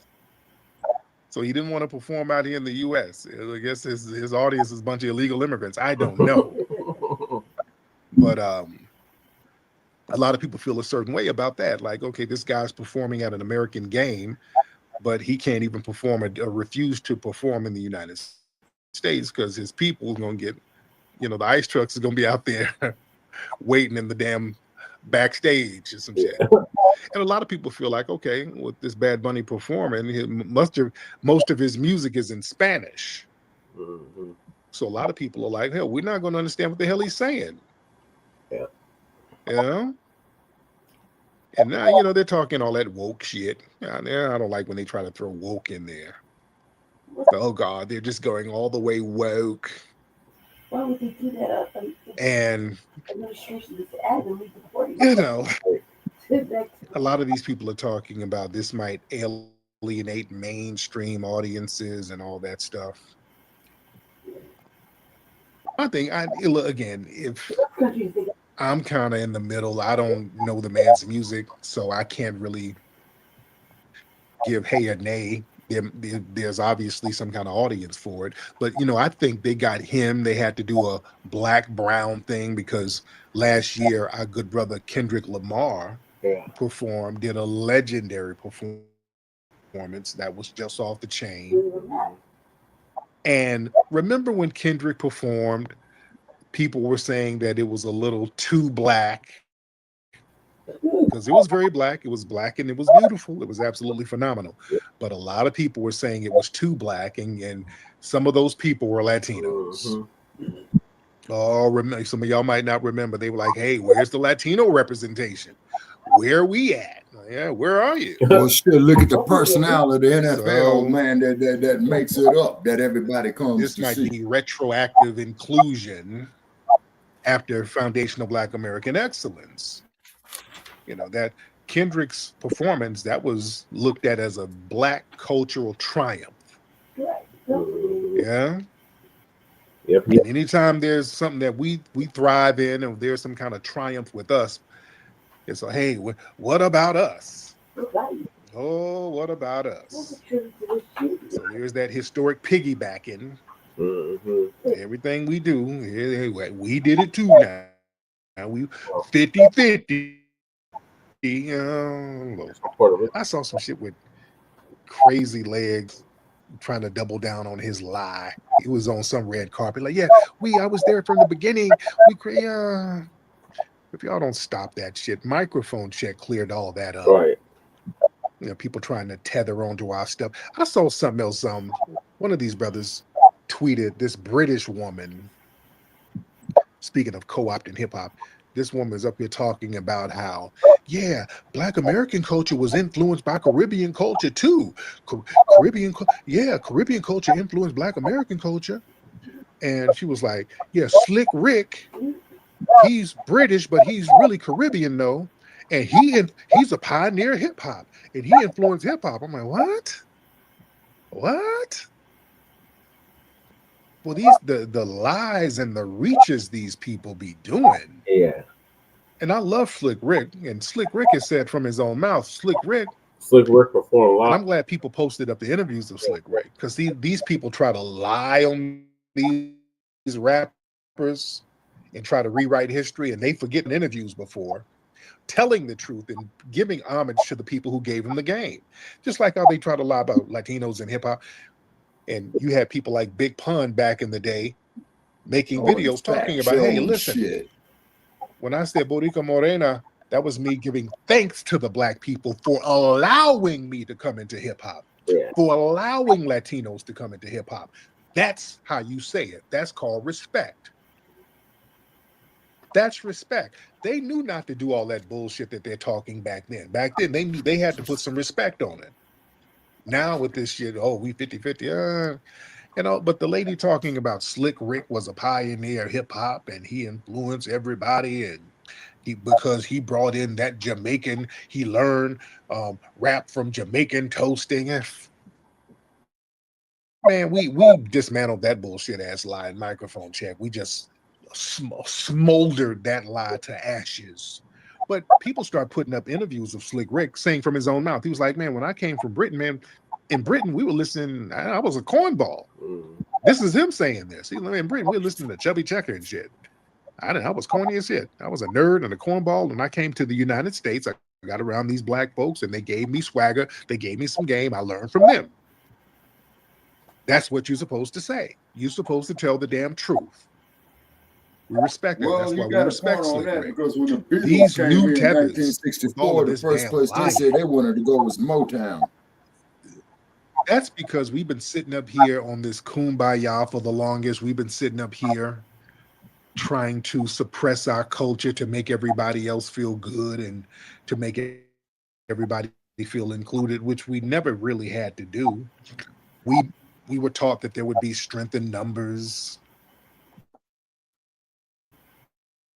We got to invite everybody to the barbecue, and we learned not to invite everybody to the barbecue. Who is this? Flow Guy? Is this one of these racist accounts? Hop on in, Flow Guy. This a racist troll account? Go ahead, Flo. Unmute your microphone, man. Go ahead. You were raising your hand like you wanted to say something. And this is clearly one of them white supremacist troll accounts. Stop being a coward. Say something. All right. Astro. Let's get Astro in here. Oh, my brother Tariq. What's up, Astro? Hey, last time I came on this show, you people sent the tether patrol on my page. What is that one about?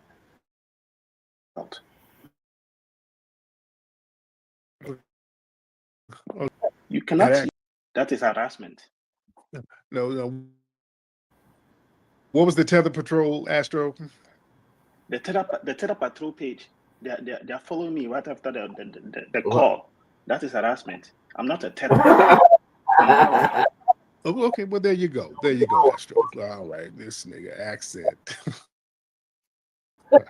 Flow Guy, you want to try it again?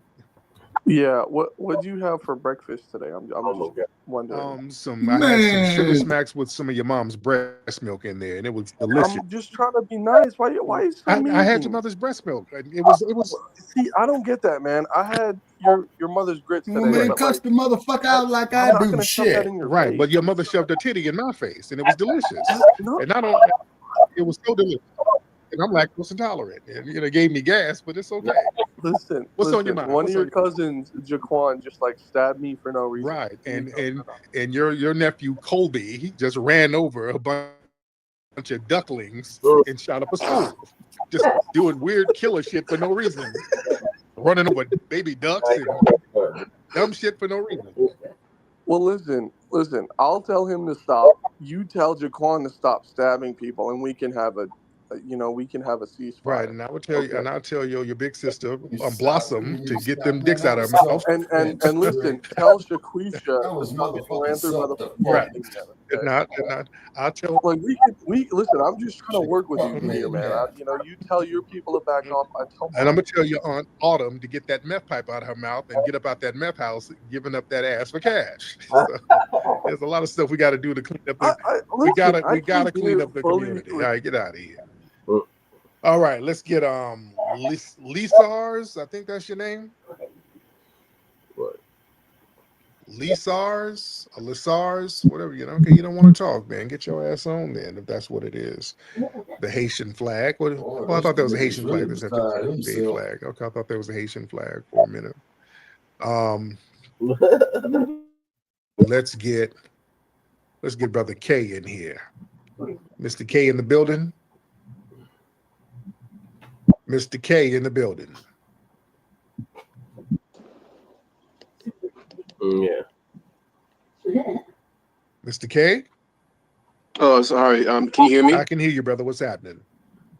Well, I had two things.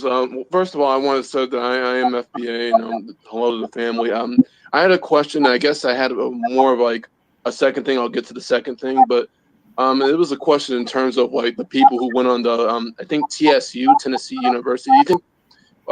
You think that they're gonna start trying more of this, even though like the energy is out there, like we're gonna start rejecting these type of like bad faith actors on these campuses? They might, but they took an L with TSU. They took an L because the optics of it didn't look good for them. They're supposed to, the white supremacists, they feel like they're supposed to show up and everybody's supposed to bow down to them and go along with their bullshit. And they're supposed to sun everybody. And what happened was they went on that, body took them seriously. People called them out for the white supremacists they were. They got escorted off by the black community and black cops. So the optics of that is an L for them. So they got to tread lightly with that. And now I'm assuming that a lot of the HBCUs might be on alert with these guys, as they're not. They should be, because these white supremacists out here, they're on the rampage. They're shooting up everything every other day. So they shouldn't be allowed on these campuses whatsoever. So I think they're going to kind of tread lightly on that, but we'll see. We'll see what they're going to try to do. But our brothers and sisters at these HBCUs, you got to be careful, because these white supremacists are getting desperate. Yeah. All right. Let me get a couple of folks in here, because we are in here heavy. Respect to everybody in here. Let's get and Flow Guy, I already had you on, and you don't want nothing. Let's get Money. Let's get Money Mike. Money Mike in the building. Money Mike, unmute your microphone, sir. Money Mike. Come on, Money Mike. Hey, what's going on? I can hear you, brother. What's happening? Yeah, I wanted to add on to what he was saying about the HBCUs. I mean, if they want to debate, then they can debate the debate team at some of these HBCUs, and they should send like a formal invite and just set it up legit if that's what they really want. But that's just my take on it. I wanted to ask you a personal question about remember Nipsey had that documentary going. What's going on with that, and where can I find it? Is it done? Yeah, he did. Nick Cannon did on it, but I don't know what happened to that thing. I don't know what it, because I'm in it, so I don't know what happened to it. Okay, let me get some more folks in. Let's get brother The Glow. Let's get The Glow in the building. The Glow in the building. What's up, Glow? Mr. Glow, unmute your microphone. Yo, what up, Tariq, man? This is Giant Man calling from Mississippi. Long time listener, brother. Can you hear Yes, me? I can. How are you?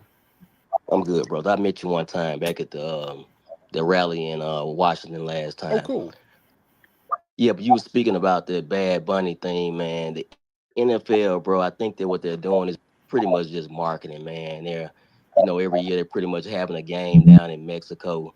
They're trying to pull in that Latin community, man. Next year they'll probably have a LGBT artist, to tell you the truth, bro. It's just marketing. Yeah. We're gonna see. I'm gonna see how this thing gonna play out. How this a Spanish artist gonna sing Spanish songs at like a very Americanized sporting event. So this is gonna be very interesting to see how that plays out. RJ, let's get RJ here. Mr. RJ, where you been hiding, RJ? Oh my God, not RJ. Unmute your microphone, RJ. Not that tether. That Democrat. What's up, Tariq? You all right? I'm good, RJ. What's happening with you? I'm good, Tariq. I just had a couple points to make. Yeah. Because you always say, I think like you always give a false equivalence between conservatives and Democrats. Like how? Because conservatives always do the most. They always crash out the economy, and then you say Democrats, like you get punched in the face by Republicans, and then you say, well, Democrats didn't do anything. Deal with the people that punch you in the face, that are taking your jobs, that are defunding HBCUs, that are encouraging white supremacists. Like that's who you got to deal with. Like don't point to the bystander and say, well, you didn't do anything. Dude, you just got robbed. Dude, the Democrat be tethering up these damn HBCUs, man. Some of our kids can't even get in it. They didn't put so many damn tethers in there. Are we really going there? The Democrats are the worst. They just, Yeah, and what about the white supremacists that are attacking everyone? And don't say everything is Democrats immigration. That's a cop out at this point. the Democrats are the ones who's wiping out these communities with tethers and immigrants and all these other people. The Democrats are the main ones burying us. So yeah, they're not nobody to give props to. At least the white supremacists are honest about the shit they're doing. Oh, so you like honest lynchings and honest, buffalo shooters. Yeah, I like an honest lynching. Don't lynch me and then tell me you hugging me. And yes, I like an honest lynching. If you're trying to lynch me, be honest. Stockholm syndrome is letting them lynch you and you sitting up there going along with it. That's Stockholm syndrome. At least when I know they're trying to lynch me, I can fight them back. The Democrat. Yeah. The Democrat. Was the civil rights bill? Hey, look, diversity. We all in this together, and then they're wiping you out, putting other people in these job positions, and you're sitting out here holding an empty ass bag, and they're telling you, "Oh, you wanted it. It's diversity. We done diverse your ass out of here, but you wanted it though."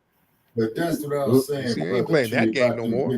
DEI was the best. Speaking of lynchings, there's so many black men being found hung all over the country, family. We got to keep our eyes and ears open. I saw something down in Birmingham, Alabama. There was a family who got online. They were saying, hey, man, our son, 30-year-old son, he was found hung in a damn tree. The police, they're stonewalling us. They're calling the mayor and the governor and all the people. And family in Mississippi and Alabama, there's been a lot of cases. What did George Wallace say? Of black men what being did George found Wallace hung in say? trees recently. It's a lot. Yes, segregation yesterday. And you know what's very interesting that and segregation tomorrow. Now they got video footage of everything else. There's zero video footage of these brothers getting up in these trees. How are they getting in these trees? They know how there's cameras everywhere. There's no way that they don't know what's happening to these brothers. Right.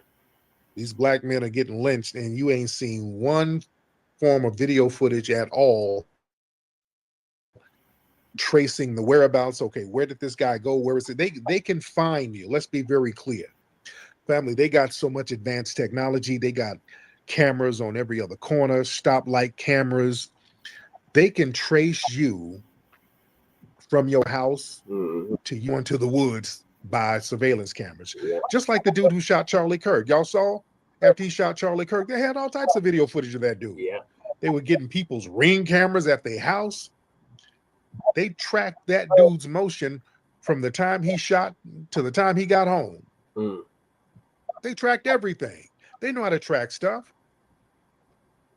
There's no way they don't know what's going on. That's why the law enforcement must be in on it. If they don't know nothing, they're in on it. Right. This is something that has something to do with law enforcement. There's some people in law enforcement that's connected to these damn lynchings. This is why you ain't seeing no footage. It always has been, man. And what the fuck is the goddamn police department? They're policy enforcement. Situation up there in and North they Carolina, enforcing their policy. which many people are still questioning. They're questioning the legitimacy of that because it looks weird when she's getting stabbed. There's no blood immediately, and the blood only came when she fell down. There's some real questionable stuff about that. That you capture that in 4K. Now, when it's something like that, you magically catch it in 4K. Yeah. I mean, it looked like a studio camera shot that shit with audio. Ooh, I got that white girl. Oh, please. Please. Okay. Yeah, they got good, high quality footage of that. And then they immediately politicize it. Let me get my brother Great Black Shark in here. Great Black Shark, hop on in, sir. Great Black Shark in the building. We had Great Black Shark one time, didn't we, Brother Che? Great Black, hop on in. How you doing? No. Yes, I can. What's going on, fam? No, he has a Man, you absolutely correct, good brother. I want to build on what you were saying real quick and salute to everybody in the room. First of all, if we commit a crime, black folks, they know how to find all the footage then. Oh, yeah. Oh, yeah. And then if something happens to a white person, like you say, they can find footage then. And see, I want to answer RJ when he was up here going back and forth with your brother. RJ, I want you to listen to me and anybody else that has these sentiments. Since most black people have voted for the Democrat Party for over 60, plus years, what have you, we definitely have the right as their base, as most of our people. Now, I don't vote for them. I'm neither Democrat or Republican, but we have the right to ask them to do things for us, because think about it. If you're going to come requesting a vote from people that you want to be a representative of, you're supposed to do things for them. We're tax-paying citizens, so that you damn sure better be doing things for me if you want my tax dollars and you want representation. If you're too weak to do that, then you're not worthy of representation. And see, like you were saying with our brothers and sisters here being found across the country with these lynchings, and we definitely know who's behind it, the Democrats should be the loudest voices in the room more. And they're silent. And notice this is the last thing I want to say here.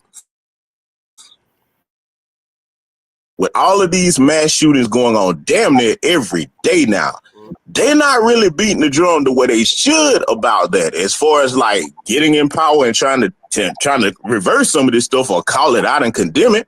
They're going along with the people that are responsible for it. I'm blaming that on the Ku Klux Klan. Yep. They sat up there and they did not even vote against that, and that makes them look very weak. How you going to represent a people and then try to go along with something? We don't want to have more violence. I'm like, no, you're supposed to take a stand against what's not right. Bro, RJ, do you have anything to say to that? I want to hear his response. Yeah. The Democrats are not like, why do white supremacists hate, the Democrats if the Democrats don't do anything? Like even their enemies and your enemies hate Democrats.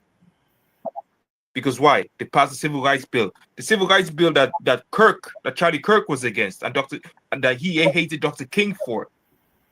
Because the Democrats passed it. LBJ passed the Civil Rights Bill, and Charlie hated him for that. So, like, what are we talking about here? The Democrats what are we talking about? Hold on. Let me stop you right here. First of all, I'm going to say something that people should have said to you and others respectfully.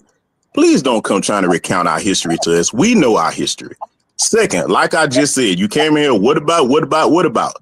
I said, if they want to represent us, they need to be concerned about our interests. Our people are dying out here. What about me? If they want our votes, they should be getting an anti-black hate crime bill together. Don't tell me about history. Everybody over here that you talk to knows our history. A lot of people don't tell y'all that. Y'all are immigrants, man. Can you imagine how insane I would sound if I went to your homeland or anybody else's and start trying to tell them their history like I know it better than them?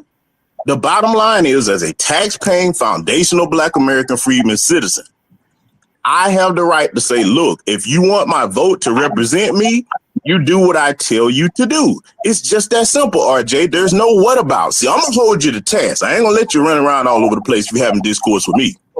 Okay, chill out. I'm saying that. Don't tell me to chill out. You're over here in our business. You be respectful. Now answer the question that I asked.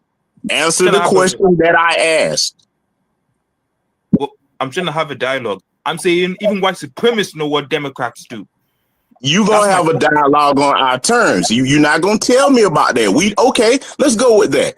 Yes, the white supremacists know, but the Democrats aren't giving any hard pushback. See, don't start trying to tell me about history that I know. Show me where the Democrats have come out and said, you know what?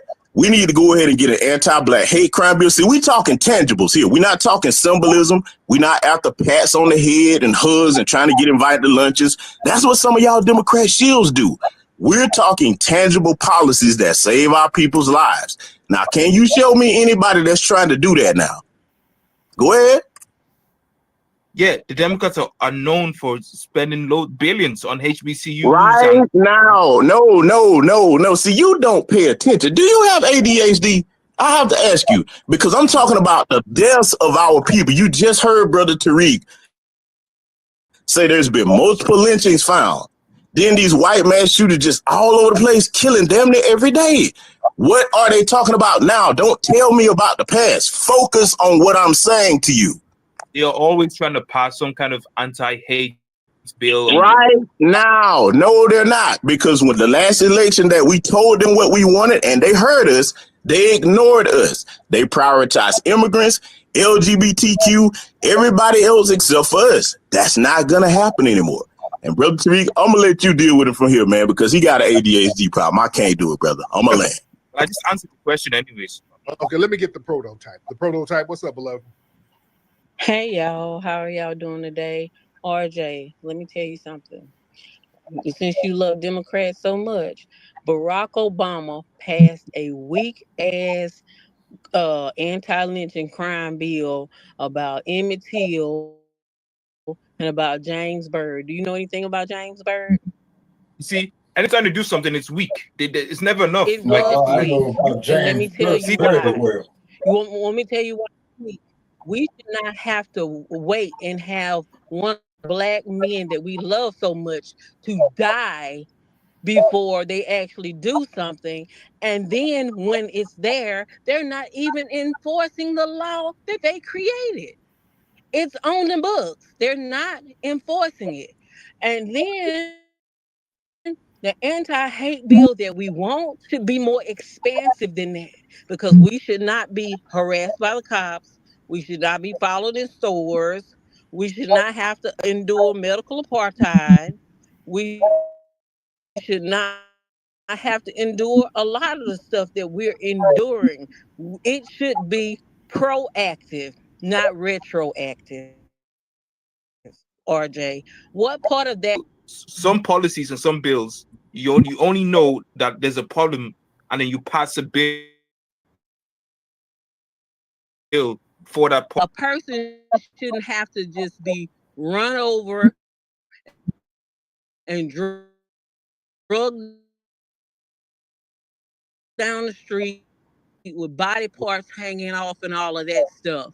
And then you just pick out certain, basically an epidemic level of black men that are being just killed for no reason. And better yet, we have over 60 of these little kids out here missing.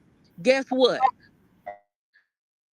Nobody's looking for them. Nobody's trying to do anything. And we, for people who sat over there and made sure talking about we gonna have these niggas voting Democrat for 200 years and still haven't did anything for us, because the same person who put that bill into action, let me tell you something. When they created stuff like Medicare and Medicaid, you know, Medicare, care for the sick and the elderly, and Medicaid help the poor, they made sure that we were tax-paying citizens and we didn't even have access to that care, which is why our people created the ambulance system. People didn't even have healthcare systems at all before Obama put that in. Yes, we did. Our people created the ambulance system. And as a matter of fact, I know that. That's what I'm talking about. Since I love Dr. I'm gonna say Dr. Huey P. Newton and the Black Panthers, those 66 laws, they created 66 laws, okay? And the government took them out and then tried to go in and install some of the laws. Like, let me tell you example. That's the reason, not just for WIC, that's the reason when you go to the hospital, you have a patient's Bill of Rights. They went out there and demanded that stuff. We have never gotten anything until we stood in somebody's face and demanded it. The NRA they love weapons, but they sure didn't like the Black Panthers standing on those steps with those weapons in hand. At the state capitol of May 1967 we don't get in things Sacramento. just by asking. You know, they're praying about it, asking out. ask, and it will be given. Seeking, ye shall find. Knocking, the doors will be open. We My get stuff point by is, standing out there and actively fighting for it. But you know what I see? I see a That lot of they y'all did too. tethers and first gens. Every time we try to get something done, y'all act like y'all are co-intel pro fuckers, and y'all come over there standing in the gap trying to make sure that we don't get shit. That's what the what? problem is. Well, that's Yeah, not me. I'll yes. tell you that. And y'all But know, because you're a Democratic shield, which makes you just as my guilty as point those is, butter Democrats biscuit are the mouth part of talented least tent. resistance. Democrats are the It part of makes, least like I resistance. said, Republicans it don't want to makes give you. nothing. That's my point. All right. All right. Thank you, RJ, because RJ is going to thank you, Prototype. RJ is going to stick to them Democrat shield talking points. He ain't going to get off script. And, Oh, and wait a minute. even We had Sister Prototype Prototype on Twitter mentioned that before. I spoke with that Prototype Obama bill, before. that lynching bill, even that shit was mixed in with something else. Let's be clear about what Obama did with that James Byrd lynching thing. The Man, name of the fuck bill is the James Barack Byrd Obama. and Matthew Shepard Hate Crime Prevention Act. That was put together for the white LGBT community. You got to read the whole thing. Shepard. No. Yeah, See, the Matthew Shepard they case. used Yeah, James that was Byrd that getting out lynched in by some Cox, white Virginia. supremacists. That was a Trojan Now, horse. James It Byrd was was dragged from the really back of a for pickup the truck Matthew in Shepard Texas. case. It was a white gay dude who got killed, and they lied and said that he was targeted because he was gay. No, he wasn't. It was some kind of drug deal that went wrong. The other dude who allegedly killed him, I think he was LGBT too. They had some kind of sexual relationship allegedly. Safe bet. So they reframed it as if he was targeted and lynched because of his sexual orientation, which, according to some investigators, that wasn't the case. But again, they did some on white, not say so. So that law, that bill, was actually to protect white LGBT. See, that's why we have to have a very specific hate crime bill. I mean, worded to a T with us. And it has to denounce anti-Black racism. It has to be bold, just like that. The way these anti-Semitism laws denounces anti-Semitism, the way that COVID law denounced anti-Asian hate crimes, it denounced it. So that made it very, very specific. We need a hate crime bill that is very, very specific to us, denouncing anti-Black and saying explicitly that this bill is going to protect Black Americans, particularly foundational Black Americans. Hey family, you all need to come down to the Hidden History Museum on Saturday, October 25 for the Funny Fall Fest Comedy Mixer. It's hosted by Tariq Nasheed and Dwan B, and there are going to be some of the funniest comics in the game performing that night. This is the place to be. I've got a full evening lined up just for you, starting with a complimentary dinner, hot music, followed by a night of non-stop laughter. It's going to be popping for real. You don't want to miss this night of food, fun, and comedy at the Hidden History Museum. Get your tickets now at hiddenhistorymuseum.com. See you there.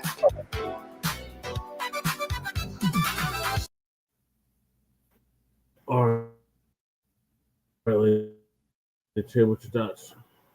What's your thoughts? Okay, say that again, Brother Che. You figured it out. What are your thoughts on what we just watched? Bad Bunny. Okay. All right. Well, Bad Bunny is Bad Bunny. They're gonna do what they're gonna do with Bad Bunny.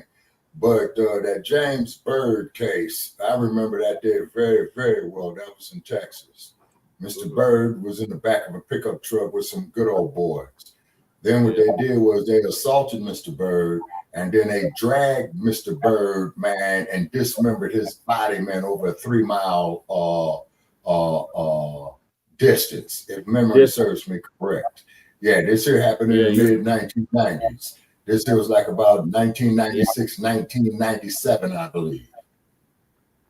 Yep. And I was about your age at the time, Brother Che. Yep, correct, Shabaka. Yeah. All right, so what about Bad Bunny? Okay, Bad Bunny is going to be Bad Bunny. If they're going to have ICE agents out there to pick the motherfuckers up, man, let them do it, just as long as they don't give us the ultimate deportation of kicking us off the planet. That's what I'm in fear of next. Okay, Lady T. Go ahead, Shabaka. Finish your thought, and then I'm headed to Yeah, okay. It's because as you and I discussed privately about the ultimate deportation, what they're going to do with us, like they did Sandra Bland, just like they did our man Ahmad, okay, just like what they did with Dead Wilder, okay, just like they did. I mean, the list goes on and on. Corinne Gaines, man, Alan Buford. Shit, our man there, man, with the cigarettes, Eric Gardner. You see what I'm saying? That's how they're going to deport us with the ultimate deportation if we don't get our shit together.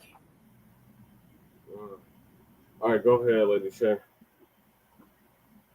Well, I mean, that's one thing.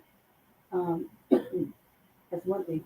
Bad Bunny, I'm looking at it like, the fuck has he done in here that any of us have recognized?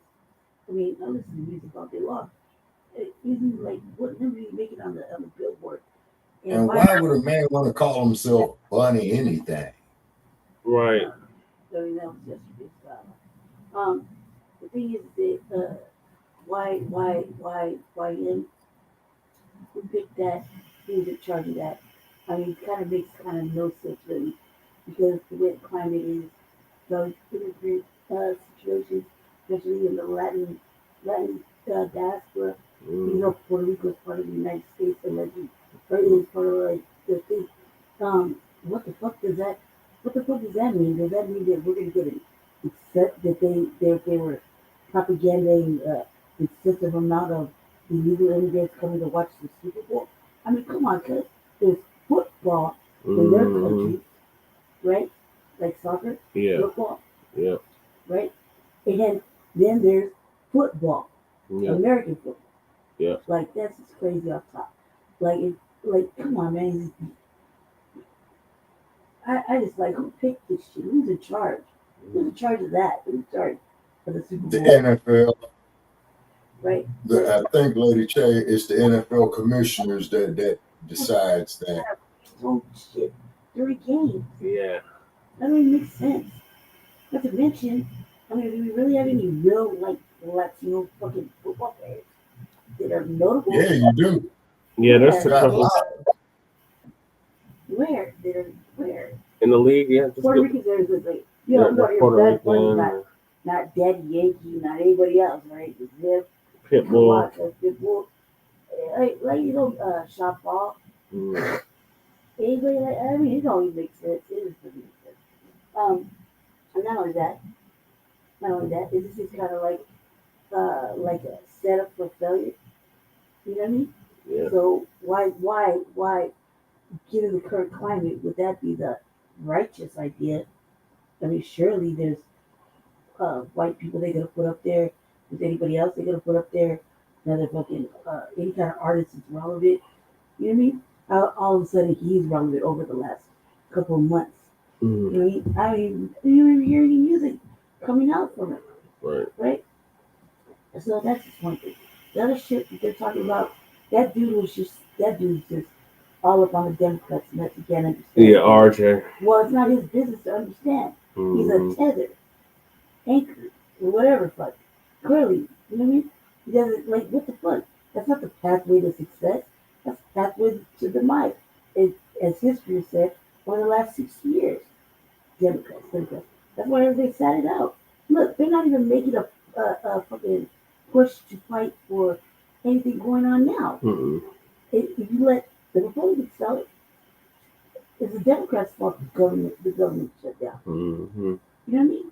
So, and I'm just saying, as far as that this is American business. I don't think you really have to understand why tethers need to be involved or have to wonder the question. I mean, don't you have fucking homelands to think about their politics and shit? Like, why is it so involved? Like, everybody has a fucking opinion about what goes on here. Like, maybe you contribute. Like, what the fuck, man? Like, you're not contributing to the betterment. But they're talking about this and that. But actively, black kids, black people. Like, there's an Amber Alert. I didn't even get the Amber Alert of a little girl missing from Green Valley Ranch right around. Like in the area. She was missing and allegedly got found.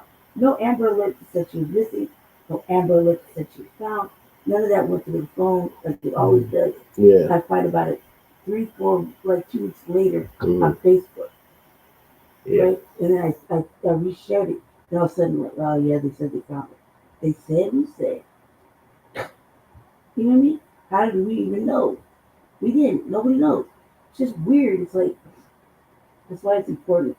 And every day when they talk about the anti-Black crime that needs to be done, like every couple of weeks we learn something that needs to be added to, or the language needs to be changed. And that's why it's like hard for me to carry it out, how to finish writing, because it's changing because of the climate changing as well. Yeah. The political climate. Yeah. The state of the city. You think?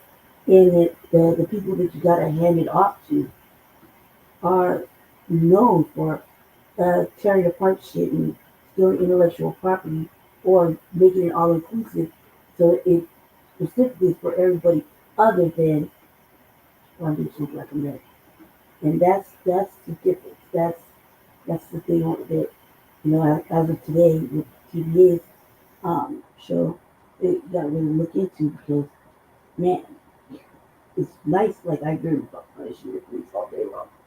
Now you really gotta look at other stuff too, and add that into a language that it's not ambiguous or layered with a loophole somewhere that they can swindle out of. Not to mention, they don't enforce any of these laws.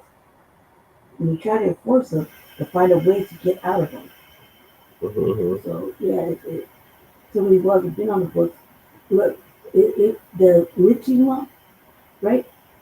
If that was the case, and they were really enforcing it, we wouldn't have somebody being hung from a tree. Well, see, that's the fit, though, Lady J. That there is one of the tenets of why Huey Newton had came into existence and the party. You see what I mean? That was one of the things that they were addressing in the 10-point program. Yeah, we addressed it, but it's not being addressed legally through the courts, through the fucking laws. I mean, like, legitimately, you know, the law that wrote it or whatever, but you know, whatever bill or whatever's written for it, I can't think right now. It's there, but they're not enforcing it. They're not allowing it to be enforced. So if that was the case, which you're right, somebody, I mean, like from the time they did that, to the time we were talking about this bill, whatever, how many lynchings do you think we've had since then? At least 5. Right? Just this month, we're looking at. And not to mention the lynchings that are going unreported. Gotcha. It's like really. All right. So since last month and part of this month, we're looking at 5, 6. Right? There's always something. Not to mention, bodies are coming up empty in this little investigation, minus organs. So I mean, it's kind of like there's a lot going on, and there's no protections. As mentioned, little kids, little children are still being verbally harassed by racist teachers, and it's okay that there's no. I'm glad you brought that up, Lady J. Hold on, I could let her finish. All right, go ahead, Shabaka. I'm gonna move to the next topic after you're done. Okay, yeah. On social media in the last couple of days, I saw this shit, man. If this was my little 5-year-old, man, they would have thrown my ass under the jail. Where this little black girl was either in preschool, man, or elementary school, and the teacher's gonna sing a happy birthday, talking about happy birthday to you. You look like a little monkey in the zoo, or some stupid ass shit like that. And then an innocent little child, in her innocence, you know, did not know that she was being insulted. So quite naturally, of course, her mother got wind of it, you know, is raising a bunch of hell about it. You know, I just wanted to mention that. He did know. That's the thing I was talking about. He did know. He did know. You can see it in his face. When it's a little boy, by the way. You can see it in his face, and then if you watch that video again, there's another little black boy in the corner, you know, with his arms crossed, with the look on his face. He did know. He did know. He's just like you'll hear him say, I've been 6. You know what I mean? Okay, you say it the first time. Okay, now you want to be funny.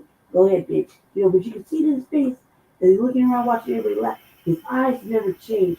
He already knows what's happening. You see he's not smiling. You see his body language shift. And then what did he do? He went home, told his mama. His mama's on coach. Mom was like, oh, what the? She had already been coaching the little boy. So he already knew what was going on. He's just been polite because, you know, he's a little boy. He's at school. He can't be back talking to the teacher. But you can see it in his face. If you look at the little boy's eyes, he knew what was going on. So he knew what was going on. He's like utterly just like, oh my God, for real.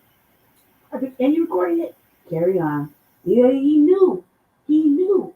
So what did he do? He went home and said, it hurt my feelings. You know, I love a lot. The mother went in. The mother went in. The mother did what she did. She tried to get it resolved. They pushed her off. They pushed her off. She went there personally. They're still acting like it's an investigation. She wants that lady fired. You know, so it's I don't want to say so. This lady sent that video to the mother. You know what I mean? Sent it to the mother. Like, put it out there. She recorded her own fucking racist thing because there's money for people like that. There's money in racism and things like that to hurt, you know, children or whatever. Look at that Shiloh, whatever the fuck her name is. You know what I mean? Yeah. So there you go. Yeah, that's a little context. That'll be on the RBA. And I was all over the internet with that. I kind of went off like, man, we're watching this shit. You can't keep doing this to the children. At some point, I mean, no, enough's enough. This is a different day. Yeah.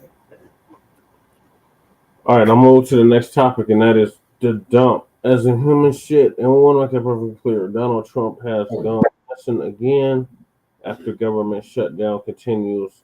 And our brother Palmetto Star, otherwise known as 2 Raw for TV, gonna give us an update on that. Yeah, I'm very familiar with Palmetto.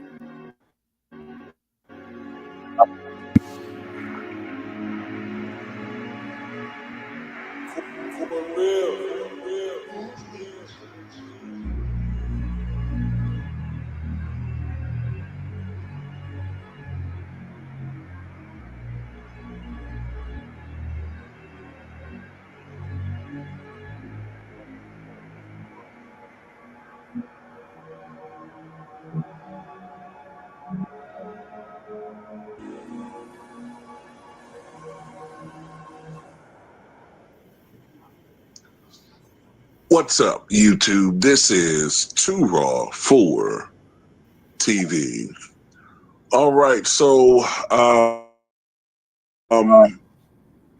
this may seem like deja vu on this channel because I did a video about this a little over a month ago when Donald Trump was conspicuously absent for about 6 consecutive calendar days before he reemerged with some breaking news in regards to moving the space station headquarters from Colorado to Florida, which to me didn't seem like he was really worthy of that. But as far as holding a press conference for that, but it did prove that Donald Trump was still alive. And subsequently afterwards, we saw Trump publicly a couple of times, and he still looked terrible. At a church or something,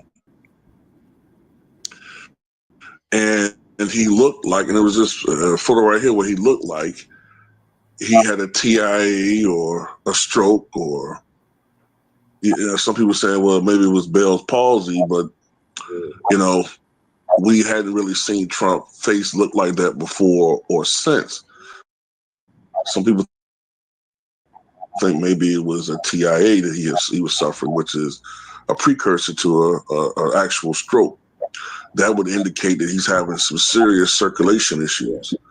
Then again, like I said, I don't want to speculate too much on here, but when you look at a guy like him who has had problems walking recently, extremely swollen ankles, which he is very sensitive of now, bruising on his hands, which some people think is indicative of IV usage, I just think it's what's good for the goose is good for the gander, considering that the MAGA side was very, very adamant about knowing what was going on with Joe Biden and wanting more transparency from the Biden administration about his overall health. There was a lot more speculation about Biden's health than there is about Trump's health. Biden would go missing for a week. And obviously we talked about it here. Trump now, after that rambling, incoherent, bizarre speech that he gave September 30th in front of all those generals when he was warning of enemies within the state or within the country, he's been missing again. Ever since this government shutdown, he has not been seen in public now for 4 consecutive days. Now, look, I'm not sitting here saying that means that Trump isn't here. He is. But it does add more concern or suspicion that the White House is not being exactly 100 with us when it comes to what's going on with Donald Trump. Okay. Like I said, I don't want to speculate too much, but there are some people who think that his health issues are more serious than what they're letting us on to believe. There are some people who think, for instance, that Donald Trump may have full-blown heart failure now, instead of just the venous insufficiency syndrome, whatever the hell they called it. There are some people who think that he might have full-blown heart failure and that he's having to have to take time off to recover from these IV procedures that he's getting within the White House. Like I said, I don't know if that's the case, but Donald Trump was diagnosed with heart disease back during his first term in 2018. And as we all know, Donald Trump is an older man. He's nearly 80. And from what we can tell, Donald Trump has not really significantly changed his diet. Burger King, fast food, fries. He's been eating that type of food now for 60, 70 years. I'm just saying, and like I said, I'm not wishing anything on anybody, but you do tend to see certain patterns here. He does not look well. You could even make an argument, is he even interested really in the day-to-day activities of being president? Like, he may not even have the energy to be president. When I'm listening to Trump now, and when I look at his body language and how he's moving, he looks to me like a man that's slowly fading a bit. When you compare him to just 2 years ago. If you just compare him to 2 years ago, he was more energetic. When you compare him to his first term, it's almost night and day. He seems like a guy that's, I hate to say it, but he seems like a guy that might be failing a little bit. Now, I know that he's posted on Truth Social. They posted that stupid that parody of what is it? Here Comes the Reaper, or that song was popular in the 70s. But hell, even the Democratic leader, the House Minority Leader Hakeem Jeffries, referenced Trump being missing in action lately. It's day 3 of the Trump Republican government shutdown, and day 257 of the chaos that Donald Trump has been inflicting on the American people from the very beginning of presidency. We're in the midst of a government shutdown that has been caused by Donald Trump and Republicans to inflict further pain on the American people. The government is shut down right now because Donald Trump and Republicans refuse to provide health care to working class Americans. Throughout this week, Donald Trump has been missing in action. He remains in the Presidential Witness Protection Program. House Republicans are on vacation all across the country and the world, and Senate Republicans continue to vote on the same partisan. Like I said, it could just be this is a convenient time for him to take a sabbatical. He is older. Right. And, you know, he has looked a bit worn down and has been saying a lot of rambling, strange things as of late. If you really listen to what he's been saying. And you know what's funny is that when you look at polls, when it comes to this latest government shutdown, which I think is in its 4th day now. 5th day now. It's the 5th.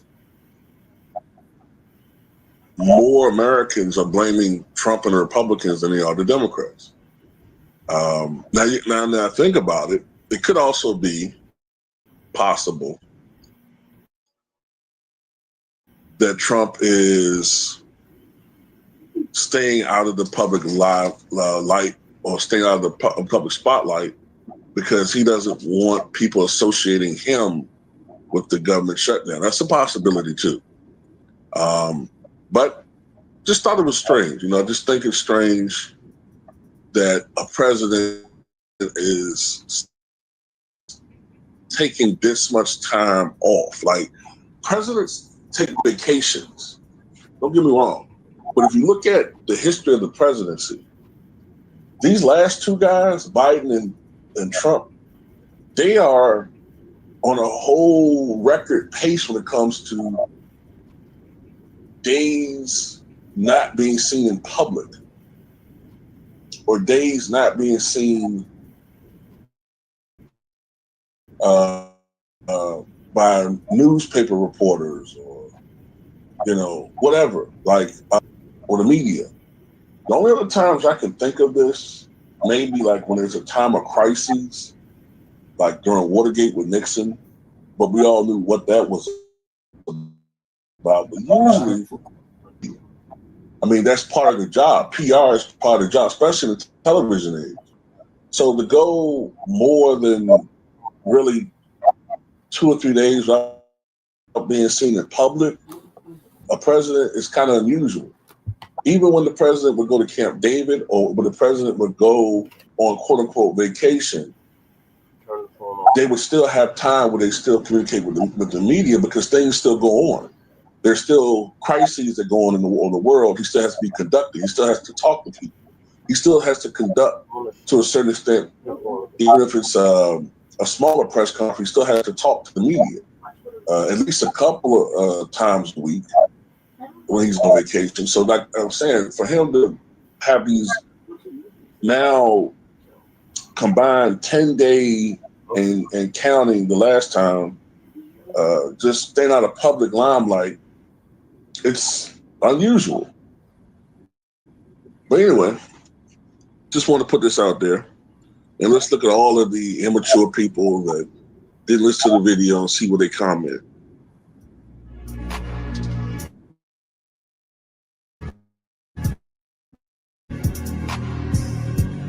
Thoughts on the dump as in human shit. And we want to make that perfectly clear. Oh, yeah, he's up to some Shabaka? Yes, sir. Yeah, can you hear me? Yeah, go ahead. Yeah, okay, he's up to some shenanigans. He's probably going up there, man, doing him some dope or whatever, going to see Stormy Daniels or whatnot. If this motherfucker is finally incompetent, they need to invoke the 25th Amendment. You know what I'm saying? He's a 34-count convicted felon. Okay, he has shady real estate deals, you know what I'm saying, on his way coming up. He's an avid racist. And you remember where his own niece in his first regime used to come on there on mainstream media and talk about how much of a narcissist he is. Also to talk about how arrogant he is, and he's on a power trip. And then you had people with the when the ice raids was going on in Chicago and Los Angeles the first time, they was holding up the signs talking about no kings. Okay. Yeah. Now, my question is, why is nobody in the damn Congress invoking the 25th Amendment? They can't, Shabaka. They have to get 2/3 of Congress to get on board with that. They got. No, yeah, you're right. Yeah, if I recall my basic political science, yeah, you're right about that. Yes, but why isn't there no momentum out here, even amongst his own people? You see what I'm saying with this? I'll tell you why. Because it's a clandestine operation against us. They want us out here to pretty much want to be like them. They pretty much want us not to, for us to control our economics or control, our production and distribution and our own industries. And this is why I said, and this even gives me more cannon fodder for it, is getting rid of diversity, equity, and inclusion. That was the best damn thing that ever happened for the Black community. Why? Because now what we could do is that we could be selective about who we have in our businesses and our community functions. And we don't have to bring nobody else. Why is it that all these other groups, they go out there, they got an idea, they're going to do something for themselves. But why is it that Black people, when they come together to try to do something positive, they want to be with all this inclusive shit? I don't understand that. It's Stockholm Syndrome, Shabaka. Yeah, there you go. The Trump help. Yeah, not like he's an old ass man. I saw that last speech. And again, watched that again. Yeah, you're right, Lady Che. He is an old ass man. The clown will be 80 years old soon. Yep. Sliding off of whatever he's saying, like it's all mixed up. Like he's talking about one thing 1 second, and 2 words later it's somewhere else. I mean, like I thought it was Biden already over again. Mm-hmm. You know what I mean? He's just standing there, he's bored. He's like, now what he can do legally, if he is having some kind of issues, personal issues, health issues, or what have you, he can come up and make a public announcement that J.D. Vance is going to be taking over the presidential affairs, for the next few days, next few weeks, next few hours. Who knows? Maybe Gump is going over there trying to rekindle his slut match with Stormy Daniels. Anyway, that's what I'm saying. I mean, that would have happened. He would have already stepped up and you would hear more shit from Vance. You know what I mean? There's a lot of things that are not being said. The other thing is, like, I mean, they're supposed to be in charge of making. Oh, wait. I got a very, very important question, y'all, Lady Che. The dumpsters deporting people who are not born here, right? Right. So when does Melania Trump get on her flight to get the fuck up out of here? That's the first lady. Come on, man. No. She was not born here. No, but see, lady is the first lady. What I'm getting at though is that I'm proving the hypocrisy right here is what I'm getting at. It only works if the first lady, is illegal in the country. I'm sure she's not illegal in the country. I'm sure she's probably been naturalized. You know what I mean? Like, come on, man. That would have been salacious as fuck. Just because old Crockett said that shit doesn't mean that that's shit. You can't eat like Jasmine Crockett. Like, come on, man. The great state of Texas is something else. I've been researching some Jasmine Crockett. But one thing I will say about the senator that they got from Texas, the one and only Ted Cruz. I'll never forget that day he got up there and popped his beer and told everybody to kiss his ass. That was beautiful. Go ahead, Lady Terry. Wasn't he with Melania the first time he ran? Like, you know what I mean? They got the kids all up in the house. Like, come on, man. Just be realistic. Like, no. Even so, as close as he is with doing Russia and shit, I mean, it's not going to be a big deal for us. Like, he doesn't really give a fuck. Oh, his wives are fucking foreign. What's his wives are foreign? Like, when? You know what I mean? No, his wives are like, Russia, you know what I mean? So if there's a thing, I'm sure if there's a thing, he would have took care of it that first day when he was signing like 250 fucking little black books. You know what I mean? It sure would have been a thing, but come on, they wouldn't be letting. He would first of all, he wouldn't be with no illegal lady while he's running around and she's doing shit too. They wouldn't let her do stuff, you know, for people or whatever. She's been doing works too. Come on, man, like that's different. This is different. And that would have been a thing. But come on, he's in control of it. Somebody wanted to really make a deal or go do something. They would have kicked in his door and arrested her if she was illegal. Probably not illegal. She probably got dual citizenship or something. Like Elon Musk. You know what I mean? Oh, Lord. Just think about it like that. Anyway, I'm done. I'm done.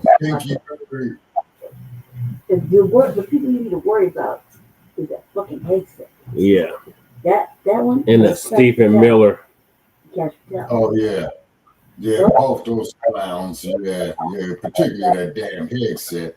And then speaking on headset, didn't a dumpster about 10 days ago change the Department of Defense to the Department of War? Yeah, I think so. It's about the lady chair wasn't done, but we're gonna move to the next topic, and that is Stephen Miller. Say hi, Omaru. Say hi, buddy. Saying hello. Yeah. Yeah, so Stephen Miller's speech targeting Black Americans in Memphis proves only one thing. He's gonna fall into the pit. Oh, yeah. All right, so Uncle Phil's gonna give us an update on that. All right. Ladies and gentlemen, boys and girls, thank you for joining us on the stream. We greatly appreciate it. Make sure to click that subscribe button. It's very important. Make sure to click that like button. Now, you can't hype the live stream or video here, but, you know, on the other channels you can, but that is a new feature. So today we're going to talk about your boy, Stephen Miller. You know, he's your favorite resident person from the Third Reich, right? And he went to Memphis and you know, Trump in them is going into Memphis now, right? Memphis, Tennessee. And we know Memphis is a predominantly black city. Safe to say that now you're targeting black people, right? So like you were targeting black people and what? So the governor invited Trump and them to come down to Memphis and do that, right? The governor's showing that he's incompetent. He can't deal with his own state, that he's on Trump to go in there and deal with black people. Okay, now black people in Memphis have dealt with the most, okay? You go back to the civil rights movement, Memphis was a hot spot for that. So I will say this, we are people who are survivors and the people that can thrive in the midst of anything. So yeah, we're going to get into that tonight. Also, I want to get into tonight, ladies and gentlemen, this, you know, some of these people, you know, trying to run off at the mouth about the election. You know, I got to talk about that election here tonight, because one thing you're not going to do is put that on black people or saying black people sat it out. That's why this happened. Oh, it's y'all fault. Oh, it's y'all fault. No, we're not gonna put up with that, you know. And I would never let you go with that narrative, because we read over here, right? We don't just run off of narratives and propaganda. So thank you, ladies and gentlemen, for joining us on the stream tonight. And also I've seen who Inquisitor 10 say they bought the book. You say you bought the book, about the book. I don't know. You say you bought the book. All right, appreciate you for buying the book. I appreciate you. Thank you. That is a hope you enjoy the book and everything that we got from it. You know, our next book is going to be due September 1, 2020. I think hopefully that's during the week. But September 1, 2026 is when our next book will be due. That's when I want to drop a book every year, September 1, ladies and gentlemen. I'm committed to that. Also, thank you for downloading the ADNC app. We greatly appreciate it. You know, I see people coming in, people that's renewing and continue to support us there on the app. thank you and help us get to our first goal of 5,000 members. That's what we want to get to, our very, very first one. So, all right, well, as we won't take too much of your time, okay, you don't read enough. You don't read the whole truth. Okay. Now look, that's strike number one already. I'm giving strike one.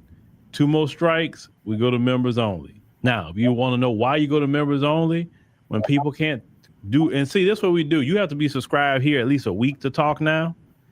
And but if you mess up, it's kind of like football. If your teammate mess up too much, then we just go to members only, and that'd be cool. We can do that, right? So that's what we do. So when you talk, you don't insult hosts, you don't talk crazy. Okay, that goes for any of our channels. If we catch you, we probably just get rid of you. All right, and make sure to remember that. All right. So yeah. Lisa say just turn that on. Well, we already got strike one, Lisa. We got strike one. So strike 2 and 3, we go on to members only. You know, that's very easy for me to do it. I just cut a button on and that's it. All right, let's get started.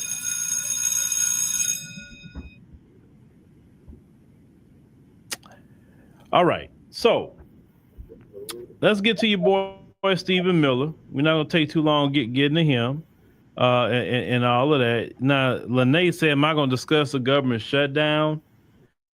I could,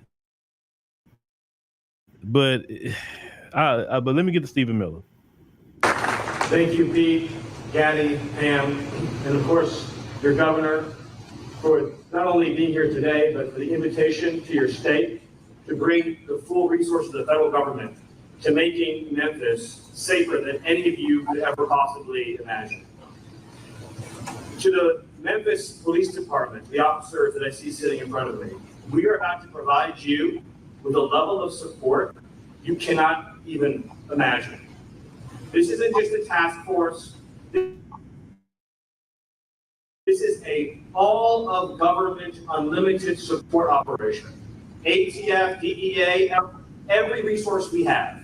And they're not going to be sitting behind a desk at a keyboard.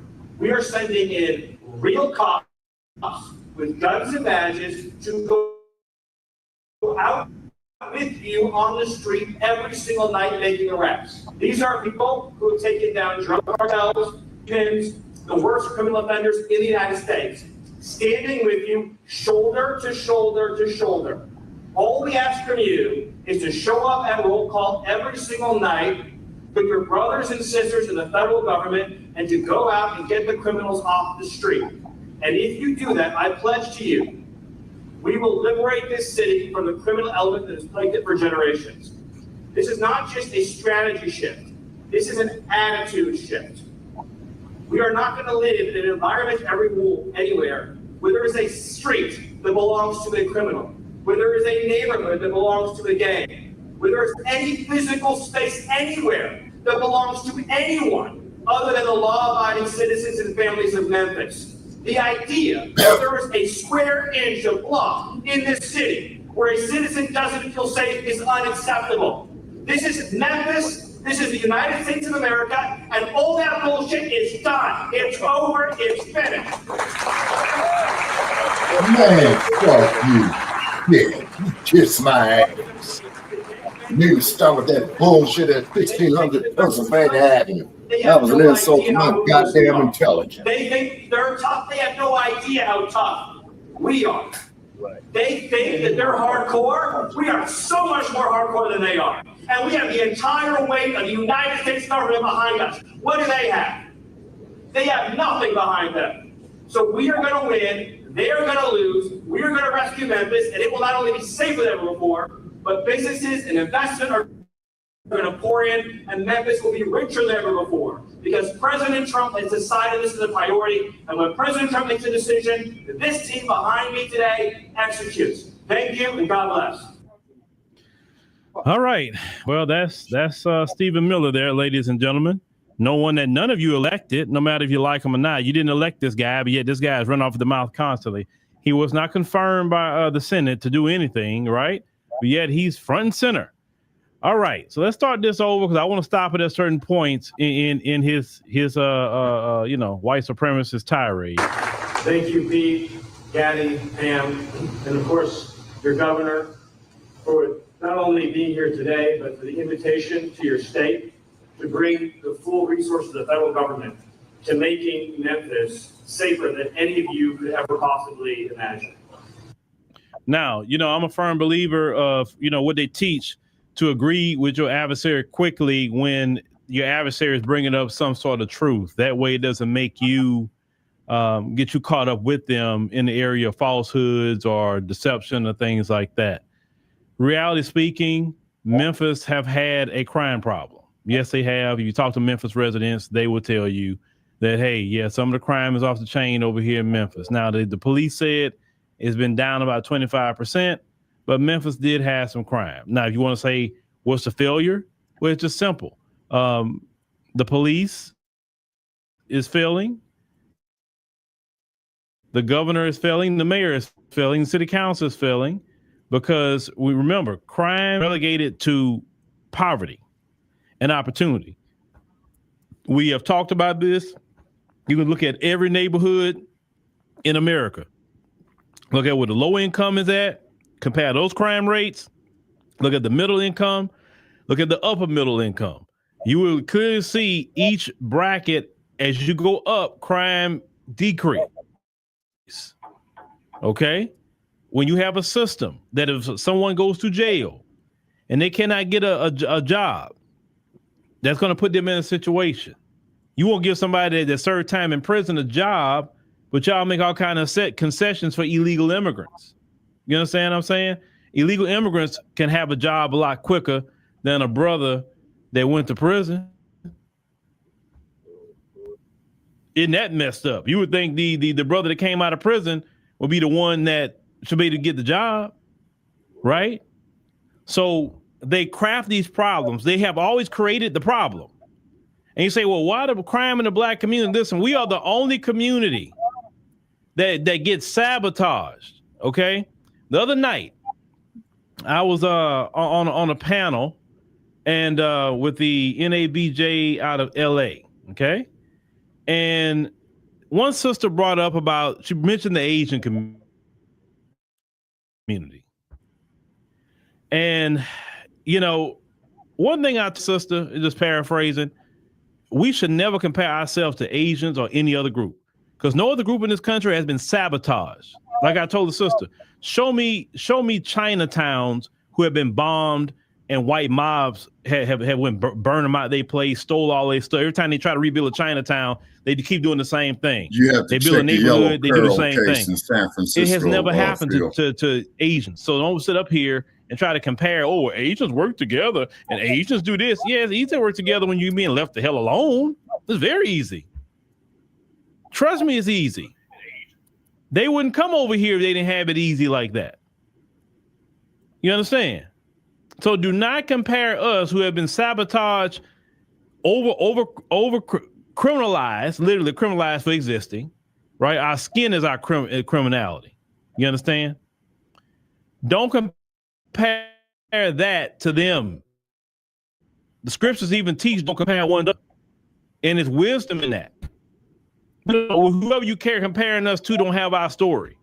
So it don't make no sense of saying, oh, look at him, look at her. It don't even matter as a black person. You'll give yourself a headache and be aggravated. All right. So let's get back to your boy, Stephen Miller here. To the Memphis Police Department, the officers that I see sitting in front of me, we are about to provide you with a level of support you cannot even imagine. This isn't just a task force. This is a all of government unlimited support operation. ATF, DEA, FBI, ICE, Department of War, every resource we have. And they're not going to be sitting behind a desk at a keyboard. We are sending in real cops with guns and badges to go out with you on the street every single night making arrests. All right. So you bring all this federal law enforcement together to go to one American city, or let's say a Chicago, or you're going to DC. Why I don't hear nothing about the economy? I hear nothing about the economy. Why don't you bring together all the financial minds in the government? Why don't you bring in all the great financial minds in the private sector and try to fix this economy so everybody can make money, everybody can get to work? But with this particular administration, they only focus on billionaires getting money, period. That's what it is, the billionaire class. That's the only people that matters. And the rest of you, well, you know, you're going to go to jail. If you're poor and you live in those areas, yeah, that's what they want to put you in jail, because they can put you back in slavery. So you can work for the corporations that you couldn't even get a job for in the free world, right? Wasting all this, and you know how much money this is costing, what they're doing? They're spending tons of money. It went from illegal immigrants to now criminalizing American citizens. And I talked about this last night on the podcast when you know, you had some Latinos say, see, we told y'all you were next. No, your argument was we were next to be deported by ICE. That was your argument. And we said that we could never be deported by ICE. We never said that the police don't target us. We always being targeted from our champion boxers like Bud Crawford, getting the gun pulled on him, right? By some broke police, because they broke. Compared to him, they extremely broke, right? The cop probably betted on. We always dealing with those issues and problems as Black people. That's what that was about. So when have we ever came off the menu? That's what I'm saying. So all that you're next. We never been off the menu. So we just can't get deported. Right. At least with you guys, you got a homeland to go to. You got embassies here that can advocate for you.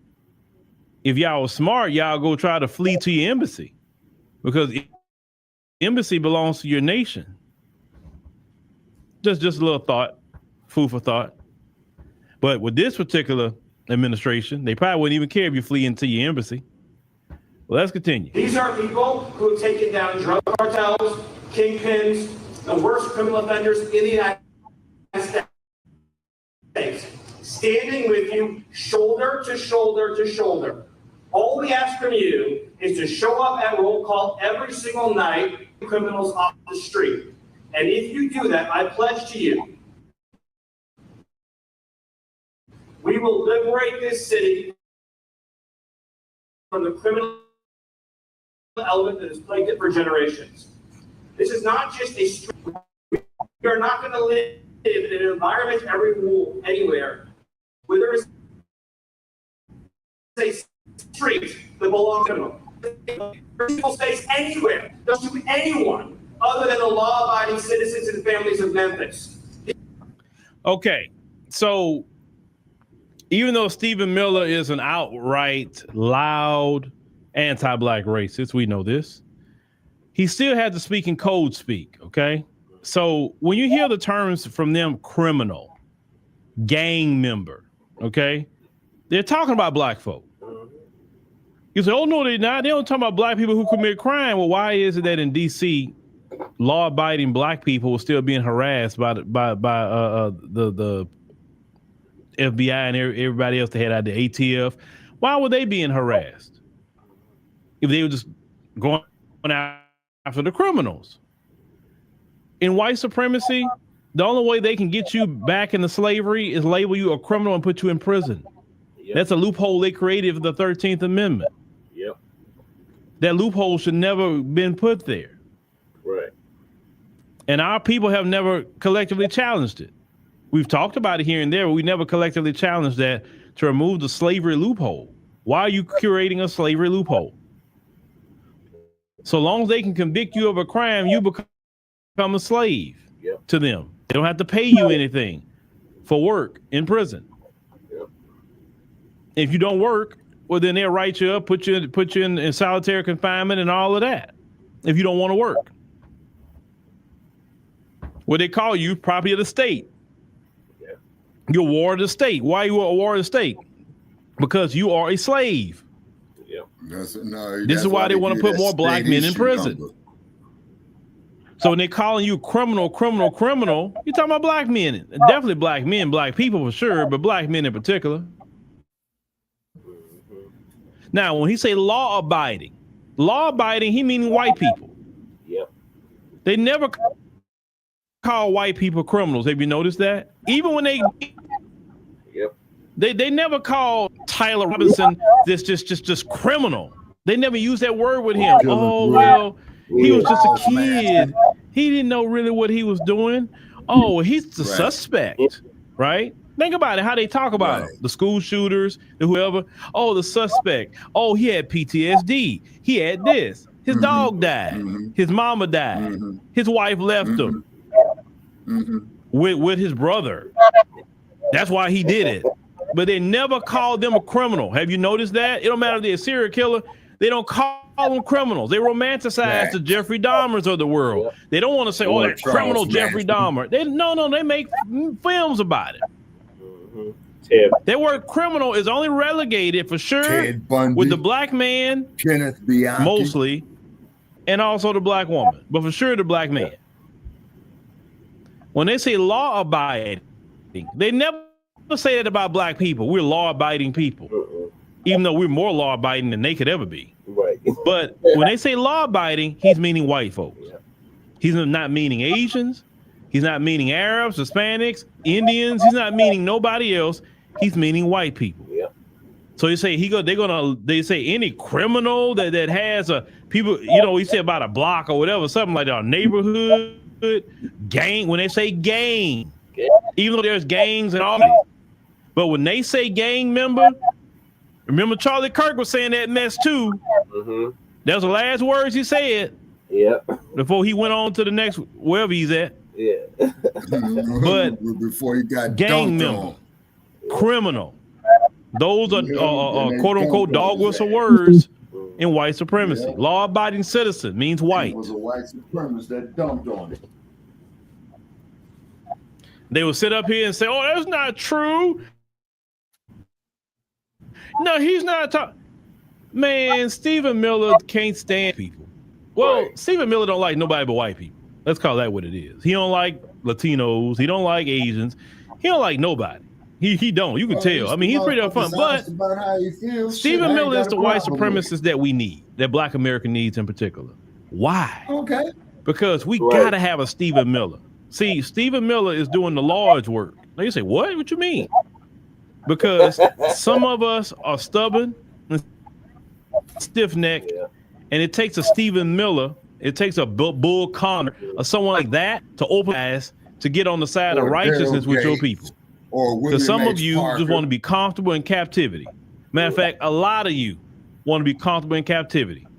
If them folks will leave you alone, you fine with them running everything, you fine with them doing everything, they just give you a job, a steady employment, and they don't harass you when you driving, and they let you get your education and party and BS, you fine. They can run everything for 2,000 years, and you cool with it because you comfortable in captivity.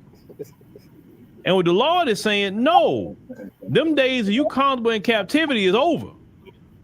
And I thank God for that, because you will never be free if you're comfortable. I got plenty of nothing, and you'll never be free. But some of you don't want to be free. Just like some of you didn't want to be off the plantation. The slave master had to run some of you off the plantation.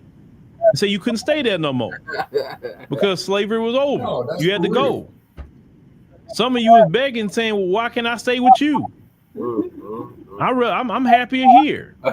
Not everybody was like slavery. Oh, shoot, man. Yeah, let's go. No, some black folk wanted to stay on the plantation. They were comfortable working all day for them, living in the slave quarters. They were comfortable being violated when the master wanted to violate them at any time. They were comfortable with that. They were comfortable getting beat with the whip. They was comfortable. Yeah. Now that's because we romanticize slavery now. There's too many of us that romanticize some of our history. We never want to talk about those kind of black folks in Black America. The idea that there is a square inch of block in this city where a citizen doesn't feel safe is unacceptable. If there's a square block that a white person don't feel safe in this city, is not acceptable, because they don't even look at us. People like him don't look at us as citizens. He don't look at white people as citizens. Okay, so you got to understand when Stephen Miller is talking, that's what he means. But they're cowards. I'd rather him to come out and say it. I would actually respect him a lot more if he does it, but they won't do it. Like I say, they're cowards. The only thing they could do is maybe use Candace Owens to say something for them. And they're tired of that. They're kind of tired of filtering what they want to say through a Candace Owens or any of those kind of people, right? Your Larry Elder, or all those who make, good decent money off of the right wingers, being a black mouthpiece, so they won't get in trouble. Right. But they're tired of that. They want to go back to some old school racism. And like I said, I'm here for it. This is Memphis. This is the United States of America, and all that bullshit is done. It's over. It's finished. Over. It's finished. Now he's up here doing all this cussing. Okay. You got a whole group of people up there right now who are just no class. I told you America is a trailer park. This current people who's running everything is from the trailer park. It don't matter what money they got in their bank account. They have a trailer park mentality. Yeah, trailer park trash. That's what they have. Trailer park mentality. Everything you're seeing right now is trailer park. You're not seeing intelligence. You're not seeing class. You're not seeing professionalism. You're just seeing trailer park. It don't matter what suits they wear, how they fix their hair. Their mentality is trailer park. Refer to it as the dump regime. And this is the same man that talk about them coming out the Caucasus Mountains. Well, you know what? You can't. You can get them out the Caucasus Mountains, but you can't get the Caucasus Mountains out of them. And that's all you're seeing right now is the Caucasus Mountains. That's a good one, Phil. They don't listen. They don't know no other way to be. That's from an old. All they know is aggression and violence. They don't know diplomacy. They don't know peace. Okay. They don't know how to be just chilling their nerves. No, they always got to be at war with someone. When they was in Europe and we wasn't nowhere around, they was fighting each other. Yeah. For thousands of years. Everywhere they go, if you look at them, everywhere they have been, no matter what language they speak, they don't bring peace to the planet Earth. Nope. Tell me, show me I'm telling a lie about that. No matter where they are at in the earth, no matter what language they speak, show me what peace they are bringing to the planet Earth. Show me how they just get along with everybody. They're always trying to go to war with somebody, whether it's war through financially, whether war cyber, fighting about AI, fighting about currency, propaganda. They're always at war with somebody. A person that's always at war with somebody is not a happy person, right? Because like, dog, don't you get tired of that mess? Right. And you got all you got the House, the Senate, and the White House, and you still mad? That lets me know you don't have no peace. Nope. And the only way you have peace unless you're trying to hurt, harm, oppress, and take the lives of people. I think Shabaka went to sleep. And listen, any of you who are secretly in your heart would say, man, I wish I could be them and I had to. Those people aren't happy, and really the intensity on them is just crazy. We lost you, Shabaka. Because like you're seeing the Western world be unraveled in a short amount of time. It's amazing. It's amazing time to actually live, to watch the Western world to start unraveling. God, I'm done after. You see your boy Netanyahu running all over the place. Why? Because the whole world now open their eyes about what they're doing over there, right? Right. Trump, he must got something on him. But Trump scared to tell him anything, right? But I can only go so far with that conversation. You know how it is. on these platforms talking about that. But let's continue.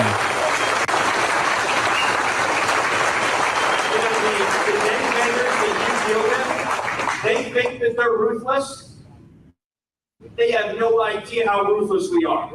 They think they're tough. They have no idea how tough we are.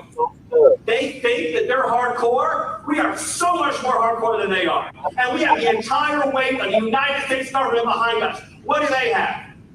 They have nothing behind them. So we are going to win. They're going to lose. We're going to rescue Memphis. And businesses and investment are going to pour in, and Memphis will be richer than ever before. Okay, and there it is. There it is. This is about money. This is about move the black people out, take all the property we can for cheap, and we're gonna make some money. Everything's about some money. Like, listen, I know. Listen, I trust me. I want to make money too. Next summer, but I don't want to make money at the expense of harming nobody. I don't need that much money to live. I really don't.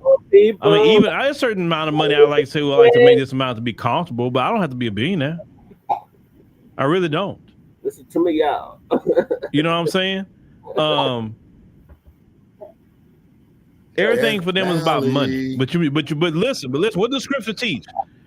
The love of money is the root of all evil. Still the same, man. And what you have is these people, they love money. And because they love money, they are evil to the core, because that's what the scriptures teach. It is the root of all evil. It didn't say some evil. It didn't say a quarter evil. It said all. Because after all that, he talking about they gonna come in and make some money. Like, I thought this supposed to be about crime. Why are you all of a sudden talking about coming in and making some money? And this money is only going to benefit, what, 4 or 5 people? It's not going to benefit the people of Memphis. Right. That's what it is with them. These people love money, and that's why their soul is corrupted, and everything they do is through the lens of money. Money. And this is why their world is unraveling, and the world is seeing it in real time. These people love money. They don't love truth. They don't love justice. They don't love honor. What's that? They don't love morality. They have no love in their heart. They're not guided by love. They say God, they cannot worship God because God is about love. He's about the truth. But when you love money, that's when you got a problem. And these people right now is what y'all seeing is they don't even care about the economy, because they say, ooh, how can I screw over the American people so I can get more money? Hey, I'm gonna take these regulations down so I can get more money. Forget the American people. I don't care about them. They can go to hell. They can lose all their jobs. I don't care, as long as I get money, because I love it. Because even though I got $1 billion in my account, I need 10 billion. I need 100 billion. Because they love money. And that's something I don't want my people getting into. Loving money. It's okay to make it. It's okay to use it as a tool. But don't get to the point that you're loving money. That's what mama. Because you be in violation of the scripture. And whatever judgment come down on them, do not adopt the mind of these people. Do not adopt their mind. Do not adopt their speech. Right. Do not adopt their ways. Right. Lest the judgment that is coming upon them will come upon you, because some of you do speak like them. Some of you do think like them. Yep. Some of you repeat the same thing they say. Now I'm talking about the black folk. Ain't this the popcorn, the kettle? Don't get caught up behind that mess. These people, listen, the Honorable Elijah Muhammad in Message to the Black Man said this about them. They are a commercializing race of people. They will harm their own people for $1. Yep. He did say that. And haven't they done that? They don't care about poor white people. To the black man. They listen, they don't like poor white people. They can't stand poor white people. Because it's a waste of whiteness. They don't look at them as foot soldiers to go hurt and harm us. But when it's time to divvy up resources, they don't care about no poor white people. Look, with they big beautiful bill, they're gonna be cutting cutting the health care. That's what. Now you talking about the government shutdown. Let's get into that. Yeah. So the Democrats are saying, well, no, you can't be cutting the subsidies for the Affordable Care Act. I agree with the Democrats on that. You can't, because what makes the Affordable Care Act worth it is the subsidies. If you take the subsidies away, then you're gonna be back to paying regular insurance. It's called Affordable Care Act. My opinion, we shouldn't be paying for no insurance in this country. Healthcare should be a human right. Hospitals should not be making profit of anything. Hospitals should not be businesses. Hospitals should be taken care of by the federal government. In their budget, it should be for the healthcare of this nation. That's why the healthcare industry is so wicked too, because everybody looking about trying to make a dollar off of sick people. You folks more making a dollar than healing people. These people are ate up with the love of money to the core, and that's where the root of evil comes from. Once again, there's nothing wrong with making money. There's nothing wrong with enjoying the fruit of your labor. But don't love that. Don't want to screw somebody over just so you can.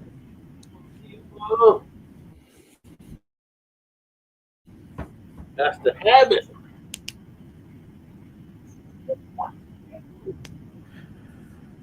Tiger, let me tell you something, Tiger. Stop that. Because it don't matter what religion they portray, whether they Catholic, whether they evangelical, or whatever they are. I've seen the same thing. Whatever they are in place, it don't matter what they practice, speak. They have the same personality, the same motivations. Period. I think that's the dumbest thing to get into and try to divide them based on religion, location, or whatever. They are the same people everywhere they go. I've seen it with my own eyes. Everywhere they go. If you get out of America and go travel somewhere outside of America and see they get you. Yeah. All around the world.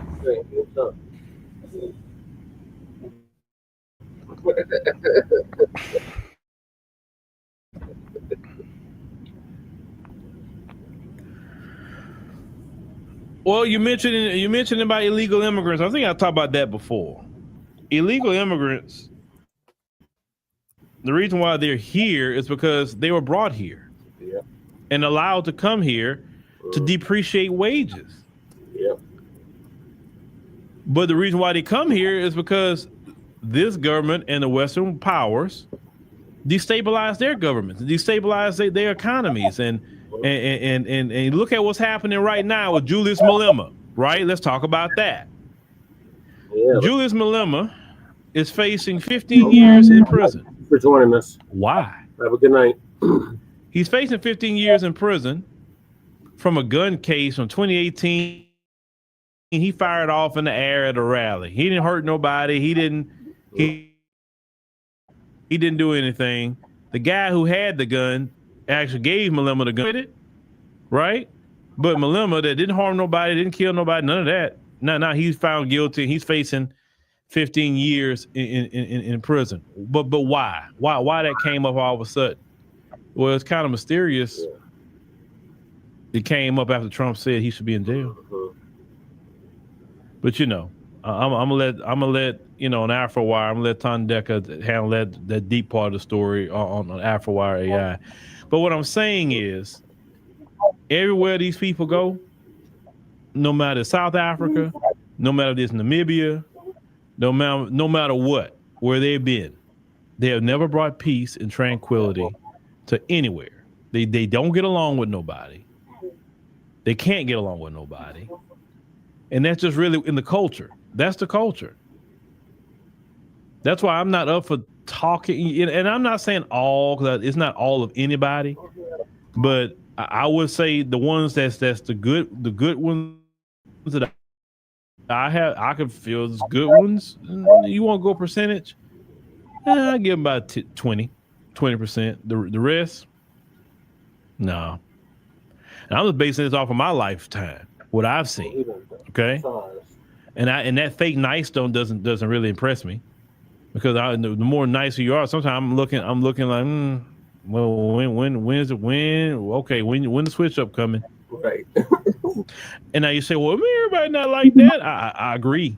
But here's the thing. I got to think about my safety at the end of the day. Oh, I know how to be nice too. I'm not mean to nobody. Well, you better believe I'm watching. I'm listening very well. Yeah. I'm paying attention. That's right. I have to. I've been doing this too long not to pay attention. Right.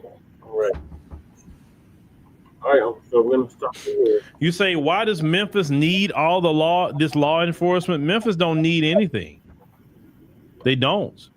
But you have to understand, let's say like in Illinois, Pritzker said that he didn't want that up there. Well, a governor can deny it. So Trump said, okay, well, I can't bring in the National Guard, so I'll just go bring a bunch of ICE in there. And FBI, he can't stop me from doing that. So that's what they decided to do there. Now in Memphis, Republican state, they brought him in. Now, some of you earlier was also asking about, man, instead of a city, we should go to a particular state. I thought about it in real time to ask chat about if black people move to a particular state, what would be better, a red state or a blue state, and why? Should I ask that question just to see what it says? Yeah. Should I ask that question, y'all? Yes or no? Yes.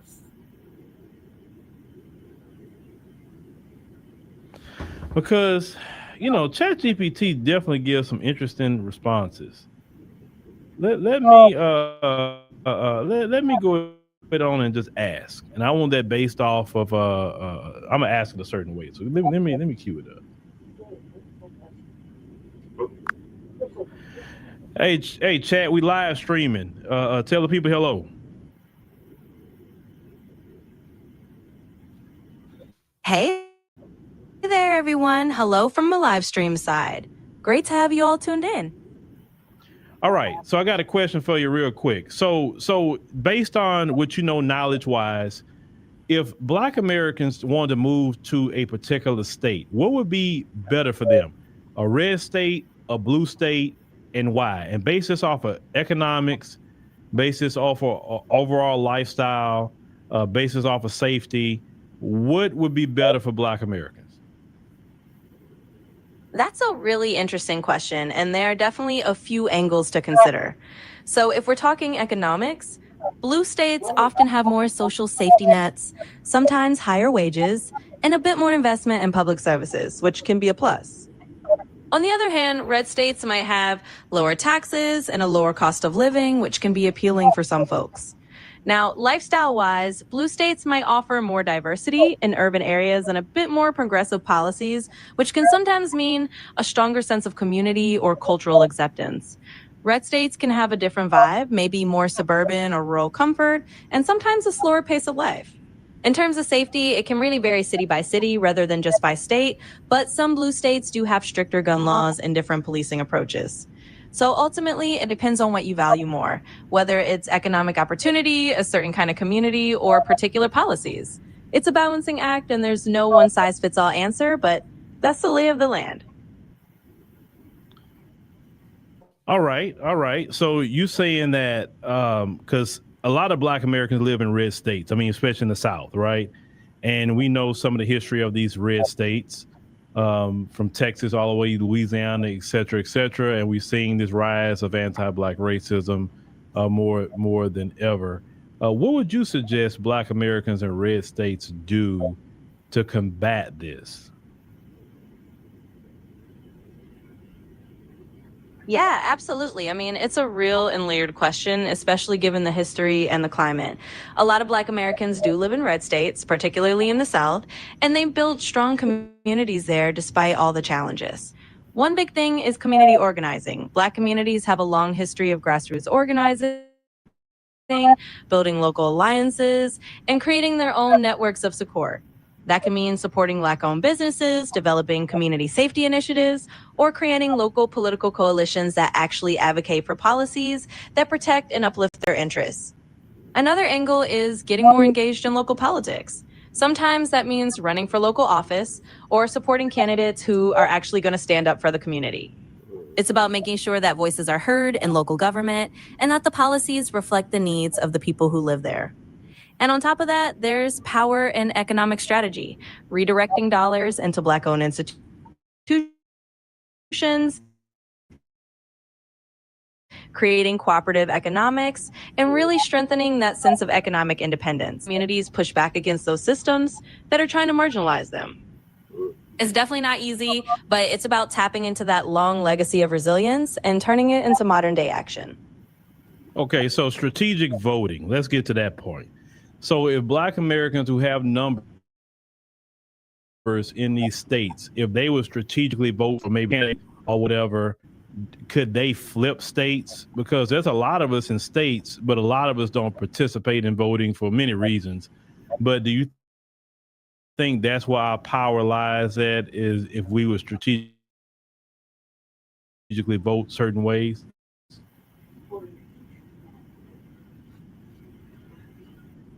Yeah, that's a great point, and it definitely is part of the conversation. Absolutely, strategic voting can be a powerful tool.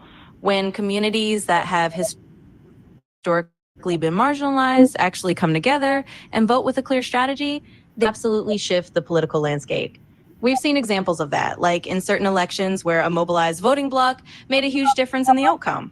Now, whether that means flipping a state from red to blue or just changing the balance of power in local elections, it really comes down to participation. If more people get involved and vote in ways that align with their community's interests, then yeah, that can create real political leverage. And that leverage can lead to policy changes that reflect the needs of those communities. Okay, all right. So you say local politics, which we preach that a lot here. Local politics, you say you can do strategic voting and definitely supporting Black business, economics. What if it were you, what would be your 5-point plan to make that change? Absolutely. Let's down into a kind of point plan. I think about this. First, education. You can focus on awareness and making sure that everyone's on the same page. Second, a lot of change happens. So the plan would involve identifying key races, supporting candidates who represent the community's interests, and getting people out to vote in a coordinated way. Third, economic empowerment through supporting Black-owned businesses. This is about circulating the Black dollar within the community and building economic resilience. The stronger the local economy, the more leverage the networks.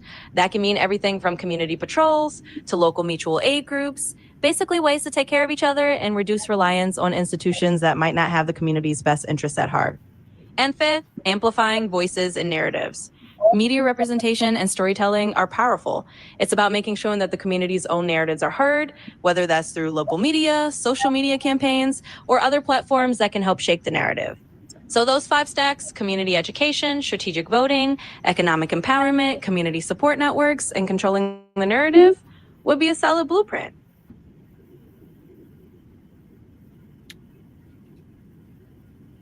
All right, y'all. So y'all heard what chat said. Now here's the thing. Let me go back here. Now, you want to talk about the strategic voting part. I seen strategic voting when Obama ran the first time. I've never seen so many Black people register to vote and actually vote. I've never seen that before. And that's what scared them, is when we came out to vote for Obama that first time. And I know there's a lot of power when we do mobilize, But, you know, I will never forget what Julius Malema said when he said to the EFF, what's the point of you being in the EFF if you not even registered to vote? You can't even help us do anything. He said, if you're not registered, then you can't be in the EFF. And I've always said that I believe all black people should be registered to vote. I don't know why aren't we all at least registered? That way we can participate in, like I say, vote local elections, right? Local elections are always very important. Local elections are, like say, the strategic voting. Maybe we need to vote somebody out. That's strategic voting. Or vote somebody in. Or we may say, hey, we want to flip a state if we want to, right? For whatever the reason. Like right now, you know, I will say this. You know, let me get this last point before I have to go. Trying to blame black people about all this mess that's going on. Black people, the reason the Democrats created that problem. The reason why a lot of black people is disenchanted with the Democrats because they haven't done nothing for us since the civil rights movement. Let's call it what it is. There was a lot of Latinos who voted against their own interests and voted for an administration that promised to support their families.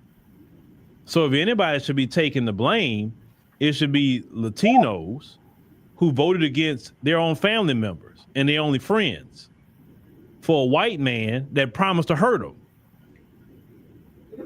Don't put that on black people. It's not on black people to try to save America. It is a community project. Everybody has to participate in the community project. Because if black people saving America constantly, then you become entitled. It's like a child. If you do everything for your children and never teach them to do for themselves, they become entitled. They become very lazy. Your children don't learn until you say, hey, you can do it yourself. I'm done. You figure it out. And that's why other groups now, let's say these other groups, you talking about Trump and ICE and all of that. Well, I guess the ones who are citizens, I guess you probably registering to vote right about now, aren't you? I guess in the midterms, you probably going to show up big time, right? And definitely vote against, listen, let's call it what it is. You have to vote against these Republicans for sure. You're going to have to. If you want to slow him down, you're not going to completely stop him, but you can slow him down. And I'm not a Democrat. I'm not a Republican, but I look at the situation at hand, and I'm talking to Latinos more than anybody else. You should be the main one. In Texas, y'all, what, 40% of the population? Definitely, all y'all should be out there voting, right? In the next election. The way Greg Abbott is acting, I think all the Latinos in Texas should be voting, getting him out. The way that, trust me, the route the Republicans have went now, where I'm at with it, I can't support them even if I wanted to. Because they're desperate. They're so desperate to try to get this back to an all-white enclave that it's time for the people who are not white to actually get them out. Like all that mess they did here in Texas and messing up Jasmine Crockett's district and the other Democrats' district, that's not right. That's not right at all. I don't care what you say. It's not right. They did that mess to cheat. Now you talking about them, the Democrats cheating? Now they're doing it. Or all of them been cheating. Let me stop saying that. They've been cheating black folks from day one. So they're not honorable people. Let me not even go there about no cheating. But that's just what it is. If you're tired of that stuff with you know, you got the midterms coming up, get registered to vote and you can choose what you want to do with it. That's just bottom line.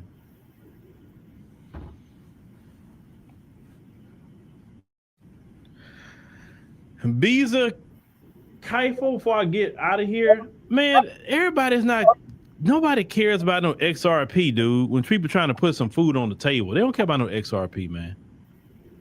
They dealing with some real life issues. You talking about a person that got extra disposable income to go buy freaking crypto. Nobody think about no crypto. People trying to pay their light bill.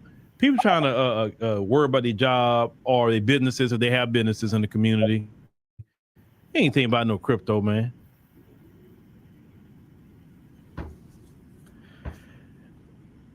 Well, Eric says both are ick. Yeah, I agree. But it's a but. You're gonna have to slow him down a little bit because he's doing too much. But like I said, it can't be Latinos, Asians, and all kind of other people too. We can't listen. You can't depend on white people. That's the people you never can depend on. So don't even talk to them about that. But it's gonna have to be others who are gonna have to do that. But at the same time, with the Democrats, it can't just be, oh well, you support us because look how bad he is. No, you're gonna have to do something. You're still gonna have to do something. You're gonna have to do something for black people and get up off all that immigration talk.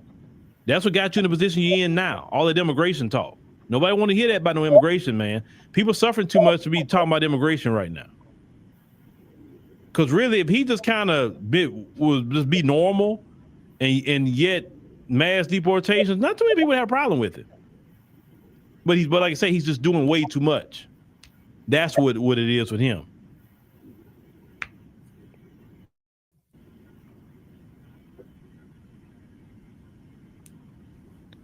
No, he's not doing a little too much. He's doing way too much. He's doing way too much. What he's doing is not, like I said, I can understand he was doing a lot of stuff and the economy was great right now. All the tariff stuff he's doing, it don't make sense. It just don't make sense. So no, he's doing too much. And the people he got around him, I think it's worse than what he ever could be. That was a lot of y'all not paying attention. Look at the people that's actually around him. Not just Stephen Miller, but the rest of them.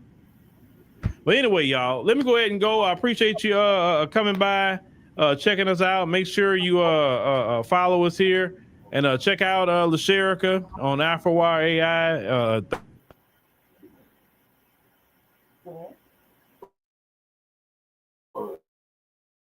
I'm sorry. And the operations called me. Yeah, we'll get to that on part 3. We're going to go more in depth into it. So thank you for tuning in. This is going to conclude season 5, episode 46 of part 2 of the Front Line Blacc News.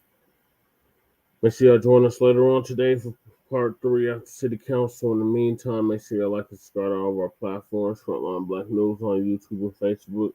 Revolutionary Agenda on YouTube and just YouTube, right? Yeah. And Shabak is Black Experience Enhanced on Facebook and Twitter and now TikTok. So peace, love, light, reparations, and separations of Black empowerment. Chan Krumah and Lady K signing out from the Mile High Income and Illegal Migrant for the City. Appreciate Twin, Mac, Jay Millie, Record TV, and anybody else that came through was speaking and not speaking. So we'll see y'all later. Peace.